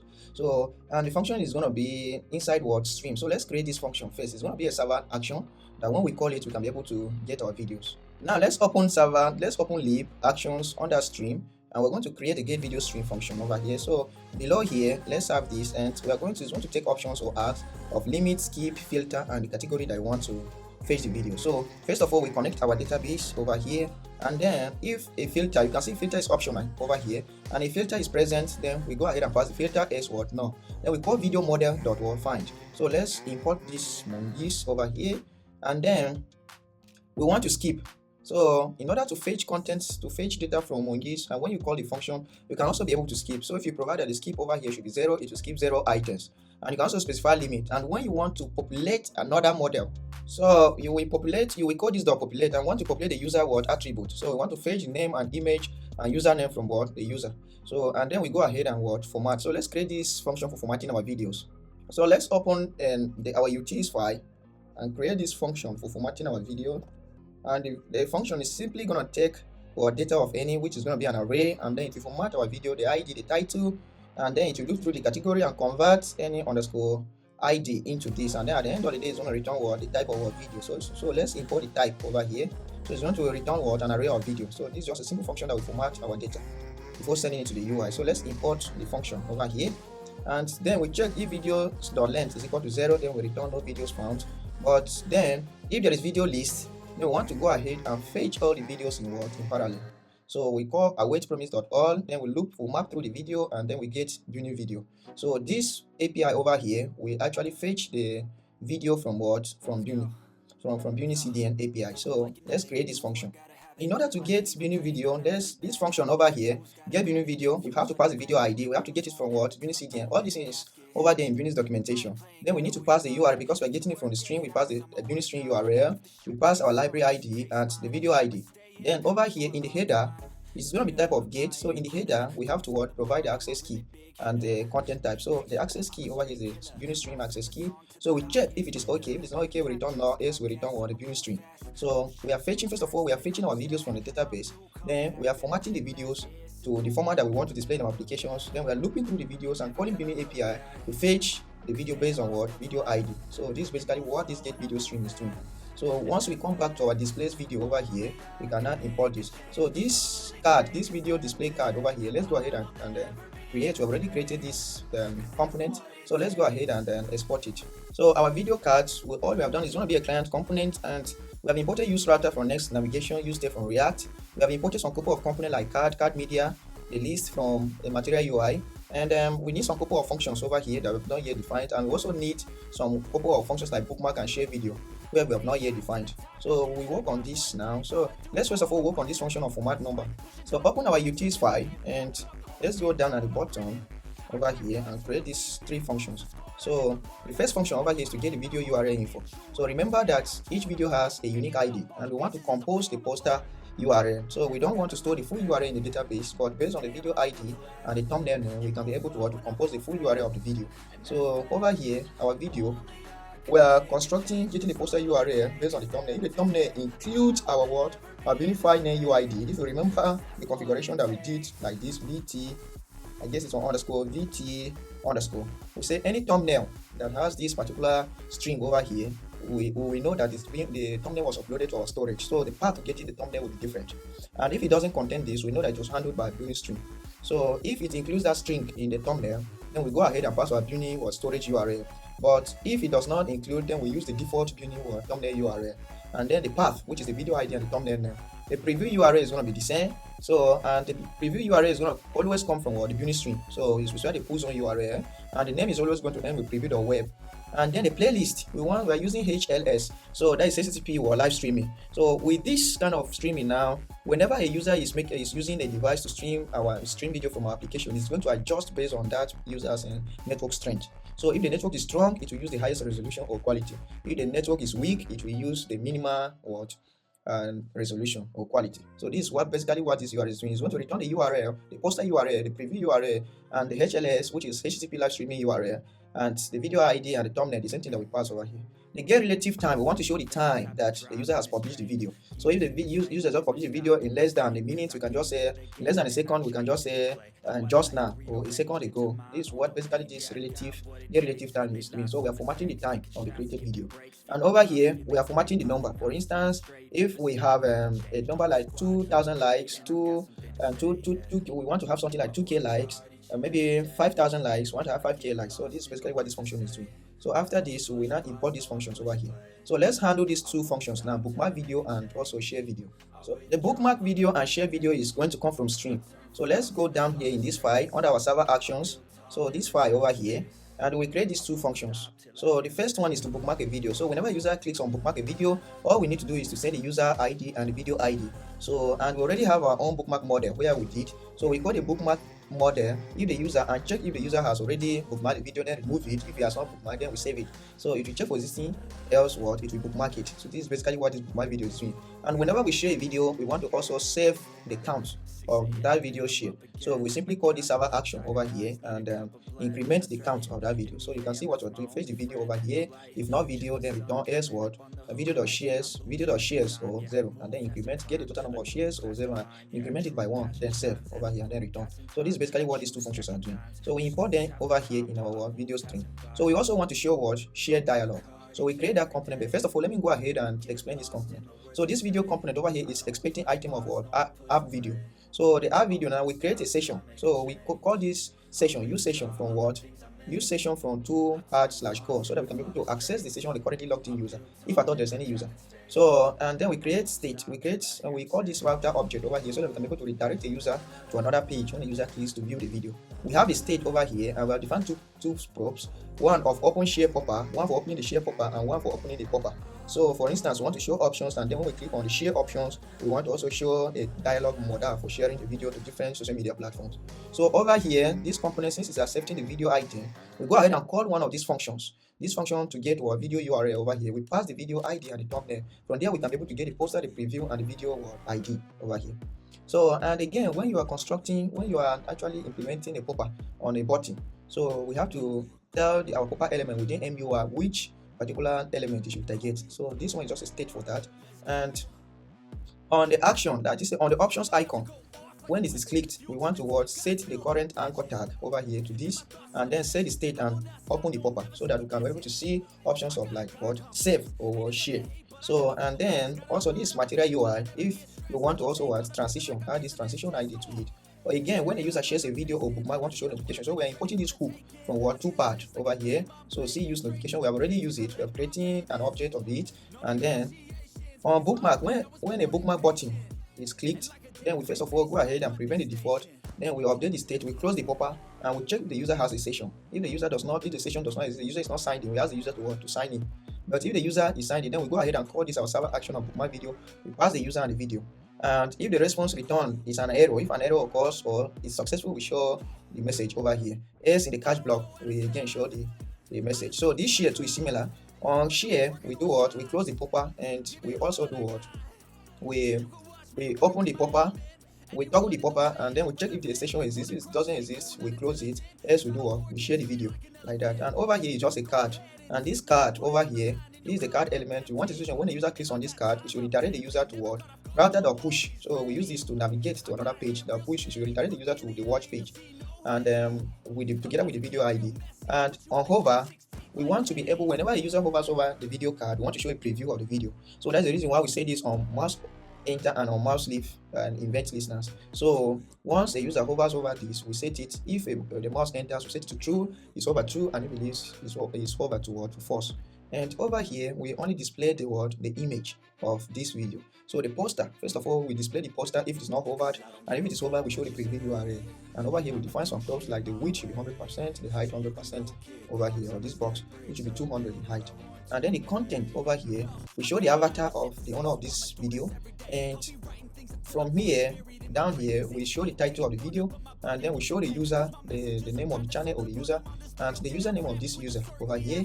And over here we show stack to show the views for that particular video. And then over here we have the more button that when we click on it, now we should be able to show a pop-up where we can be able to click to save the video or to share the video. And then the pop-up over here, whenever we click on this button of more icon, we want to trigger the pop-up. So once the state, we change the on click over here, we change the state to what? We toggle the state to open, and if it is open, this pop-up element will show. So we show the user choose action, and then we have listed some actions over here. One action is to share the video, and when the user select this option, we go ahead and we set the state to true, and then we open the share pop-up where it will or the share dialog where it can be able to show us to share with different social media platforms. And again, if a user, we want to also show what analytics over here. So if the user is the owner of that video, once he clicks on this small icon or options icon, should be able to see what analytics. And when the user clicks on this, it will redirect the user to the analytics page together with the video ID, so that we can grab the video ID and fetch analytics of the video. So over here we show our share dialog. So we have three things over here: to save, to share, and to watch, and analytics. So the save is for bookmarking, and share is for sharing to social media platforms, and over here is to view the video analytics. Then let's create this component known as share dialog. So over here, let's create another component inside this our common known as what? Share dialog.txt file. Under the share dialog, we have actually what? Install a library known as React.js. So let's go ahead and install this library. npm install what? React.js. So React.js is a library that will enable us to share our links to our different media, social media platforms. And then we import some other components over here from Material UI. And let's go ahead and create this type of video details. So let's navigate over here. We create this type of video details. A video details type is just going to be simple. We are going to extend the video interface over here. Look at the video interface and then add some props. So it's like is to check whether the current user has liked video. It's save is to check whether the current user has saved the video. It's subscribe is to check whether the current user has subscribed the video. Then the total likes of the video, total comment, total bookmarks, and possibly the resolution together with their URL when the user wants to download the video. So we save this and return to what? Let's close this other component so that you won't be confused. So after we have done this, we return to our share dialog over here. So, and when we scroll down over here, this our share dialog is expecting some props of open, type of boolean, is expecting on close. The item will contain what? The ID, the title, and the video ID. So the ID here is the video ID in the database, and the video ID is the video ID from BunnyCDN. So, and on share over here is just a function that when we click on that on share, it will trigger our server action to actually save the video. So we have imported these hooks. This one is from Material UI and this one is from Toolpad, and this one is from what? Material UI again. So, and we are composing the URL of this video so that user can be able to, when we share it on social media platform, they can be able to see a preview of the video. So, and over here we have what? We have generated a code for embedding the video. What if the user wants to embed the content? So that's the reason why we have created this function over here. So, and this function over here is just basically containing a div over here, and the div is just going to be a string, and it contains an iframe that is pointing to our BunnyCDN, so the user can be able to embed this video in their website or on any platform. whenever a user clicks on copy button, we want to access the navigator, access the clipboard, and write the URL to the clipboard. Then we show the notification like what? Notification like link copy to clipboard, so that user can be able to go and paste this link anywhere. And on handle share is whenever a user clicks on any of these our social media icons, then it will go ahead and trigger share, and it also close the modal. So this is basically what this thing is doing over here. So on the dialog, when we click on close, we should close the modal. And then over here we show the dialog or title, and we show the icon over here for closing the dialog. And over here is the dialog content, and inside the dialog content, the first one, the first icon button that we show over here is the icon button for copying our URL, and this one is for embedding, copying the embed code. And this one over here is where we show different social media icons. And I told you, with the support of this library known as React.js, we can be able to import different kinds of social media platforms over here that we can share our video to. So this is basically what is happening over here. So we have imported share button from React.js and the WhatsApp icon from React.js, and then we're wrapping the whole thing. And this React.js has a kind of generic interface. So it takes the title that you want to show on the social media, the URL you are sharing to social media. So over here we have on click listener that whenever any of these social media icons is clicked to share the video, we will go ahead and log that the video has been shared. So we do the same thing for WhatsApp, for Facebook. So import their respective icons like this. So we have imported their respective icon, so many social media platforms over here. So you can see, you can go ahead and check out the library of React Share and see how you can be able to do it. So this is basically what this share dialog is doing. So after we are done with that share dialog, we can go ahead and import it over here to make use of it in our video card. So we have already explained this our video card. We want to call this video component within our display videos. So let's go ahead and export this video component so that we can be able to use it anywhere. So let's go over here, and here let's export default video card. Yes, just like that. And over here we have imported it at the top. So now we want to fetch. Let me explain this and display video component. We have created a feature over here. Remember at the beginning of this video I told you that we'll be using SWR, that is Toolbar Revalidate library, for fetching content from our server or from our API. So we are making use of a hook known as use SWR Inifinite. So it helps us to fetch our data in pagination. So if you want to implement a kind of pagination, fetching the video based on the page size, you can use this SWR Inifinite. So over here we have to create a feature function. So this feature function is calling our new video stream. So we have props that we want to pass, and the props over here is the limit, the skip, and the cut. So if you check our video stream function, remember it's taking the limit, the skip, the filter, and the cut. We pass any of this prop over here. If we pass any of this prop over here and call this, it should be able to get our content for us. So, and the fetcher can be able to throw an error. So we just check if the data exists. If data doesn't exist, an error occurs, then we throw the error. Let's return this. And over here, our display video component is expecting videos and the category that we want to fetch the video. So if the category is null, we want to fetch all categories, and if the category is a string, then we know that we want to fetch video based on that particular category. So over here we have, when you are using SWR Inifinite, you have to create a function to get the key. So the function will take the page index and the previous data. So in our case over here, we're checking if page index is not equal to 0 and the previous data and not previous data dot length. Then we want to return no over here. So, but what if category is not null? If category is not null, we want to generate a key over here. So SWR is wise enough that when a key returns null, it will never make a request. So we are actually calling this. We are saying that if a category is presented over here, we have defined the tag to be all video. We have provided a limit, we have provided a skip, and we say the skip over here should be the current page index stands or the page size, and the page size we already defined it over here to be 21 in number. And if category is not presented, we don't want to pass the word. If category is not presented, we don't want to pass the cat in our query string, but if it is available, then we want to pass it in our options. So this is where the actual fetching happens. So when we call this use SWR Inifinite, it's a hook that is going to return data, error, is loading, is validating, mutate size, and set size. So whenever we want to fetch, maybe we fetch page 1 and we want to fetch page 2, we can just call this set size and increment it by 1, and it will fetch the next page. So that's the reason why it makes data fetching much more easier. So, and the use SWR Inifinite over here is expecting a function get key to get the key for SWR, which is the function we have defined over here. It is expecting a feature. This is an asynchronous function that will fetch the data from a server or database, and we have defined the feature over here. And over here, since we are going to be passing data to this our display video, we have decided to pass this fallback option, and we wanted to keep the previous data. Keep previous data false, because we'll be switching from one category to the other. So we don't want a situation where if the fetching phase, then it will still keep the previous data of the other category. No, we don't want it to keep previous data of the other category. So if you switch to another category and you fail in phase, that category doesn't have any video and it throws an error in this feature, we want to actually show that that category does not have any video. So and then we provide a fallback option over here, and the fallback is the videos that we fetch from our server and pass to this client component.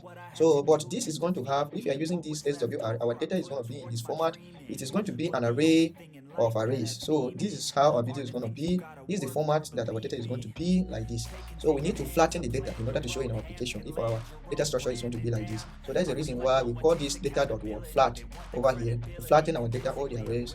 And we have created another variable over here. We're checking if we have reached the end. So if an error occurs or the data that is returned from our API, it is less than the word, it's less than the page size, then we know that we have reached the end. So over here in our word, in our JSX, then we check if it is loading. We want to show a cycler progress bar. So we import this from this component from MUI. So if it is loading and video.data.length is equal to 0, then we want to show loading spinner over here. So and if it is not loading and video.data.length is equal to 0, then we want to show this icon over here known as what? No data yet. So this maybe this category doesn't have, so we want to show an image over here, no data. But what if there is data? Then we look through the video data over here and call this our video card that we just created over here. So let me move this thing this side. We call our video card over here, and our video card is expecting a proof of what? Item. So if we move over here to the top, you can see our video is expecting a proof of item, which is type of what? Our video. So and then we pass it over here. So and we want to show the load more button if what the video.length is greater than 0 and what video.length is not less than the page size. If it's not less than the page size, then we want to show load more. The user can click to load the next page. So we have imported this button from material UI. We have passed this loading. It's loading first and disable. If it has reached the end or if it's loading, we want to disable the button to avoid the user clicking multiple times on the button. And over here we say they want click. Whenever a user clicks on it, we increase the size to +1. So if you remember, this and set size is imported from what our use SWR Inifinite hook. So it is used for incrementing the page size. So the page index, the first time it will be 0, and when you click on 2, and when you click on the button, it becomes 1, like that. So if you load more, like 2, 3, 4 onward, like that. So we show our load more button over here. So this is basically what this display video is doing. So after our component is done, that is when we now import this, actually make use of it in our home page over here. So we can now go ahead, let's go ahead and actually export this display video component over here, and we test it. This is the same component we are exporting because we want to make use of it in our home page. So when we come over here in our home page, we can now go ahead and show this. So but it is also expecting what this, let's import it. This component is also expecting category, so it can take null or what. So in order to get our category, we have to access it from our context. We remember the context that we created. So over here we created a context where we store the category. So whenever the category is changed at the top over there, we have to access the category from the context and actually fetch videos based on that category. So this is what we're going to do. So let's make use of it from here, and we call what use what app context, like this. So the use app context is going to return what the catch. So once we get the catch, we can now pass it over here like this. And this display video, we get our videos over here and save the videos and the categories and make requests based on the video and the category and display within our application. Wow. So after we are done with this setup, let's go ahead and save everything. Everything is saved, and then check it out in the browser and see. So when we come over here, you can see that our videos have been fetched. All videos have been fetched, and you will notice our video card. When we go over it, you can see the preview, and when we go over this one too, you can be able to see the preview. And when we click on this icon, you can see save video, share video, and view video analytics. So if we click on save video, it will save our video and give us notification. So you can see bookmark added successfully.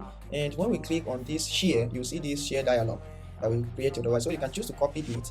So another thing is, okay, now let's try to fetch video based on category. So if you select the category of education, you should be able to fetch videos based on this. So it is not displaying anything here because we have not yet inserted this image. So let's go ahead and then drop the image. I have two images that I want to show, so I'm going to drop the images inside this public directory over here. No data image, no data SVG image, and the not found image. So now our application should be able to show the images respectively. So you can see when data is not found on a particular category to show or no data. So if you switch to technology, it will try to fetch videos on a technology. You can see there is a video on a technology, so you can see it over here. If we click on entertainment, you try to fetch the videos under entertainment. If we click on what health and fitness, and there are a lot of other categories that we can be able to click on. So if there is no data, it will just show no data. So how cool is this? So and if you navigate back to all, it will fetch all videos under this. So we have implemented what, and saving the video, share video to different kinds of social media platforms. So if you click over here, maybe you want to share video on X or on any platform, once you click over here, it will trigger and open that application for us to share the video. Likewise, if on mobile or any platform that you're using this. So since I don't have Twitter account over here, it will not open. So even if it is maybe on WhatsApp that you want to share, you can select different kinds of social media applications. So how cool is this? So the next step over here is to actually be able to implement our search over here at the top. Let us be able to actually search videos. If you come back to our project over here in VS Code, let's go ahead and open the search toolbar.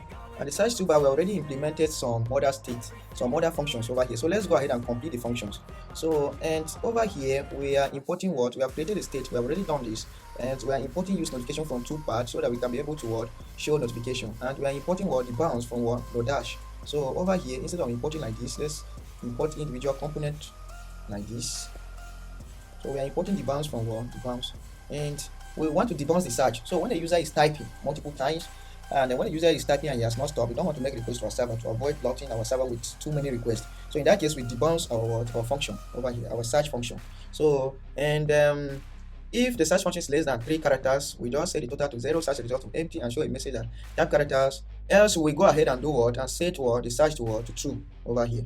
So, and we will await, then make the request. So over here, once this thing is done like this, we have to return so that it will abort, it won't execute the command again. And over here, we have to create this function of our search video. So let's do that. It's going to be a server action. Open your lib directory. So let's go to lib, go under stream, and we implement our search function over here. So let's, first of all, the search videos function is expecting a query, a page, and a limit. So if these ones are not passed, then by default, this will be the values. So then we are going through the video model over here. And remember that on our video model, we created an index. We created an index on our title and description so that it will enable us to search and this to search our models fast. So, and over here, we say you should rank the search based on scope. So these are the options that we are passing to this. And then we populate the user. So the user of that particular video. So we can populate the user, the image, the user and the image to show. And over here, we are sorting. So we are sorting based on the text code that is provided over here.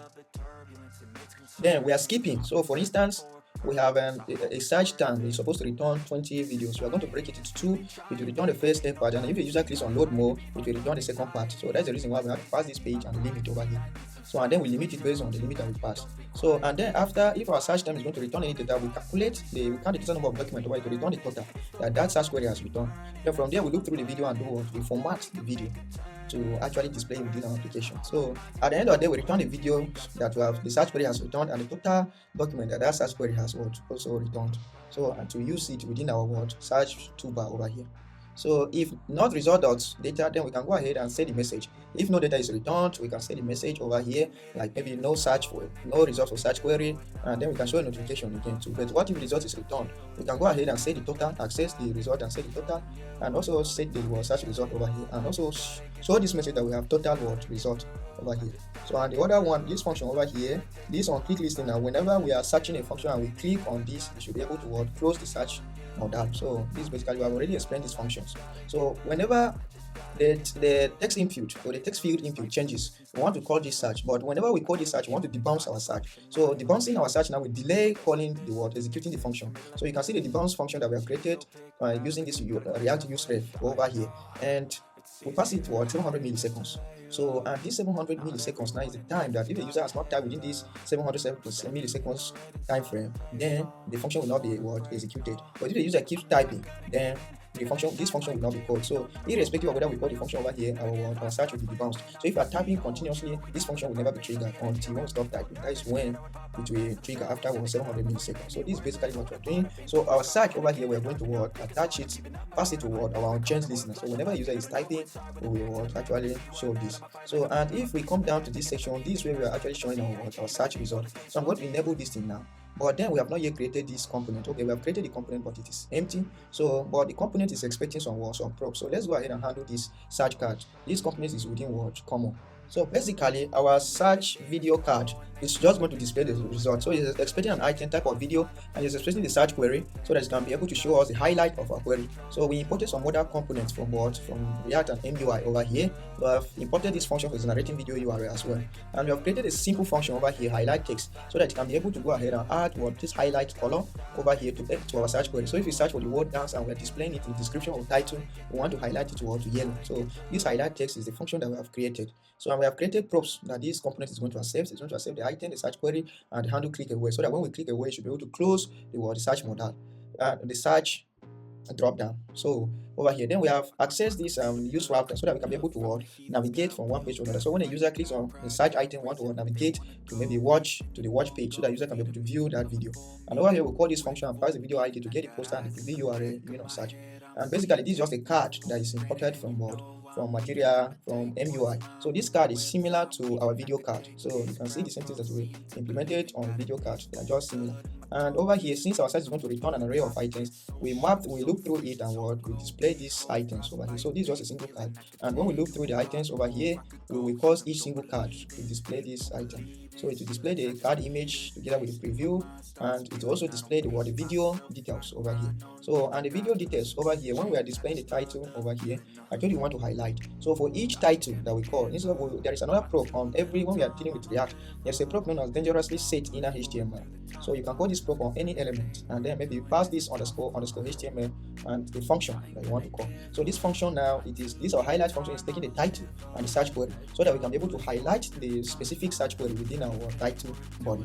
Likewise on the video description, even the video description we dangerously set on this element of typography, and we call this highlight text, and then if the description is too long, we want to slice it to 300 characters, and it should also show the highlighted text. So if we search for dance, this function over here, this function highlight text is going to highlight all the search query within the body. So this is basically what the search video card is doing. So after we are done with everything, we can go ahead and search it. You can save everything and preview in the browser and see. Alright, back in our browser, we can now click on this search now. Let's input things like dance and see. So you can see the loading spinner. So there is one video on dance, and you can see our highlighted text over here. And when we hover over the video, you can see the preview of the video over here. Wow, how cool is this? Everything is looking great, and when we click away, listener, we listen and close it. So but when it is closing, we want it to save this, to change this to empty this. So when we click outside, when we click on this, we want it to close. So let's handle that. So we can actually set it on this function, on this pop-up over here like this, and it's a function, and I guess. So let's try it now and see. So if we search for dance and we click outside, you can see it is empty. The input is empty. So we can search for love, and you can see our love video is suggested with highlighted query. So this is looking great so far, so good. The next step over here is let's handle this our notification, so that we know that we are done with the top nav bar. Let's close these files over here, and then we open our notification server. So our notification server over here is where we're going to implement the logic of fetching our data. So our notification server over here, let's go ahead and replace that, and we're expecting type of notification. So, and let's create this type. At the top over here, we create our notification interface. So our notification is going to have a message, the kind of notification, which can be comment, reaction, or subscription. It's going to have seen is read, and it could be a video notification, it could be a comment notification, and we want to know the sender and the recipient. So this is basically the type, our interface for notification here. And the next one over here is to create these two functions for these two server actions for getting user notifications and getting user notification start. So let's do that. Go here and go under lib, and let's create another file known as notification. So notifications are TS. So at the top over here, since the server action wants to require to use server, so like that. Back here, we are going to actually, first of all, we create this function of get user notification. It's going to explain the user ID, the limit, and the skip. So here we will import the notifications model. Then based on the user, which will be the recipient, we will be fetching the notification, and we'll be sorting it in descending order by created at -1 and the limit and this, and then we populate the recipient and also populate the sender, populate the video, and populate the comment. So the notification can be any of these types. So, and it's going to return an array of app notifications. So we can look through it. If it is an image, then we use this function to compose the URL of that image. So that is what basically this get notification is doing. So the get notification starts. We want to get the user's on seen notification and on read notifications. So basically it's going to save the user's ID and count the document, the total number of unseen notifications and the total number of unread notifications. So we based on the user ID. And then again, the user may like to, whenever a user clicks on that notification icon, we want to go ahead and update the user's notification and change maybe is seen to what, to true, or is read to what, to true. So let's import this Mongoose over here at the top. So based on user ID and the notification ID, if the notification ID is not specified, we know that we want to update all notification. So if the user has 10 notifications and it is showing on the notification badge and he clicks on that view over, they want to set the word the is seen to what, to true, so that when the user clicks on maybe to view the notification, then we can set the word set is read to what, to true. So for now, when the notification ID is not present, we know that we want to update many. But if notification ID is presented within our ads, then we know that we want to update a single notification. So this is basically what these functions are doing. So back in our notifications, this stuff should work now. So there is no more error. So first of all, we are accessing the session of this user over here, and we are setting by default that the start should be what, 0. So we go over here. Now we call our notification. So we can be able to execute all these functions in parallel to save our time, since they do not depend on each other. So all we just have to do is to call to what, maybe like this one, catch, get notifications catched.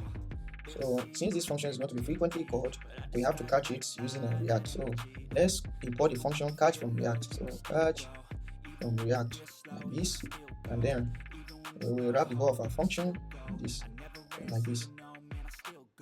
So and this is exactly what we're going to return, but we want to pass the user ID. So let's pass the user ID as what, string over here.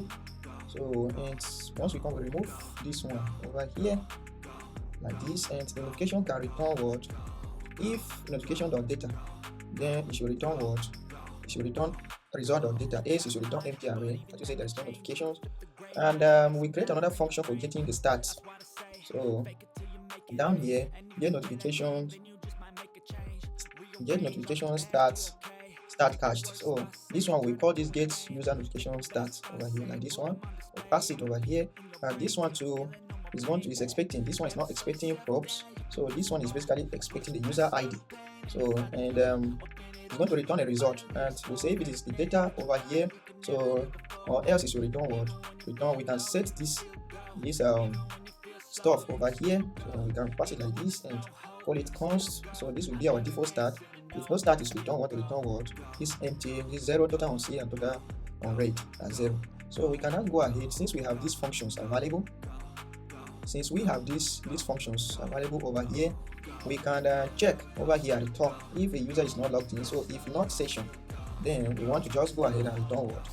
Return null. So if there is no user over here, we want to return null. But what if there is user? So instead of having this try and catch block, we want to execute this in parallel. So we can just say const what? Let's open array like that, and we say await what? Promise.all, and it's going to accept an array of functions. So the functions over here, the first one will pass our word, our notification start.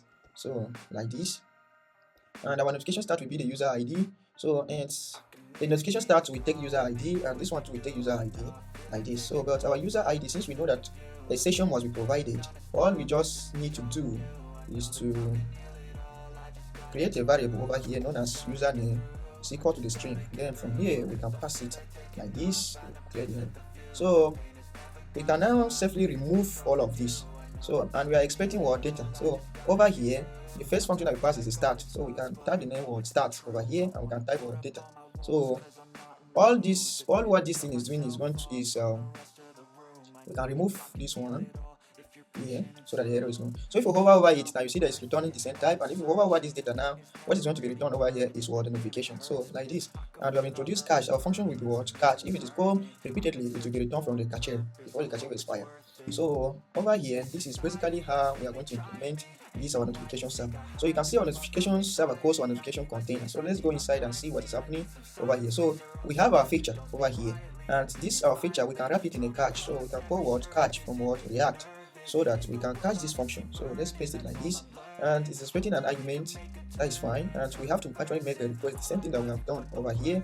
So on this notification server, the same thing that we have fetched over here, we can replicate the same thing over here. So but this one is actually fetching what, is fetching the stats. So let's copy this stuff over here, the same thing that we have done over here, and take it to our container like this. So and we import this get notification start from what, our string, and the ID over here is going to be the user ID. So this is what our feature is doing. So our feature at the end of the day is going to return a notification start, which notification this notification content is passing start, and it's taking start as props and it's taking data as props. So fallback data will be start. So if as it is actually validating or revalidating our data, this start will actually show. So we go ahead and do what, access this. But what if a user clicks on this our pop-up notification icon? We want to actually update the notifications, right, in the database, the function that we created, the stream over here, to update users notification, to turn what is red is what is seen to what to true, so that we won't show the red notification badge. So we can now enable this function over here. So and this function over here, we have to create it within this file. All right, so over here, let's create this handle on scene notification. So we are going to import this update user notification from there. So first of all, we check the user is not present, and if total word notice start is not equal to 0, that is when we now call this our server action to update the user notification. So and we can now go ahead and enable it over here. So everything is set. So we can save everything over here. So you can see we are importing our notifications clients here. So but within this notification client, we are returning just notification. We want to actually show these notification items. Our notification client component over here is going to have a feature, and then this feature we can actually cache the function over here using React, and we can paste it like this. We are calling this what get user notifications. We have already implemented this. It's just simply to get users notification. So it's going to pass prop of time of limit, all this thing, and we are making use of SWR. So the same thing that we did in video fetching is the same thing that we are doing over here. So we are accessing the user session, and we are creating a function get key, so that you can be able to get key for our use SWR Inifinite, because we could have so many notifications that we want to paginate them. So we are calling this Inifinite over here, and then we are passing this our items, this our notification items that is coming from our notifications container over here as the fallback data, so that we can be able to show items while the data is revalidated in the background. So and then the same way we handle the video, we go ahead, since it's going to return, if you hover over this if you hover over this data, you can see it's going to return an array of arrays. So we have to flatten the data by calling this function flat the data.flat, and flatten the data. So we also check if it is reaching end, the same thing that we did in video fetching. And if there is no data, we can go ahead and show no cycler progress bar if it is loading, and if there is no data, we can go ahead and show no data. And else over here, we also we have notification card that we need to create, and we also have a load more button over here to show we want to load more notifications. So let's handle this notifications card. So our notifications card is empty over here. Under our notifications card, we are accepting the notification item of that app notification, and we are getting the video info over here. So and we have imported paper component from Material UI, and we go ahead and show the sender's name, show the sender's avatar, and the image of the sender. And if the notification is type of comment, we can say user commented, maybe John commented. If it is like, we can say John reacted with love to your video. If the notification is type of react, and then depending on the kind of the notification, we should be able to shorten the content of the notification. So if the content of the notification is too long, we create this function like shorten text to actually shorten the notification. And then over here, the notification media, we go ahead and and display the poster or that video that the user has commented on. So let's create this function of shorten text. So open your UTs directory. So our UTs function over here, we want to create the function of shorten text. So the function shorten text wants to take text of string. So and it's going to take the limit that we want to shorten. So if the text is less than the limit, we return the text, else we slice the text based on the limit that is provided. So it's just to shorten the text, just like that. And everything is good. And we have imported the notification card over here, and then we imported the notification client over here, and we imported the notification server over here. So this is how you can be able to split your application to several components, be it client or server component within Node.js, and at the end of the day, put everything together to achieve your desired effect. So when we come back over here, you will not notice anything, but for now there is no notification for this user, so you can see no data over here, and everything looks great. Wow. So we are done with the top with the navigation bar over here. So the next step over here is to work on these pages. So these pages are similar to these pages that I worked over here, like fetching the subscription. We work on this page before we come back and work on actually when we click on the video, we should be able to watch the video details. So I want us to work on all of these components. We already worked on create video over here, and we have worked on this dashboard. We can be able to fetch the content of the videos based on the categories or and then we can also search over here based on any query that we pass, so like love and all these things, and our query is debounced. So then let's work on this subscriptions page. In order to create subscription page, let's go ahead inside this directory. Let's create a subscription over here, subscriptions, so like that. And within it we have to create a page component. So and within it we have this, and we have to also create a page client. So let's create this page client component .txs. like this, and let's just export a dummy content over here. And then within this, we need to actually create this subscribe videos stream function. So let's handle this. Below here, we will actually implement fetch subscribe videos. So fetch subscribe videos are, we are going to fetch videos that from channels that the user has subscribed to. So first of all, from user, so we'll check all the channels that the user has subscribed to and fetch all the videos. So, and first of all, we will connect the database and then call subscription model, and then we use aggregate function of what of Mongoose. So over here we use aggregate function, and then we match where from user is equal to what the new mongoose types object id and from user. So the from user, the current user, now we convert this into an object id, and then we look up videos, and we look up what to, and the foreign field to as what video. So we are fetching all videos from what from subscription, where the from user id is equal to what the current user id. So, and then we unwind videos, we look up what users, because we want to fetch the users details with the owner of the video details, and then we unwind user details, and then we return some probes over here. And from there, we replace the root of the videos as this, and we sort it by what descending, and we can apply the skip and the limit that we pass here as what options. That's what we're basically doing. So from there, we grab the videos and then format the video. We already created this function that we have been using.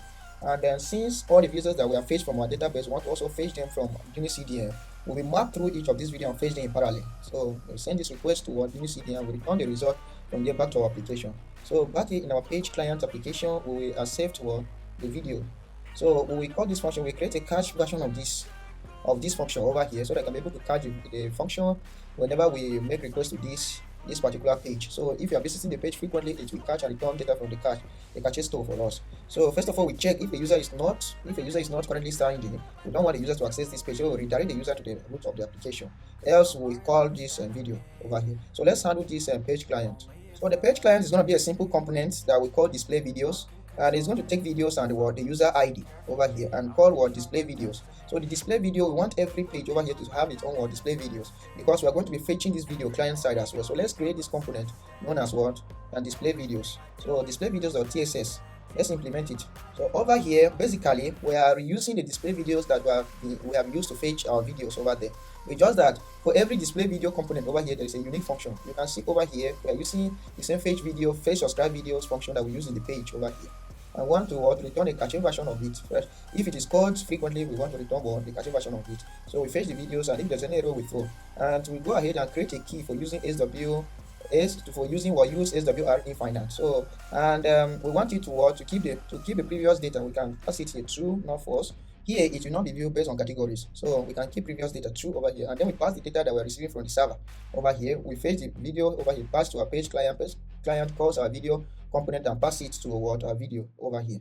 So and then we flatten the data since it's going to be an array of arrays. We have already done this, and we create a function of its reaching end. So if there is no data, if it is loading, we want to show a cycler progress bar. If there's no data, we want to show this card image of no data, and then we want to also map through the video and call the video card. The video card that we created, we're going to reuse it over here and display the video. We also want to show the button of load more when there is more data to load. So like this one here, we can pass the page size to be 21. So if you are passing the page size to be 21 on the server 2, it will be 21. So we can save everything over here.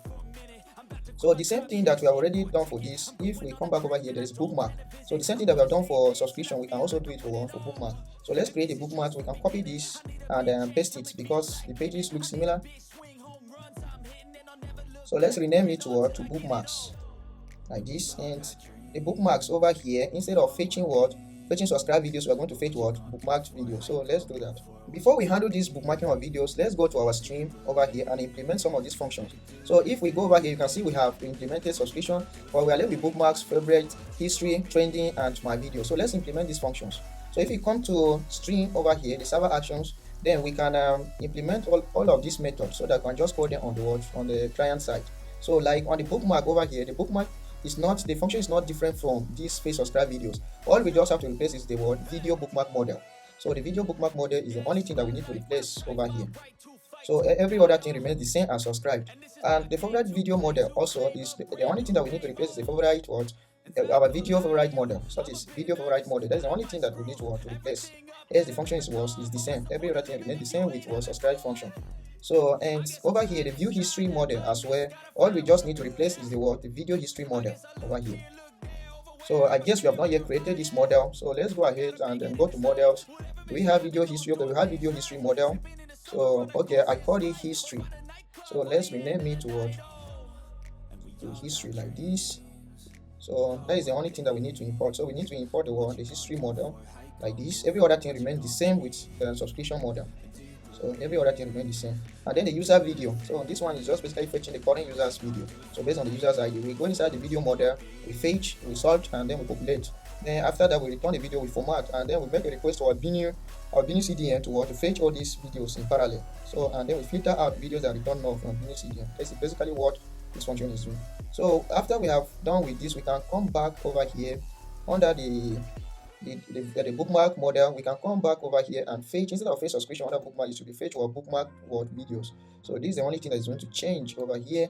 And when we go inside the page client, nothing is going to change over here, but in the display video, we are going to call this one, change the key type over here to bookmarks. And over here at the top, instead of fetching subscribe videos, we are going to fetch bookmark videos. So this is it over here for marking our videos. What else do we need to change? Another thing over here is to work on favorites and our favorite videos. So it is just the same. Let me save all this and then close these pages. So our favorites is the same thing as our bookmark. So we just copy it and rename this file over here to favorites. So and within the functions, instead of fetching bookmark videos, we fetch fetch favorite videos like that. That's the only thing that we need to replace over here, and every other thing remains the same. And when we go to display videos over here, we need to change this type, the key over here to favorite, because we want the keys to be unique. If the keys are the same, it will be returning the same store data from other places. So over here, instead of fetch bookmark, we'll be fetching favorited videos. So the reason why we change this key over here, you can see the structure of this is similar to other ones. So if there is no unique input, since the data is cached, if there is no unique type over here, it will return the data from maybe model. It will return, when you access subscription, it will return the data of bookmark, and when you access bookmark, maybe it will return the data of subscription. So that's the reason why we have to keep a particular key that is unique to this structure, since the structure looks similar. So we can save everything for this one over here, and the next one that we need to work on is the history. So our view history, and our view history is still similar to bookmarks. So let's just let's copy that, paste the bookmark, and rename it to history. So to history over here, and the history over here, we need to fetch history movies, to fetch history. Let's see, to fetch video view history. So just like this, that is the function from our server action. It's our server action function, and the implementation is similar. And we go to display video over here, and we change this bookmark key to history. And over here, this is our feature. Also, we are fetching history, view history videos. So this is basically what we're doing. The rest of the things are the same over here, and we can save for now. Another thing is we want to work on trending videos. So let's create a file over here let's create a directory known as trending. And within the trending, we need to have a page.tss file, and we also need to have we need to have a page client.tss. We need to also have a component of display videos. So here display videos.tss. So but then we need to implement a special function for getting trending videos from our BunnyCDN API. So let's go into lib over here and go to Bunny over here, and we want to get our video list. So let's implement this function over here, and this function is going to take the page, the items page, and the order by. So we want to order by views like that, and we'll access the BunnyCDN. Then we pass the access key. Since we're accessing the string from BunnyCDN, the string feature, we will actually pass the Bunny string as the Bunny string key as the access key.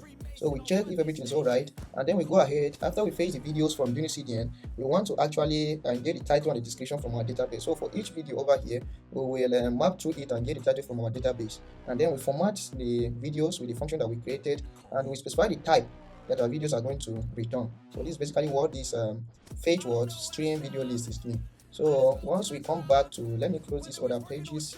So open this trending page.tss file, and over here we basically need to just do something. So all we just need to do is we have created a cache. We call this fetch stream video list, and this trending video is not going to be based on any user ID. So we are just going to call this function like this, and then call our page client. So our page client is going to look similar to this one over here. So we can copy the content of this one and take it to take it over here and paste it here like this. If you open this our display video, it's going to be quite different from our other examples. So first of all, it is the function over here we change to string video list, our feature over here, and our key that is going to be generated, that is going to be what trending, and the items per page. We have decided to change the key number to items per page, which will be equal to the page size, this number that we specify, and the page over here will always be what equal to what the page index plus what 1. So if you continue, if you load more, it will always be page index what plus 1. So every other thing will remain the same. So we are not expecting any user ID over here on the top, so we don't need this. And when we go back over here, we don't need user ID as a prop over here. We don't need this as well. So, and we don't need this prop over here. So I guess everything is all right now. So over here again, what is the next component is our videos. So let's create that component. Let's create this the videos route. So videos, so here it will show the current users videos. So the first file over here is page.tss file that will be creating. So this one is going to be quite different. We are first of all going to access to get the public user to fetch the user, and we are going to also fetch the user videos. So we want to catch all of these functions. So first of all, let's go to server actions and create this fetch public user. So when we come under actions over here, let's create another file known as what users.tss. So the user.tss file, now we are going to implement fetching user details and updating user. So over here we will create a function fetch public user based on filter. Maybe it could be based on user ID or based on username or email over here. So we call the user model, we access, we check. So we created some instance method on the user model for getting total user subscribers and getting user videos. So if you go to model over here, these instance methods that we created, like get user total videos and get user subscribers, are the functions that we call over here when we find this user. So and then we call user.json so that I can format our data properly. After we are done with this, we go ahead and we'll create a data for create compose and a user object for returning our user. And then over here we do when the user wants to update his bio, or which will be doing that in a jiffy, then we can actually call user model, find the user and update the user's bio. This other one is to get the current user. So get current user from the API. So from there it is making use of a function. So we can actually import this use type. Since we don't have it yet, we can go ahead and create this type. So go to types over here, and our type of app user is going to be simple. And then over here, this is just going to take the ID, the name, the total videos like this. So it is the type that we'll be returning here. Where is it used? Let's find it. That is the type of user over here. We also have this function compose user. So let's create the function. So let's open utils function, and our function compose user is going to be a simple function, and it is only going to take user of any and compose user and return the user object over here. So as simple as this. So let's import this session from Nextjs. So and then we access the user. Is the kind of user that is going to return from this session. So basically this is what this our users action server action is doing. So some functions over here that I return. So over here we can now go ahead and then return this. I guess the arrow should be gone, and we have to create a top section for actually displaying our users thumbnail and banner. So at the top over here, let's create another component known as top section. So top section.tss. After that, we have to create for displaying users video. We have to create another one known as page client.tss. We have to create another component known as display videos, so for actually displaying the user videos .tss. So let's work on this top client. So the top section component is going to be a client component, and it's going to import. We have importing avatar box and media from material UI, and it is going to accept type of app user over here. So we check if a user has a banner. Then if the user does not have a banner, we just show a background of wallpaper. But if a user has a banner and has an image, a banner, we are going to go ahead and display the banner over here. Here, if the user has an avatar, we are going to display the user avatar. Then we show the user's username over here, and over here we show the user's total subscribers and total videos over here, just like this. Then finally we show the user's bio. So this is what this top section is all about. Our page client over here is similar to the other page clients that we'll be doing. So it's just going to display the user's video based on this user. So over here, let's work on this page client.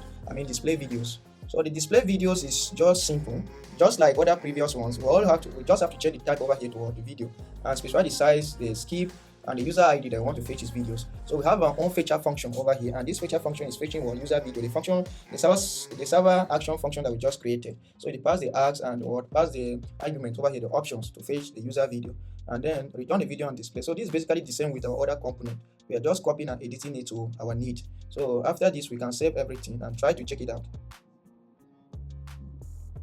So the next step over here is actually to work on this feedback and settings function. So but before that, if we navigate to subscriptions now, we should be able to see all user subscribe videos. But since we have not yet subscribed to any video, until maybe when we add more users to the application, the subscription video will return empty. Likewise the bookmark and the video, but all these pages now we can be able to navigate to them. So and let's work on this help. You can see under bookmark, I have bookmarked one video, and you can see my bookmark over here.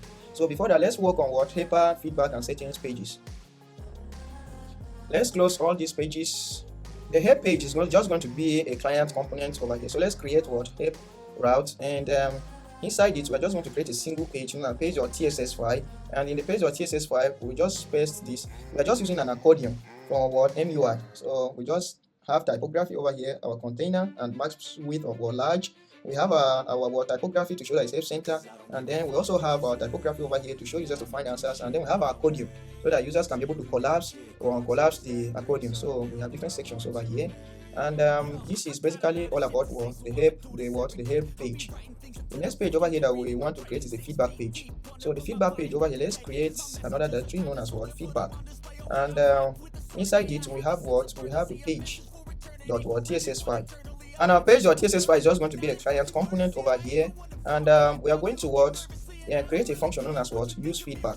So it's just going to be a client component, and it will have a state of rating and comment over here, and we access the current section. We also make use of use dialog from Toolbar over here. So these are custom hooks that we can be able to make use of.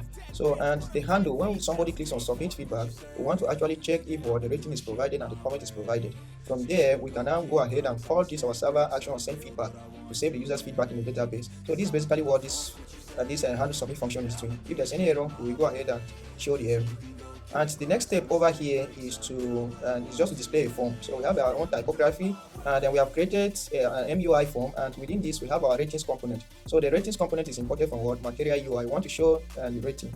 And over here we specify the value. If the value changes, it should be the state should update accordingly. We also have the text field over here, and we have indicated that it should be multi-line so that we can be able to have a kind of text area like form over here. And then we simply have a button where we call the submit button for actually submitting our own feedback. But we have to create this function known as send feedback. So let's open our library. Let's open the library and then create another file over here known as feedback.ts file. So this one is not user.tss, it's actually user.ts. So let's rename this. It's not a JSS component. So and then inside the feedback, we implement the function of sending feedback or sending feedback in the database here. So like in one server action, we have to indicate use server at the top. We have to import the fetch data to the feedback model, and we have to connect our Mongodb database over here, and then simply call the fetch model of create and save and return the response. As simple as that. So these are some of the few pages over here that we are going to display within our app.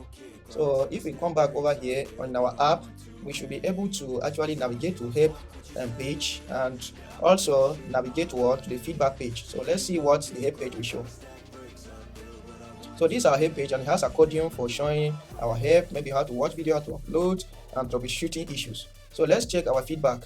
So this is our feedback component over here. So we can go ahead and give our rating and say this is the best streaming app so far. So and if you click on submit, you can see our feedback is sent successfully, and we see this modal. So our feedback was saved in the database, just like that. The next page that we need to work on is the settings page, where we can be able to configure our player setting or update our bio. Under dashboards, let's go ahead and create another route known as settings. So and under the settings, we create page.txs file, and within it, our settings is just going to be simple. We are going to access. We need 2 components or 3 components. We need the player settings component, the studio settings component, and we also need the update user component. So let's drop it over here. We create this component in Jiffy. And we need to actually access, since it's a server component, we need to check the session of the current user. So if the user is not logged in, we redirect the user back to the index page. But if the user is logged in, we can now go ahead and fetch the public user and pass the data to update user page. So let's go ahead and create this component. So you can see the components are imported from our components / common directory. So we have to create this component over here. So first of all, create the page on setting.tss, and then we have to create studio settings.tss. So let's go back here and we create another one under common known as studio settings.tss, and within we have to create another component known as update user. So still within common, update user.txs. So after we have created these components over here, we have to export them so that we can import them in our settings page. So let's go over here, open the index page under common, and then export this component over here. So let's copy up to 3 times and then replace these ones. So we cut it like this and replace this one, replace it over here. We cut this one too and replace it over here. We cut this one too and replace it over here. So let's go ahead and work on the component. So like the player settings component, let's open the file and work on it. Look at the file over here. The player settings component is just going to be a simple client component, and we are going to access the use app state. So remember the settings that we configure in our app context. I wanted to set the player settings. So if you hover over it, you will see the kind of state. So if for instance I try to access setting app dot, so I want to say things like autoplay, loop, muted, and preload. So the user should be able to configure all these things, and when the user configures his own settings, we save in the cookies, and whenever he visits our site, we access the cookies. If it exists, if it doesn't exist, we use the default settings. So over here we have just created a form with a switch for toggling our settings. So whenever a user toggles a setting, we go ahead and call this update method from our use context. We created the method over here. Look at the method for updating here, saving the user setting in the cookie. And this is basically all about it. So just basically we display this in the grid layout, and it is going to show different switch for to play, reload, muted, loop, and different kinds of player settings. So this is basically what this player settings is all about. The next one over here is the studio settings. So the studio settings is just like the page that will be able to update our bio. So within the studio settings, we need to actually import this function from Bunny. So from actions /Bunny. So let's create this function. So let's go to our Bunny file server actions over here, and then we create this function upload user file. So we may like to change the banner or to change the image. So depending on the kind of file that we want to upload, we will make use of it over here. So and we don't want to, like this one over here, we have to configure the storage hostname. So let's do that. So the storage hostname, let's go at the top over here, and we want to check if we have a storage region. The region is going to have a name, but if it doesn't have a name, we go ahead and use our storage based host name. So this is what we are doing practically what we are doing over here. So let me see where I've used this. So over here shouldn't be storage based name, but it's Bunny storage host name, and over here too shouldn't be the base name, but the host name. And down over here in our file, we are also making use of it here. So, and we import a user model after we have uploaded the file to Bunny storage over here. If you upload the file, be it banner or our avatar, then we check if there is no any error. We update our model with the word. We update the user model with the name of the banner and the name of the banner. So that is practically what we are doing, either the name of the banner or the name of the avatar. So if we have any existing banner or avatar, we go ahead and make request to our server to delete that existing file. So this is practically what this thing is doing. Then at the end of the day, it will return the file URL, the file name, and the user name. So this is basically what this upload user file is doing. It's just similar to how we are changing our video thumbnail. So this is what our studio is all about. So we have created a local state, a file and a banner file, the banner URL, photo URL, whether any of this is processing or loading. So we will use processing for tracking whether we are changing avatar, and we use loading for tracking whether we are changing banner, whichever one that you use. So we import this use notification hook from Toolpad, and we have created two use ref over here so that we can be able to hide our file input but trigger it when we click on the upload banner file button. So we have created a state over here based on these local states that we have defined over here, and we have created handle file upload. And whenever a user wants to upload the file or change the file, we want to know the kind of file that the user wants to change. So be it a banner or be it an avatar. So and then we set the state over here respectively. So that we can be able to also show the preview of that. So you can see this function of image file to base 64. So when we select an image, we want to generate the URL where we can be able to preview the file. So be it banner that was selected or be it an avatar, we generate the URL and assign it here accordingly. So this is basically what it's doing. So we have our box over here, our box element. We have defined our input, but then we hide our input by default by passing this attribute hidden. But when we click on this div, it's going to show our border like this. Then we trigger the file over here. So we use this ref over here to trigger the file to open for us to select a file. And we may want to accept the kind of file. So let's pass this accept, and we may want to accept only images over here. And this one is for actually changing our banner. What if we want to change our avatar? So and if we want to change our avatar here under this section of change photo, this is the same thing that we have done. Just like banner, we can be able to change our avatar. So this is the same thing that we did when we are actually uploading video to Authjs CDN under the create function. So everything here is the same, is similar. So and every other thing. So after we are done with this, we need to actually work on this word updating user. So this way we can be able to upload our update our bio. So our update user is going to be a simple function, and then it's going to import some components from Material UI. It is also, we are also going to make use of some hook from Toolbar and use session from Next.js React to access the currently logged in user session. So, and we have created a simple schema for validating the bio and the username over here. We have created a local state for holding just bio, since it's only bio that we're updating, and we have also created a session. We are importing this session from from React. If you are importing it from React, it could be different. But let's go ahead and import this one from use Toolbar. So use session over here, and it's similar to this one. So if you are using this one, we don't have to bother about that one. So let's go ahead and pass this section like this. So let's type session. Yeah, and everything remains the same. So on bio change, so we want to pass this function. Then we have created a submit function over here, and this submit function is going to call our schema over here and validate if our payload is correct, if we don't have empty bio, and if user ID is present. And then if it is that, we set is loading to true, and then we go ahead and call this our server action function over here, and it will connect to our database and simply update the user's bio based on the user. So this is coming from user over here, server actions. So this is basically what this function is doing. If there is any error, we will show the error. And over here, we display just a simple form, and we pass the attribute of multi-line so that it can show the text area like a kind of thing. So, and when we are typing and we hit submit, we hit enter key, we want to go ahead and submit. And we have also specified that the limit of our bio should only be 250 characters. So, and then we have our own submit button over here, and we say if the state is loading, the button should be loading, and if it is processing, which is loading, the state of the button should be disabled.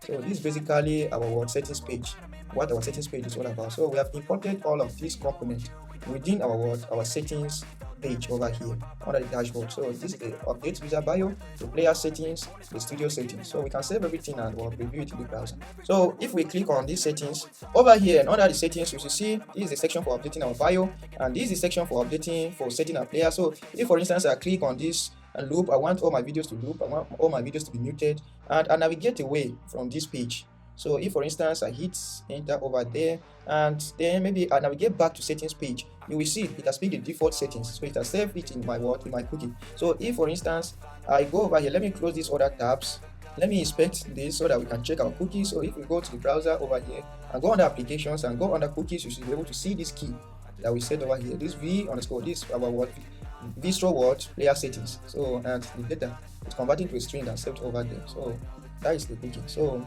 and then we can be able to update our bio over here. So and we can be able to also update the banner. So we can click on this over here to select the banner from our file over here on update. But let's just change it to date added so that we can be able to select a good looking banner. So like this banner over here, we can select it, and you can see when it's uploading, the image is uploaded successfully. And if you check our MongoDB now, we should have an avatar. Let's do that.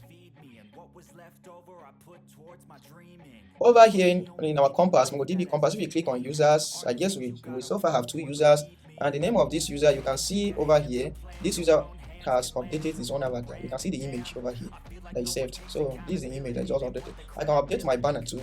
Alright, our banner too we can be able to update. So let's just click on this and we can select maybe banner 1 over here, and you can see when it's uploading, you see that, and our banner is uploaded successfully. Wow, this is so fast.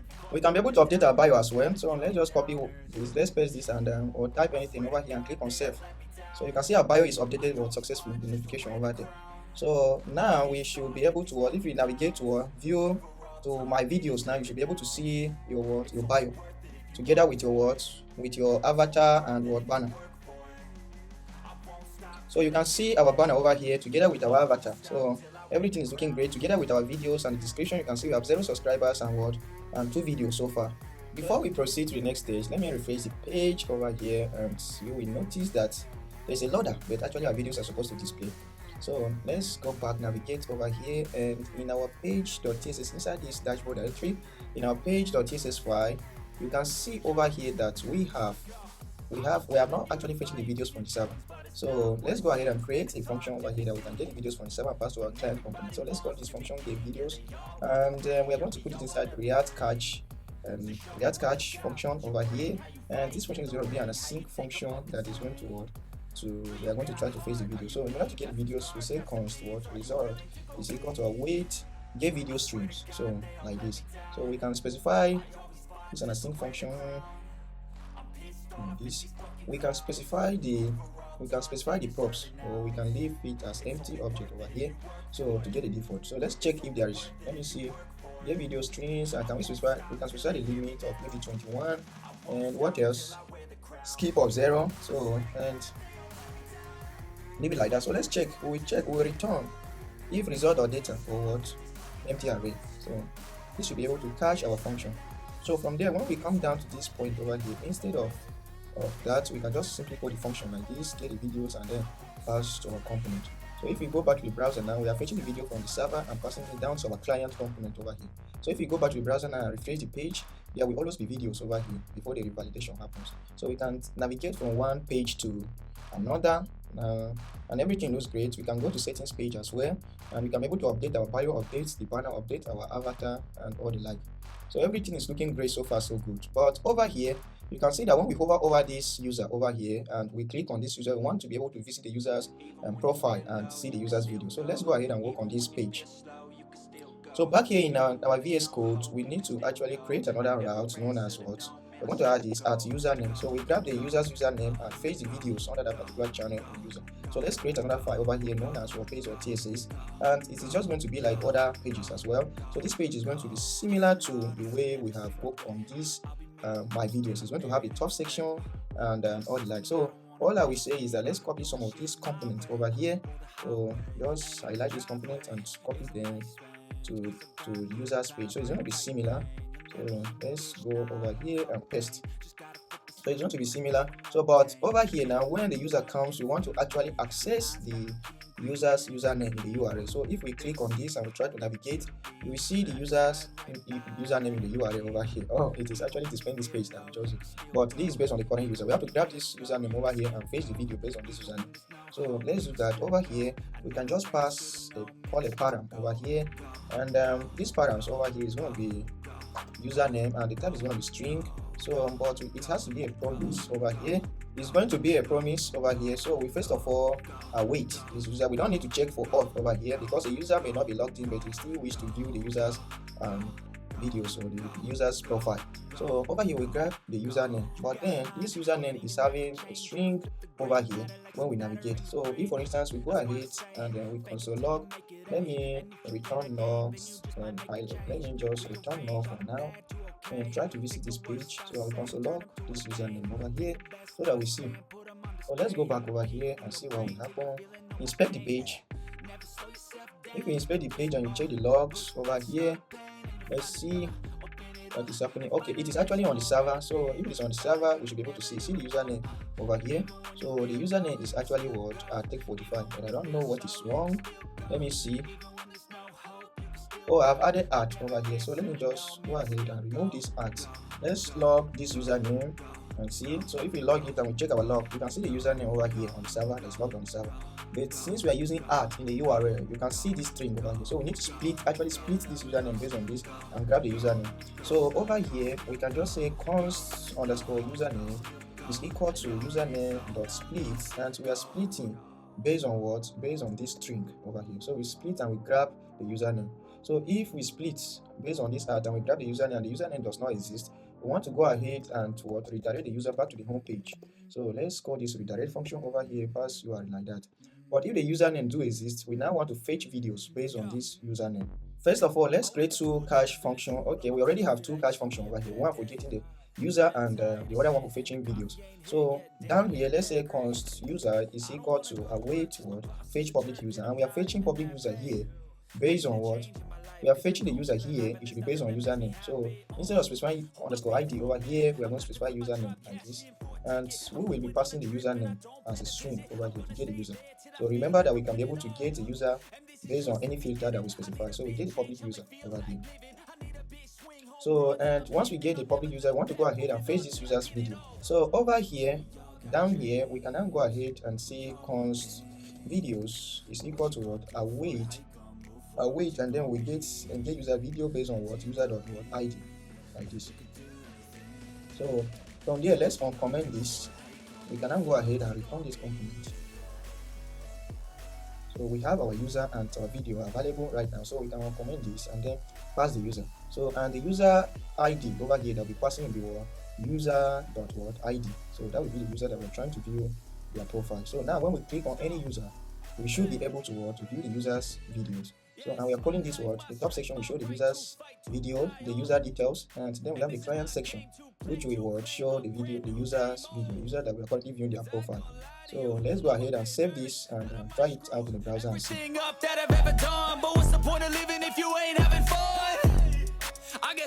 Before we check it out, let's go ahead. If not username, I mean to write here. If not username, so redirect. So let's go ahead and check it out in the browser and see. So when we come back over here and we click on this particular user to view the user's video, you can see the banner of the user, the number of videos that the user has, and this. So we can be able to view a user by their username. So you can see the username over here in the browser. Another issue I want to fix is if we come to home page over here, we don't actually need these components. We don't need a composition pattern over here. We can just simply display this thing on the server. Since we have a server component over here, let's go to our dashboard, our main dashboard page. So over here, we can simply display this our top server component over here on the server. So we can just simply remove this and then open React.fragment. So React.fragment component over here, and within it we can display our top server and also display our home page over here like this, and everything will still work great. So let's save everything, and everything should work. So if we go back to home, and then everything should still work, we can still be able to fetch videos based on categories like this. Wow, everything is looking great. So let's go ahead and work on watch videos page. First of all, let's close these other pages. Now over here, still within the dashboard, we want to create another route known as watch, and within the watch we want to have the ID. So we create another route over here like this with ID, and within the ID we can create our page. But let's go ahead and paste this and I will explain. So within the page over here, you can see I have defined some components just similar to other pages. So first of all, we do we create a cache version of fetching video over here. So we need to actually do we want to get the video details. So we need to create this function fetch video in stream. So let's go down to the bottom and create the function.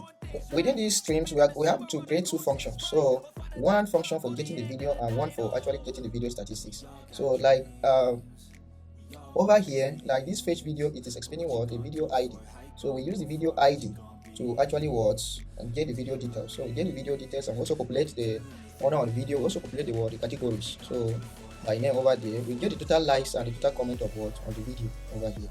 So and at the end of the day, we call this function to format the video, and then we also go ahead and fetch the video from Buni and then return the item. So we are fetching the video from our database and also fetching the video from MUI CDN. So and then we return the video. Another function over here is the fetch video statistics. We would like to also, when we click on the video statistics, we want to be able to see the video statistics. So I've created this function over here, and to get the video statistics, we have to make request to we have to make request to MUI.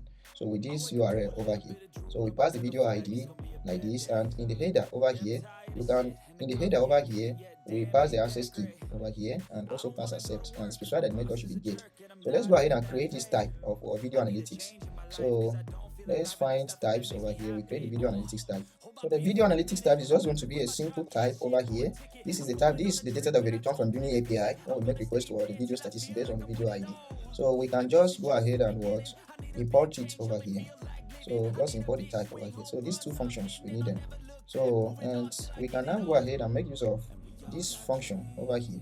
So first of all, we want to get the video details over here, and we also want to actually generate metadata. So we want to show open graph tags over here within this page, this video details page, so that it can be able to properly format when we share this video to social media platforms. So first of all, we use this function, this catch function over here, to get the video. From there, if the video is not found, we return an empty object. But if it is found, we go ahead using Next.js, we get the video info, then we define the types. So if we use this generate metadata, so this generate metadata is a function in Next.js that you can be able to export to generate metadata for a particular route. So we're generating metadata like open graph for this video details page. So and then we define the video title, description, the keywords, which will be the tags, the author, the creator, the publisher, the category, and everything over here.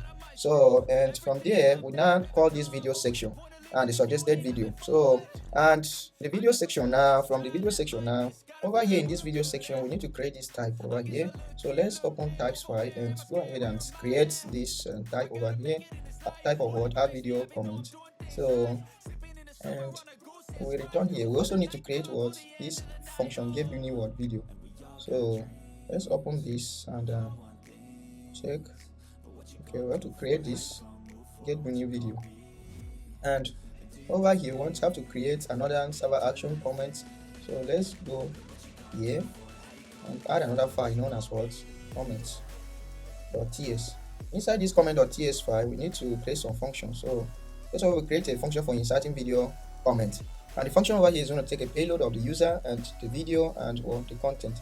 Then we also like to send notification. So once we are inserting this comment, we also send along with the recipient, the person that will be accepting the notification. So we call video comment over here, and then we create the comment, and if the payload, if the current user is not equal to the recipient, then we create notification over here.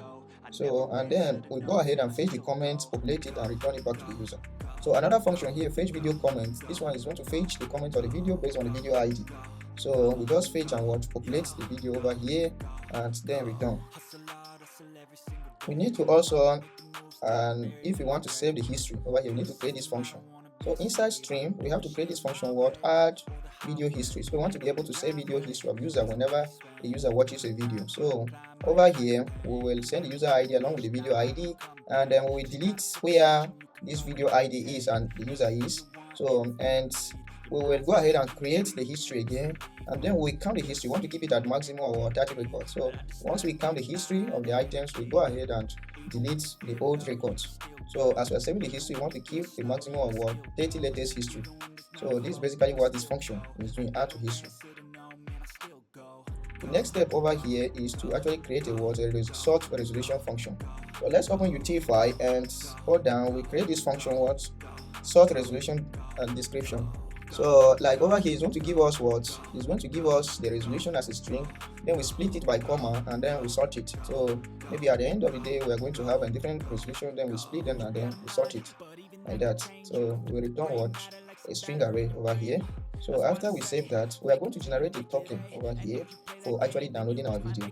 So when you are using BunnyCDN, you will have to generate a token to some certain directories that you have uploaded to your video before you can be able to actually download those videos. So we are going to, based on the path of that video, so like here, every video ID has a generated resolution. So it's going to be 250p, 240p, 360, 1080, 2140, that is high definition and all the like. So we will generate a token over here based on the path. So like the video ID, we pass the video ID over here. We want to be able to access all the resolution within the application. So for every resolution over here, we generate this token, and so that we can be able to download a particular resolution. And we also get downloads URL. So it has its own special URL that we need to compile. So after we have generated this token over here, we will need to actually pass this token the URL. So based on our pole zone and the path of where our video is uploaded and the file name, then we can go ahead and pass this token in the URL. So as a query string, and also pass the expire time.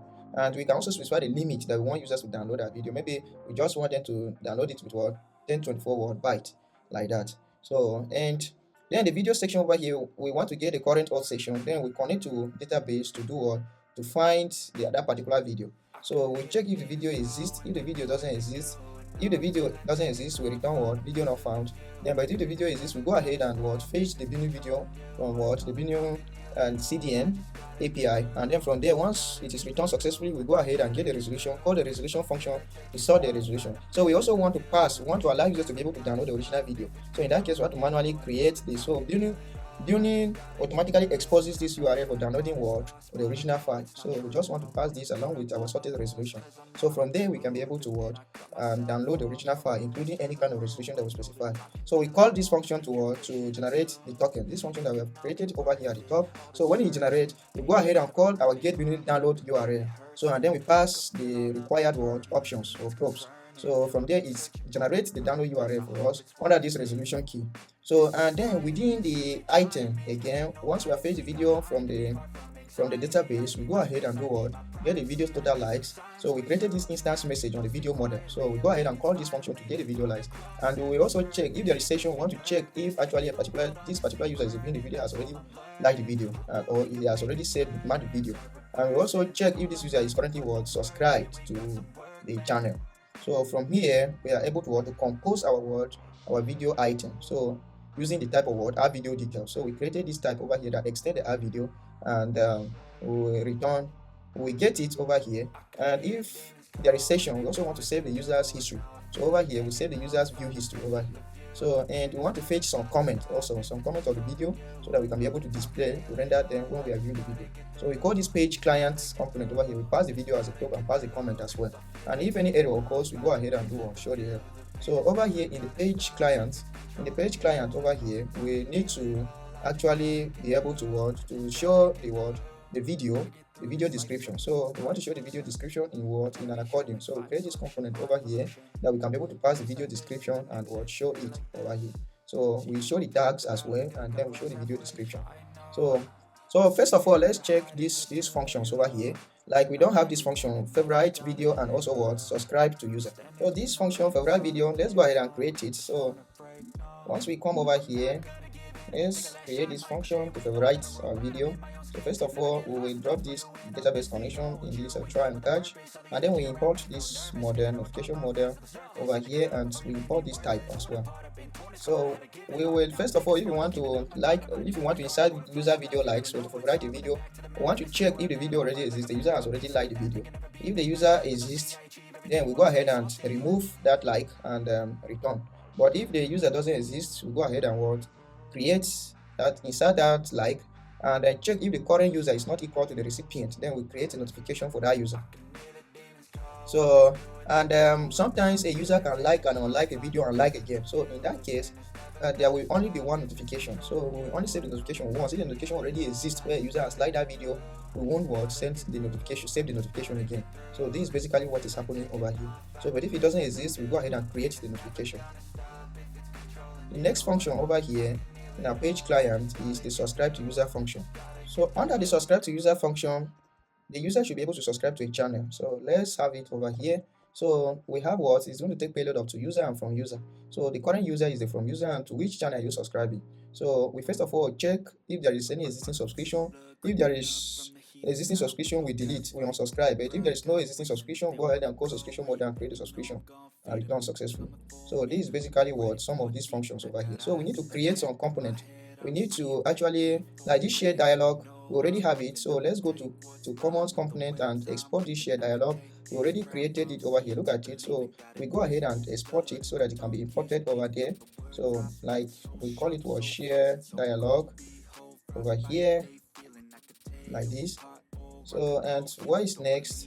We have share dialog. The two components that we need to create is the comment drawer and the Bunny video player.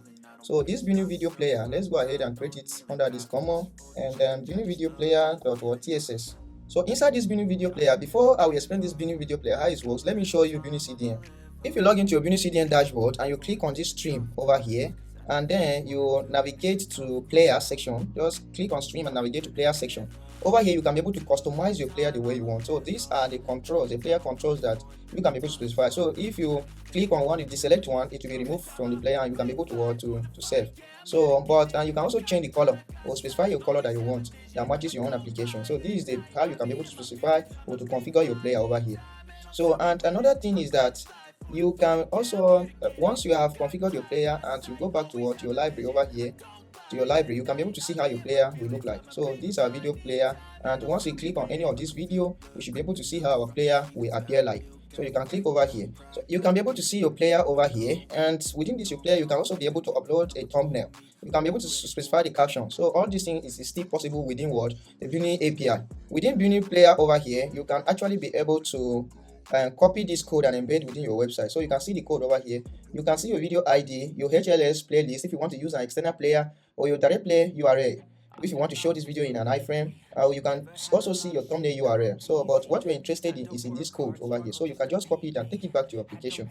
So once you take it back to your application, let me just paste it over here. You can see how the code looks like. So you can actually change this code to be React compatible.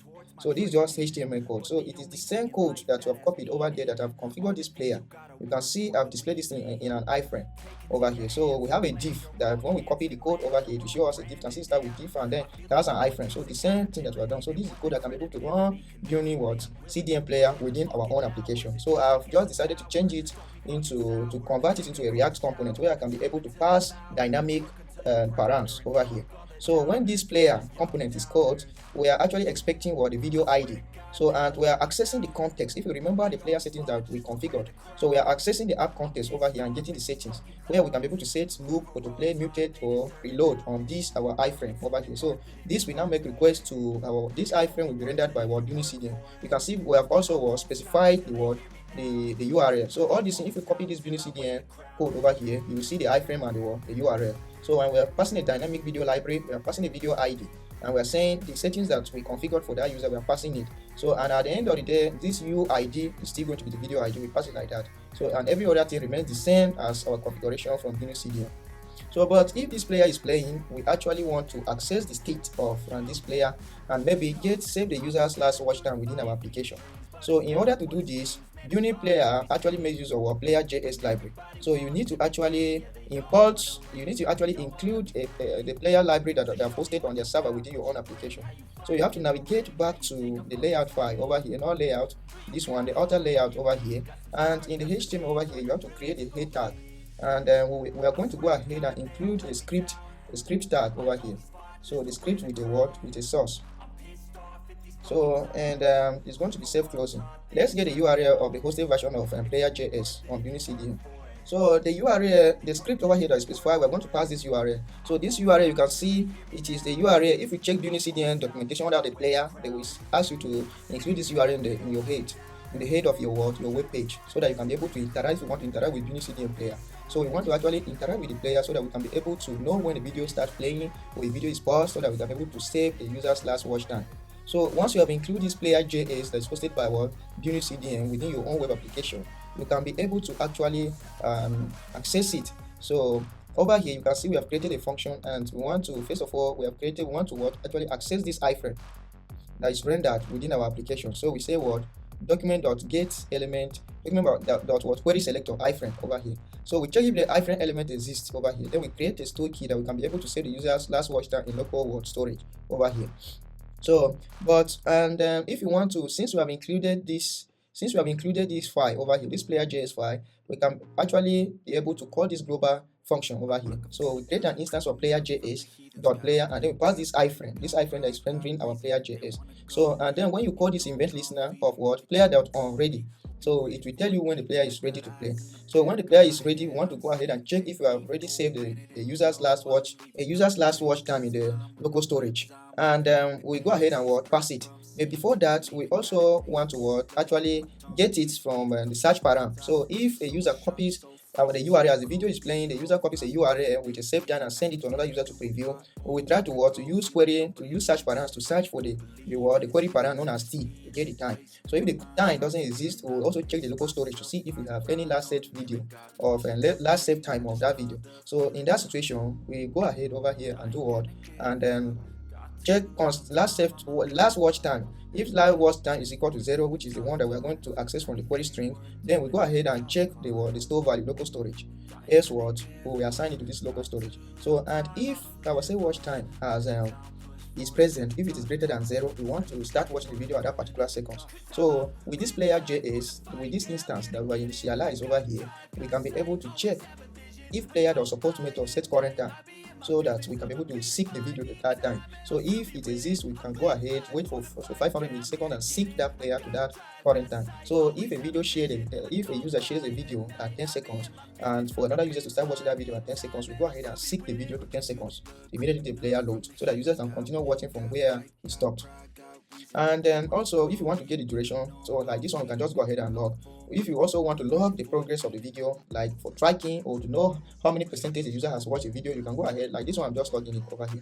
The most important method over here is on time update. We want a situation where as the time is updating, we can be able to be saving the user's last watch time after every 5 seconds, just the way YouTube works. So as the video is playing and emitting this event of time update, we will say the current time is equal to data.seconds, because it's going to be emitting the total duration of the video and the seconds that the video is currently at. So we check if the current time is equal to 0 and there is loop, then we will reset the player. So they will reset the state over here. We created a function we reset the state.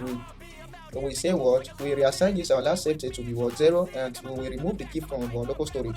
because we assume the user has finished watching, and then we delete the query param from the URL, and then we will replace it with what null over here.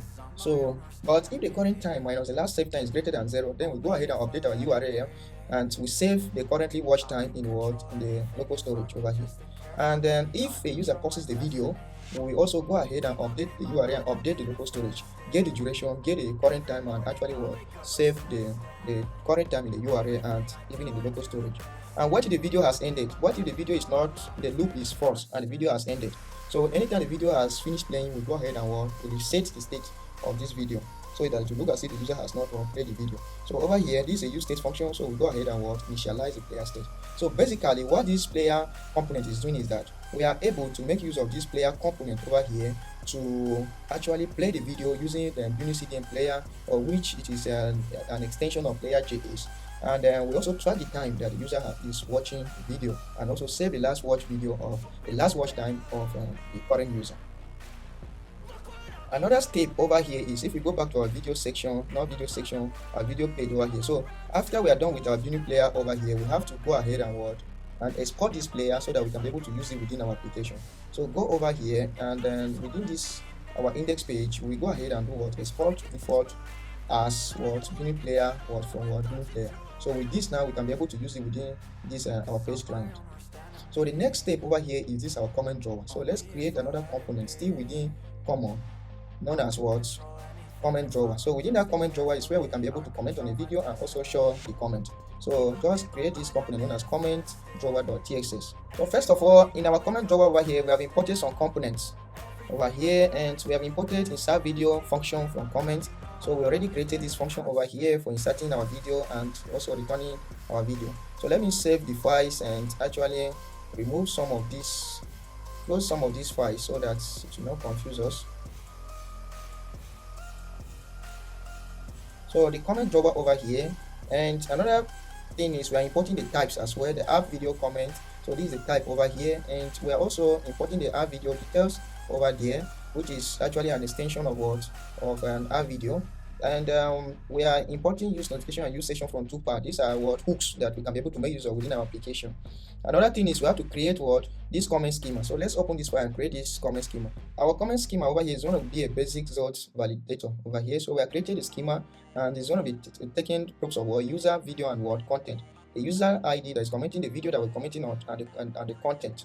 So that will be our comment. So we import what, Zod arrow from Zod, and we import what, use SWR from what, SWR. So this is actually a hook that we can be able to access some function from it to mutate SWR globally within our app. So, and we have to create another what, component known as what, display comment.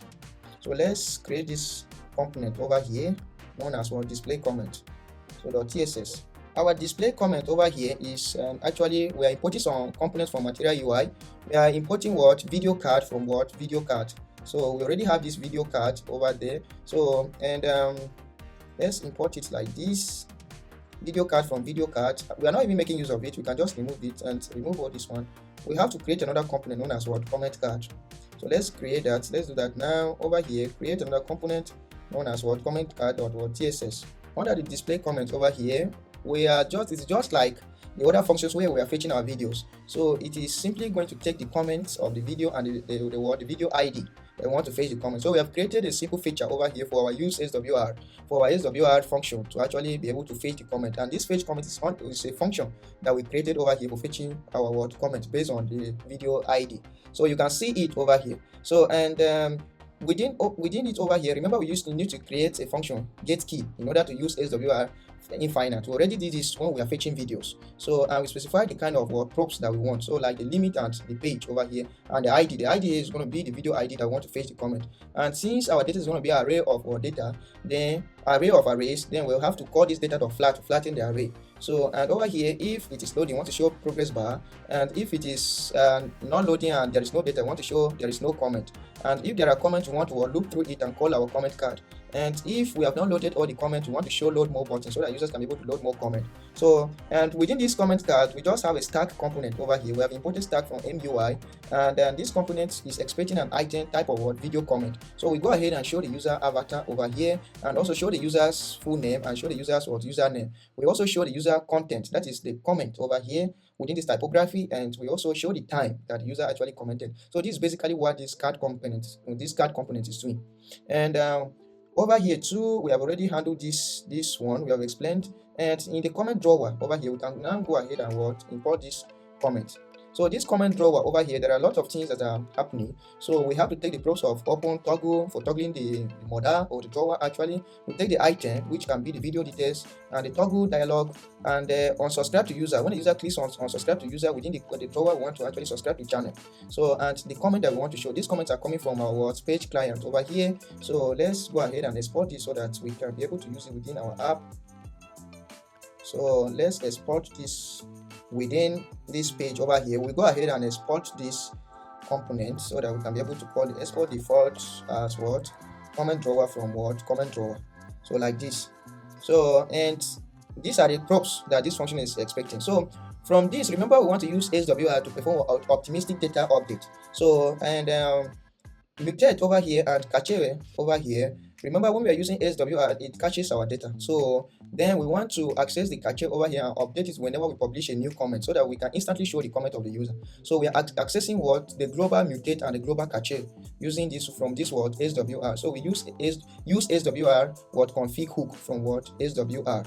So after we access the hook over there, we also have use notification hook from Toolbar. We also want to access the current session of the user to know whether the user has logged in or not. So we have created a state based on our local state over here, just the open and the contents for opening to toggling our drawer. And we have to actually create a function to cite this cache.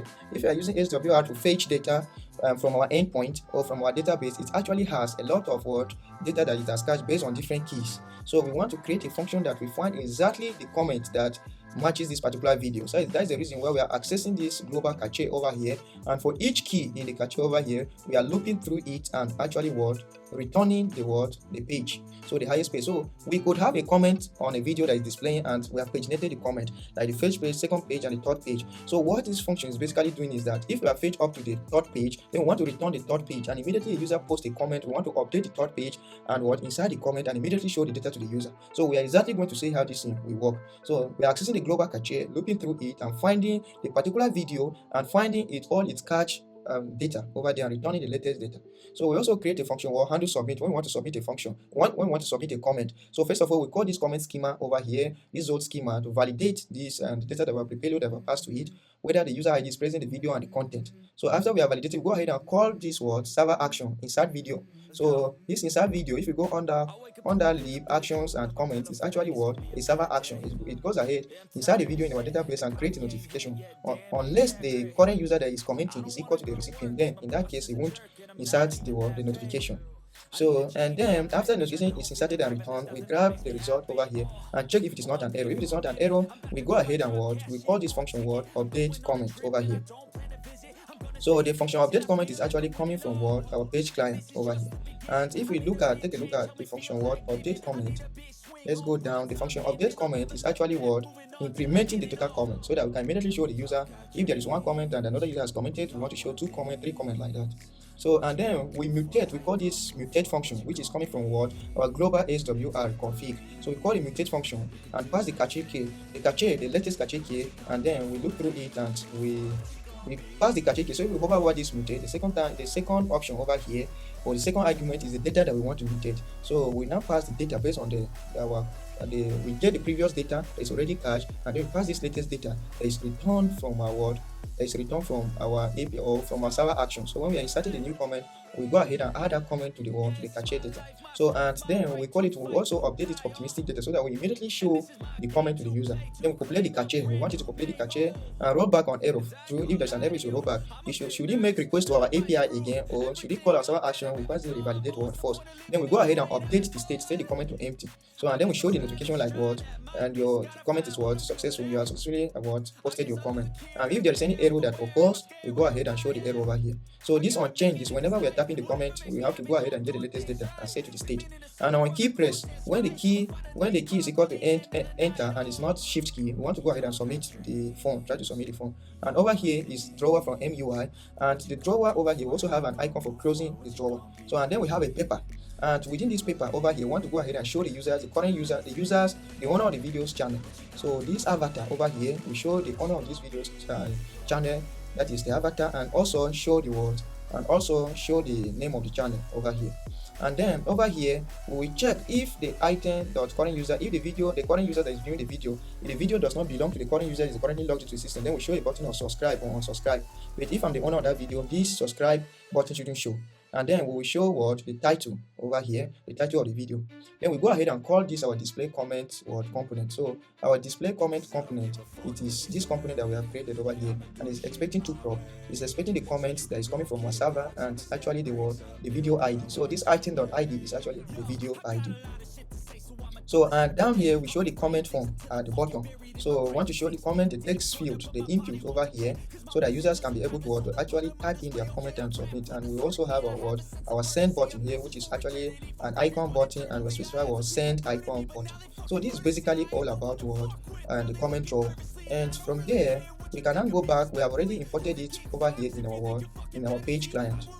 So we have explained this talk over here, and we have explained that this accordion over here is going to show the video details. So it's expecting the video description and the video tag. So we go ahead and actually call it within our page client over here. After displaying our video, calling our unique video player over here, then we go ahead and show the video title, and within we have a stack over here that will be able to show different buttons like, views, and all the kind of stuff. So since what we are fetching from the server over here, since the video that we are fetching from the server over here contains total likes, total comments, we want to go ahead and also create a stack over here and show the total subscribers, the total views, and the time the video was created over here. And if the current user is not equal to the owner of the video, we want to also show the subscribe button over here. So this is basically what this component is doing. And also, if a user has already liked a video, we want to actually show a different color. But if he has not liked the video, we want to also show another color. So this is what the like button over here is doing. And on the comment button over here, we want a situation where this our comment drawer over here, when we click on this comment button, we should be able to toggle the comment drawer. So that's the reason why we have created this proof of open comment drawer. So whenever we click on this button, it will toggle between opening and closing the comment drawer. We actually have a button over here for showing for sharing. So whenever we click on this share button, it should open our modal or our dialog, so that we can be able to actually share this video on social media platforms. And over here there is another button for actually bookmarking our video. So when we click on this button, you should be able to bookmark our video. If you already bookmark the video, it will remove the video from bookmark. We also want the user to be able to download videos. So over here we show this download video, and whenever a user clicks on this download video, we want to go ahead and show a pop-up. So this, if you check this download function over here, this download function is actually setting the anchor tag, the anchor element to the current element, and opening the download pop-up. So if we check this prop over here where it is used, if we check it over here, look at the pop-up that we created for our download. So we say the state is true, you should open this pop-up over here. So, and there is inside this pop-up we have a box element with a paper background, we have a typography, and then we are looping through all the video resolutions, and then we're showing a list over here with a button. So if we have different video resolution, depending on the kind of resolution that the video supports, we want to actually show the video resolution so that the user can be able to download the kind of resolution that he wants. So we look through the video resolution that we configured over here on our server. So if you could remember, we actually configured our video resolution here together with the URL and the name and the token for actually downloading the video. So we go ahead and access the resolutions over here together with the URL and shown. So in HTML, when you actually want to download, turn an anchor tag to a download link, you actually pass this prop of download. Then you specify your URL that you want it to download the file whenever you click on this anchor tag. So you can see this is a button. This is a button component, but I specify that the component should be anchor tag. Then you specify this download attribute, and we also specify this href, which is the download URL of our video resolution. So depending on the resolution, it's actually an array, and we are looking through it and displaying it over here. So this is basically all about this page client section. So we have different kinds of functions over here. When a unsubscribed user, it should trigger this. First of all, it will check if a user is logged in. If the user is not logged in, you want to toggle dialog, so it will toggle the account login dialog, so that user can be able to sign in before actually subscribing to the channel. So, and if the user is already signing, we actually call this subscribe to user function, which is actually a server function that will take the to user and from user and go ahead and will subscribe. If the user already subscribed, it will remove. But if the user is not subscribed, it will subscribe the user. and then when the response is returned, we go ahead and update. If the user is subscribed, we increment total subscribers. But if the user is not if he has unsubscribed, we do what? We deduct the decrement the total subscribers. So this is basically what this unsubscriber function is doing. So the unfavorite, when the user clicks on liking a video, first of all check the session. If the session doesn't exist, we toggle the account dialog so that user can be able to log in. And if the session exists, just like the unsubscribed user, we pass the user and the video ID that the user wants to like, and then we save it accordingly in our database. So you can see the function over here. Another thing is on bookmark. When the user clicks on bookmark function and there is no session, we want to go ahead and we'll toggle the account dialog for the user to log in. And if it exists, we want to go ahead and actually bookmark the user video and show notification. If the user clicks on share, we want to go ahead and toggle the share button so that the user can be able to actually select the social media platform that he wants to share. And over here, when the comment is updated over in comment drawer, we pass this function over here, and the comment drawer accepts the function, and from there we can be able to increment the total comment. And this handle download, I've already explained this function. So if you scroll down to the bottom of this file, you can see this comment drawer component that we have imported over here. This is a comment drawer. This is the account dialog, and this is where we actually show the description of our video.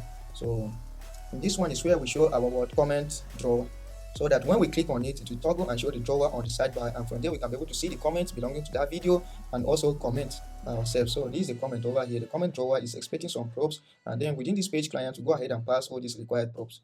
So once we have done with everything over here, now we can actually save it. So all these files are within within the watch and the ID route. So the next section over here, once we have actually display, want to view the video details, we want to pass the video ID over here and select some video and suggest to the user. So once we want to select, we want to exclude the video the current video that we are viewing. Don't want to suggest the current video that we are viewing. So we actually call this get video streams. It's a function over here. It's a server action function that we are going to actually call it with a filter. So we want to filter where the ID is not equal to the current video that we're watching. So from there it will return some videos, and we go ahead, look through the videos, call the video card component, and actually display the videos.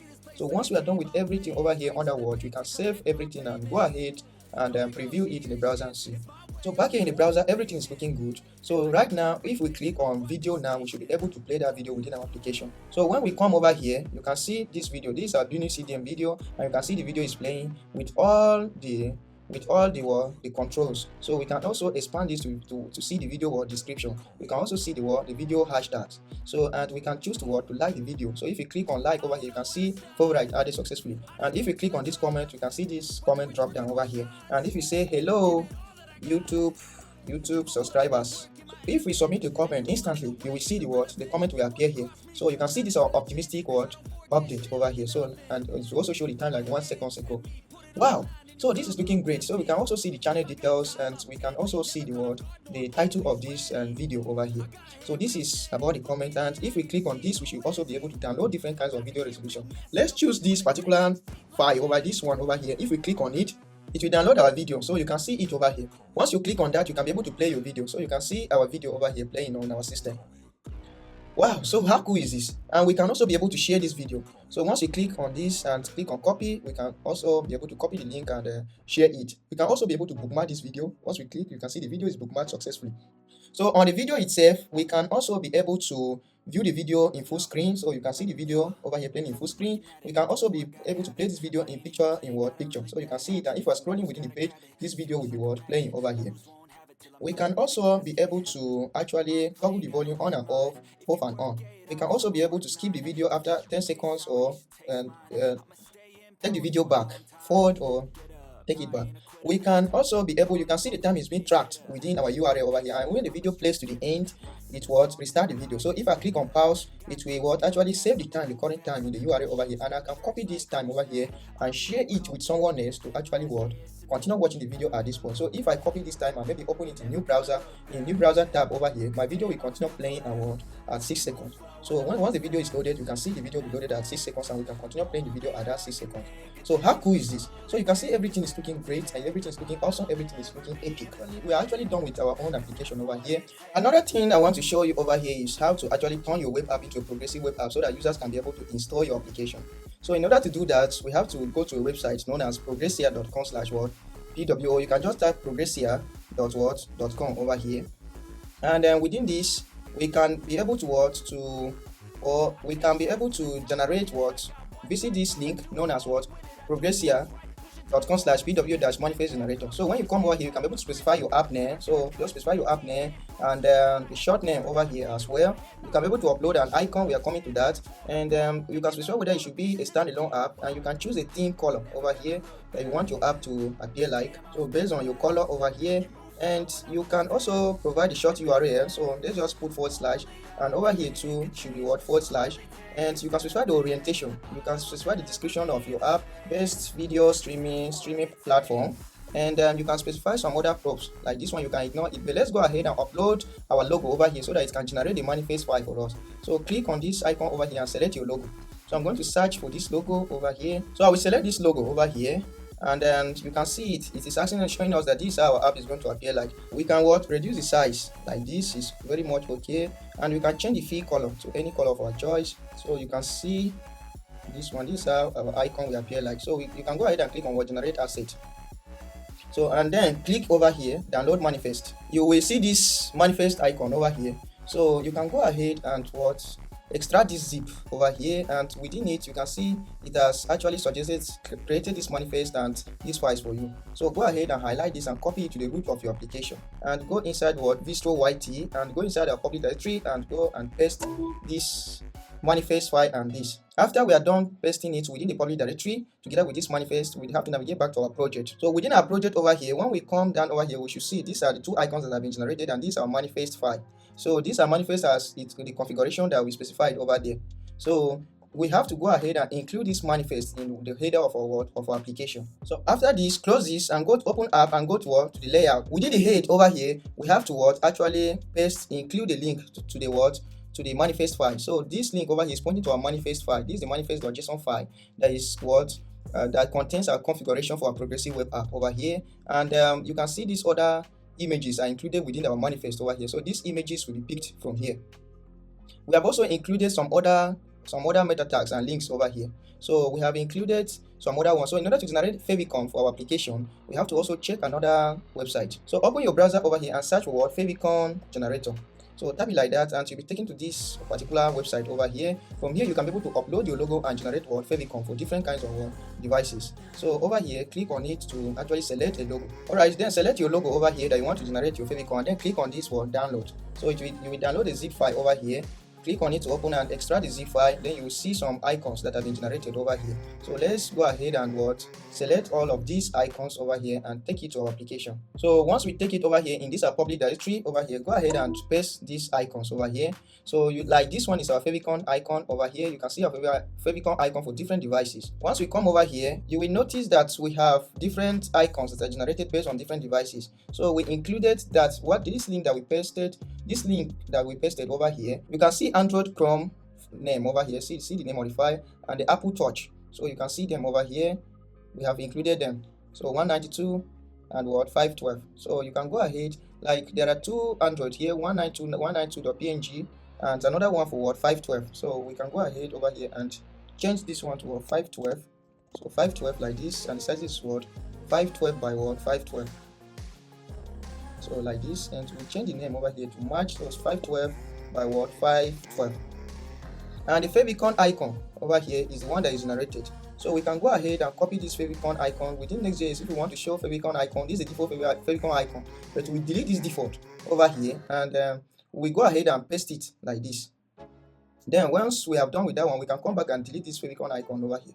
We have included the rest within our head tag over here. So with this now, we can be able to show favicon of our logo within this. We can also be able to actually show our color, our theme color over here, depending on the kind of device that we're using. We have included this manifest over here, which will turn our app toward a progressive web so that users can be able to install this application on their system. So let's go ahead and check it out in the browser and see. So after you have linked your manifest file and you come back to the browser over here, if you refresh this page now, you see this desktop icon over here, this install icon. So whether you are on mobile device or any kind of device, desktop, Mac, Windows, you will see this icon over here. So and if you click on it now, you'll be able to install this app as a progressive web app. So it will be installed natively on your device. So if I click on install now, it will install the app, and you can see the app is installed within my apps over here. So I can click on this and close, and everything still works. I can click on this to actually view the video, and everything will behave natively, just like a native app. So you can see it, I can do any kind of thing and perform all the functions and all this kind of stuff. I can also click over here to log in. So this is how you can be able to turn your app into an installable app, which is known as what? Progressive web app. So another thing that I want to fix is if you go to our layout file over here, if you open this source and go to app and our main layout file over here, we want to show our logo when the page is loading, but over here we are just showing what? Linear progress. So let's just go ahead and turn this into a React fragment and add this linear progress at the top over here, have a box element and import this card media over here from what? MUI, and pass it these props. We want to center it in the center of the web page, and then we can go ahead and add our logo. So I have a logo known as /dash what logo.svg that is dropped over here in this public. So if I go to large over here, this is the logo that I want to display when the page is first loading. So after this, and specifically the components will be an img, save everything and we preview in the browser and see. Go ahead and visit your website. You can now, if you refresh the page now, you will see this logo that's appearing in the website over here and our loading bar. So this is how cool it is. And by the way, if you have installed this app on your system or on your device, whenever you open this app in the browser, you will see an option of open it in the app. So if you click on this, it will go ahead and open the app over here. It asks you to always use, you can say yes, and over here every other thing remains the same. You can be able to toggle between light and dark mode. So everything looks what? Great. Another step is I want to go ahead and publish many videos over here. So I'm going to pause this video and publish many videos to our API so that we can be able to log into two separate accounts and actually see how this we can be able to like, we can be able to comment and then see different user notifications. Alright, so right now I've published many videos. So I'm going to go ahead and log into separate accounts so that we can be able to see how this app will behave. So I'm logging into separate accounts over here, and if I click on my videos and link over here, I should be able to see my videos. So this is one user account known as take45@gmail.com, and I'm going to log into another account as well over here. This one I'm going to use the email of tove.developer@gmail.com and log into this one. So I'm logging into two separate accounts over here, and you can see some of these videos are published by different users over here. And over here, if I click on this video that is published by Tekma, which is this account over here, and make a comment, you should be able to see a notification at the top over here. So let me try that. So I'm going to click on this video to watch the video. So once I click, now see it has suggested some videos for me over here, and I can click on comments and I can be like, hey man, I love your Vistro videos. So and I'll hit enter. So immediately that comment is published and you can see, hey man, I love your visual videos. So if I switch to the other account, you should see notification at the top over here. So if I switch over here, you should see a notification badge over here at the top. It has faced a notification in real time for us over here. And if I click, I should be able to see the comment. And if I click on this, it should also take me to that video where I can be able to see the video the user has commented. And if, for instance, I go back over here and I scroll down and I look for another video that is published by the other user over here, and I click on like over here, this video is like, the other users will receive a notification that this user has liked his video too. So let's switch to the other account. So if I switch to this account, you see notification badge at the top over here, and it says Tekma reacted to your video. So if I click over here, I should also be able to see the video over here.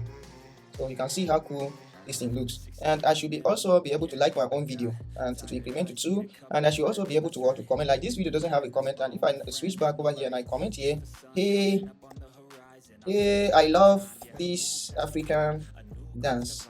So and I hit enter over here, the other users will receive a notification that the user has commented on his video. So if I come back this side, you can see notification at the top over here with the comment. The comment is faced in real time over here, and if I open it, you can see Tekma commented, hey, I love African dance. So everything looks great, and we can be able to search for video over here. Maybe search for video that include dance, and it suggests different kind of videos for us. You can see everything is looking great here. So if I actually click on this, I can be able to save this video. If it's already saved, it will be removed, and if it is not saved, it will be saved. And if I click on this option again, I should be able to toggle sharing this video to any social media platform, and I can choose to view this user's profile by clicking on the user avatar over here, and it will show me the user's avatar. So you can see how great this thing looks. And if I click on any video over here to view, I can perform all these functions like save, downloads, and the original, maybe any kind of resolution that I wish to download over here. And I can expand this to actually view the video description.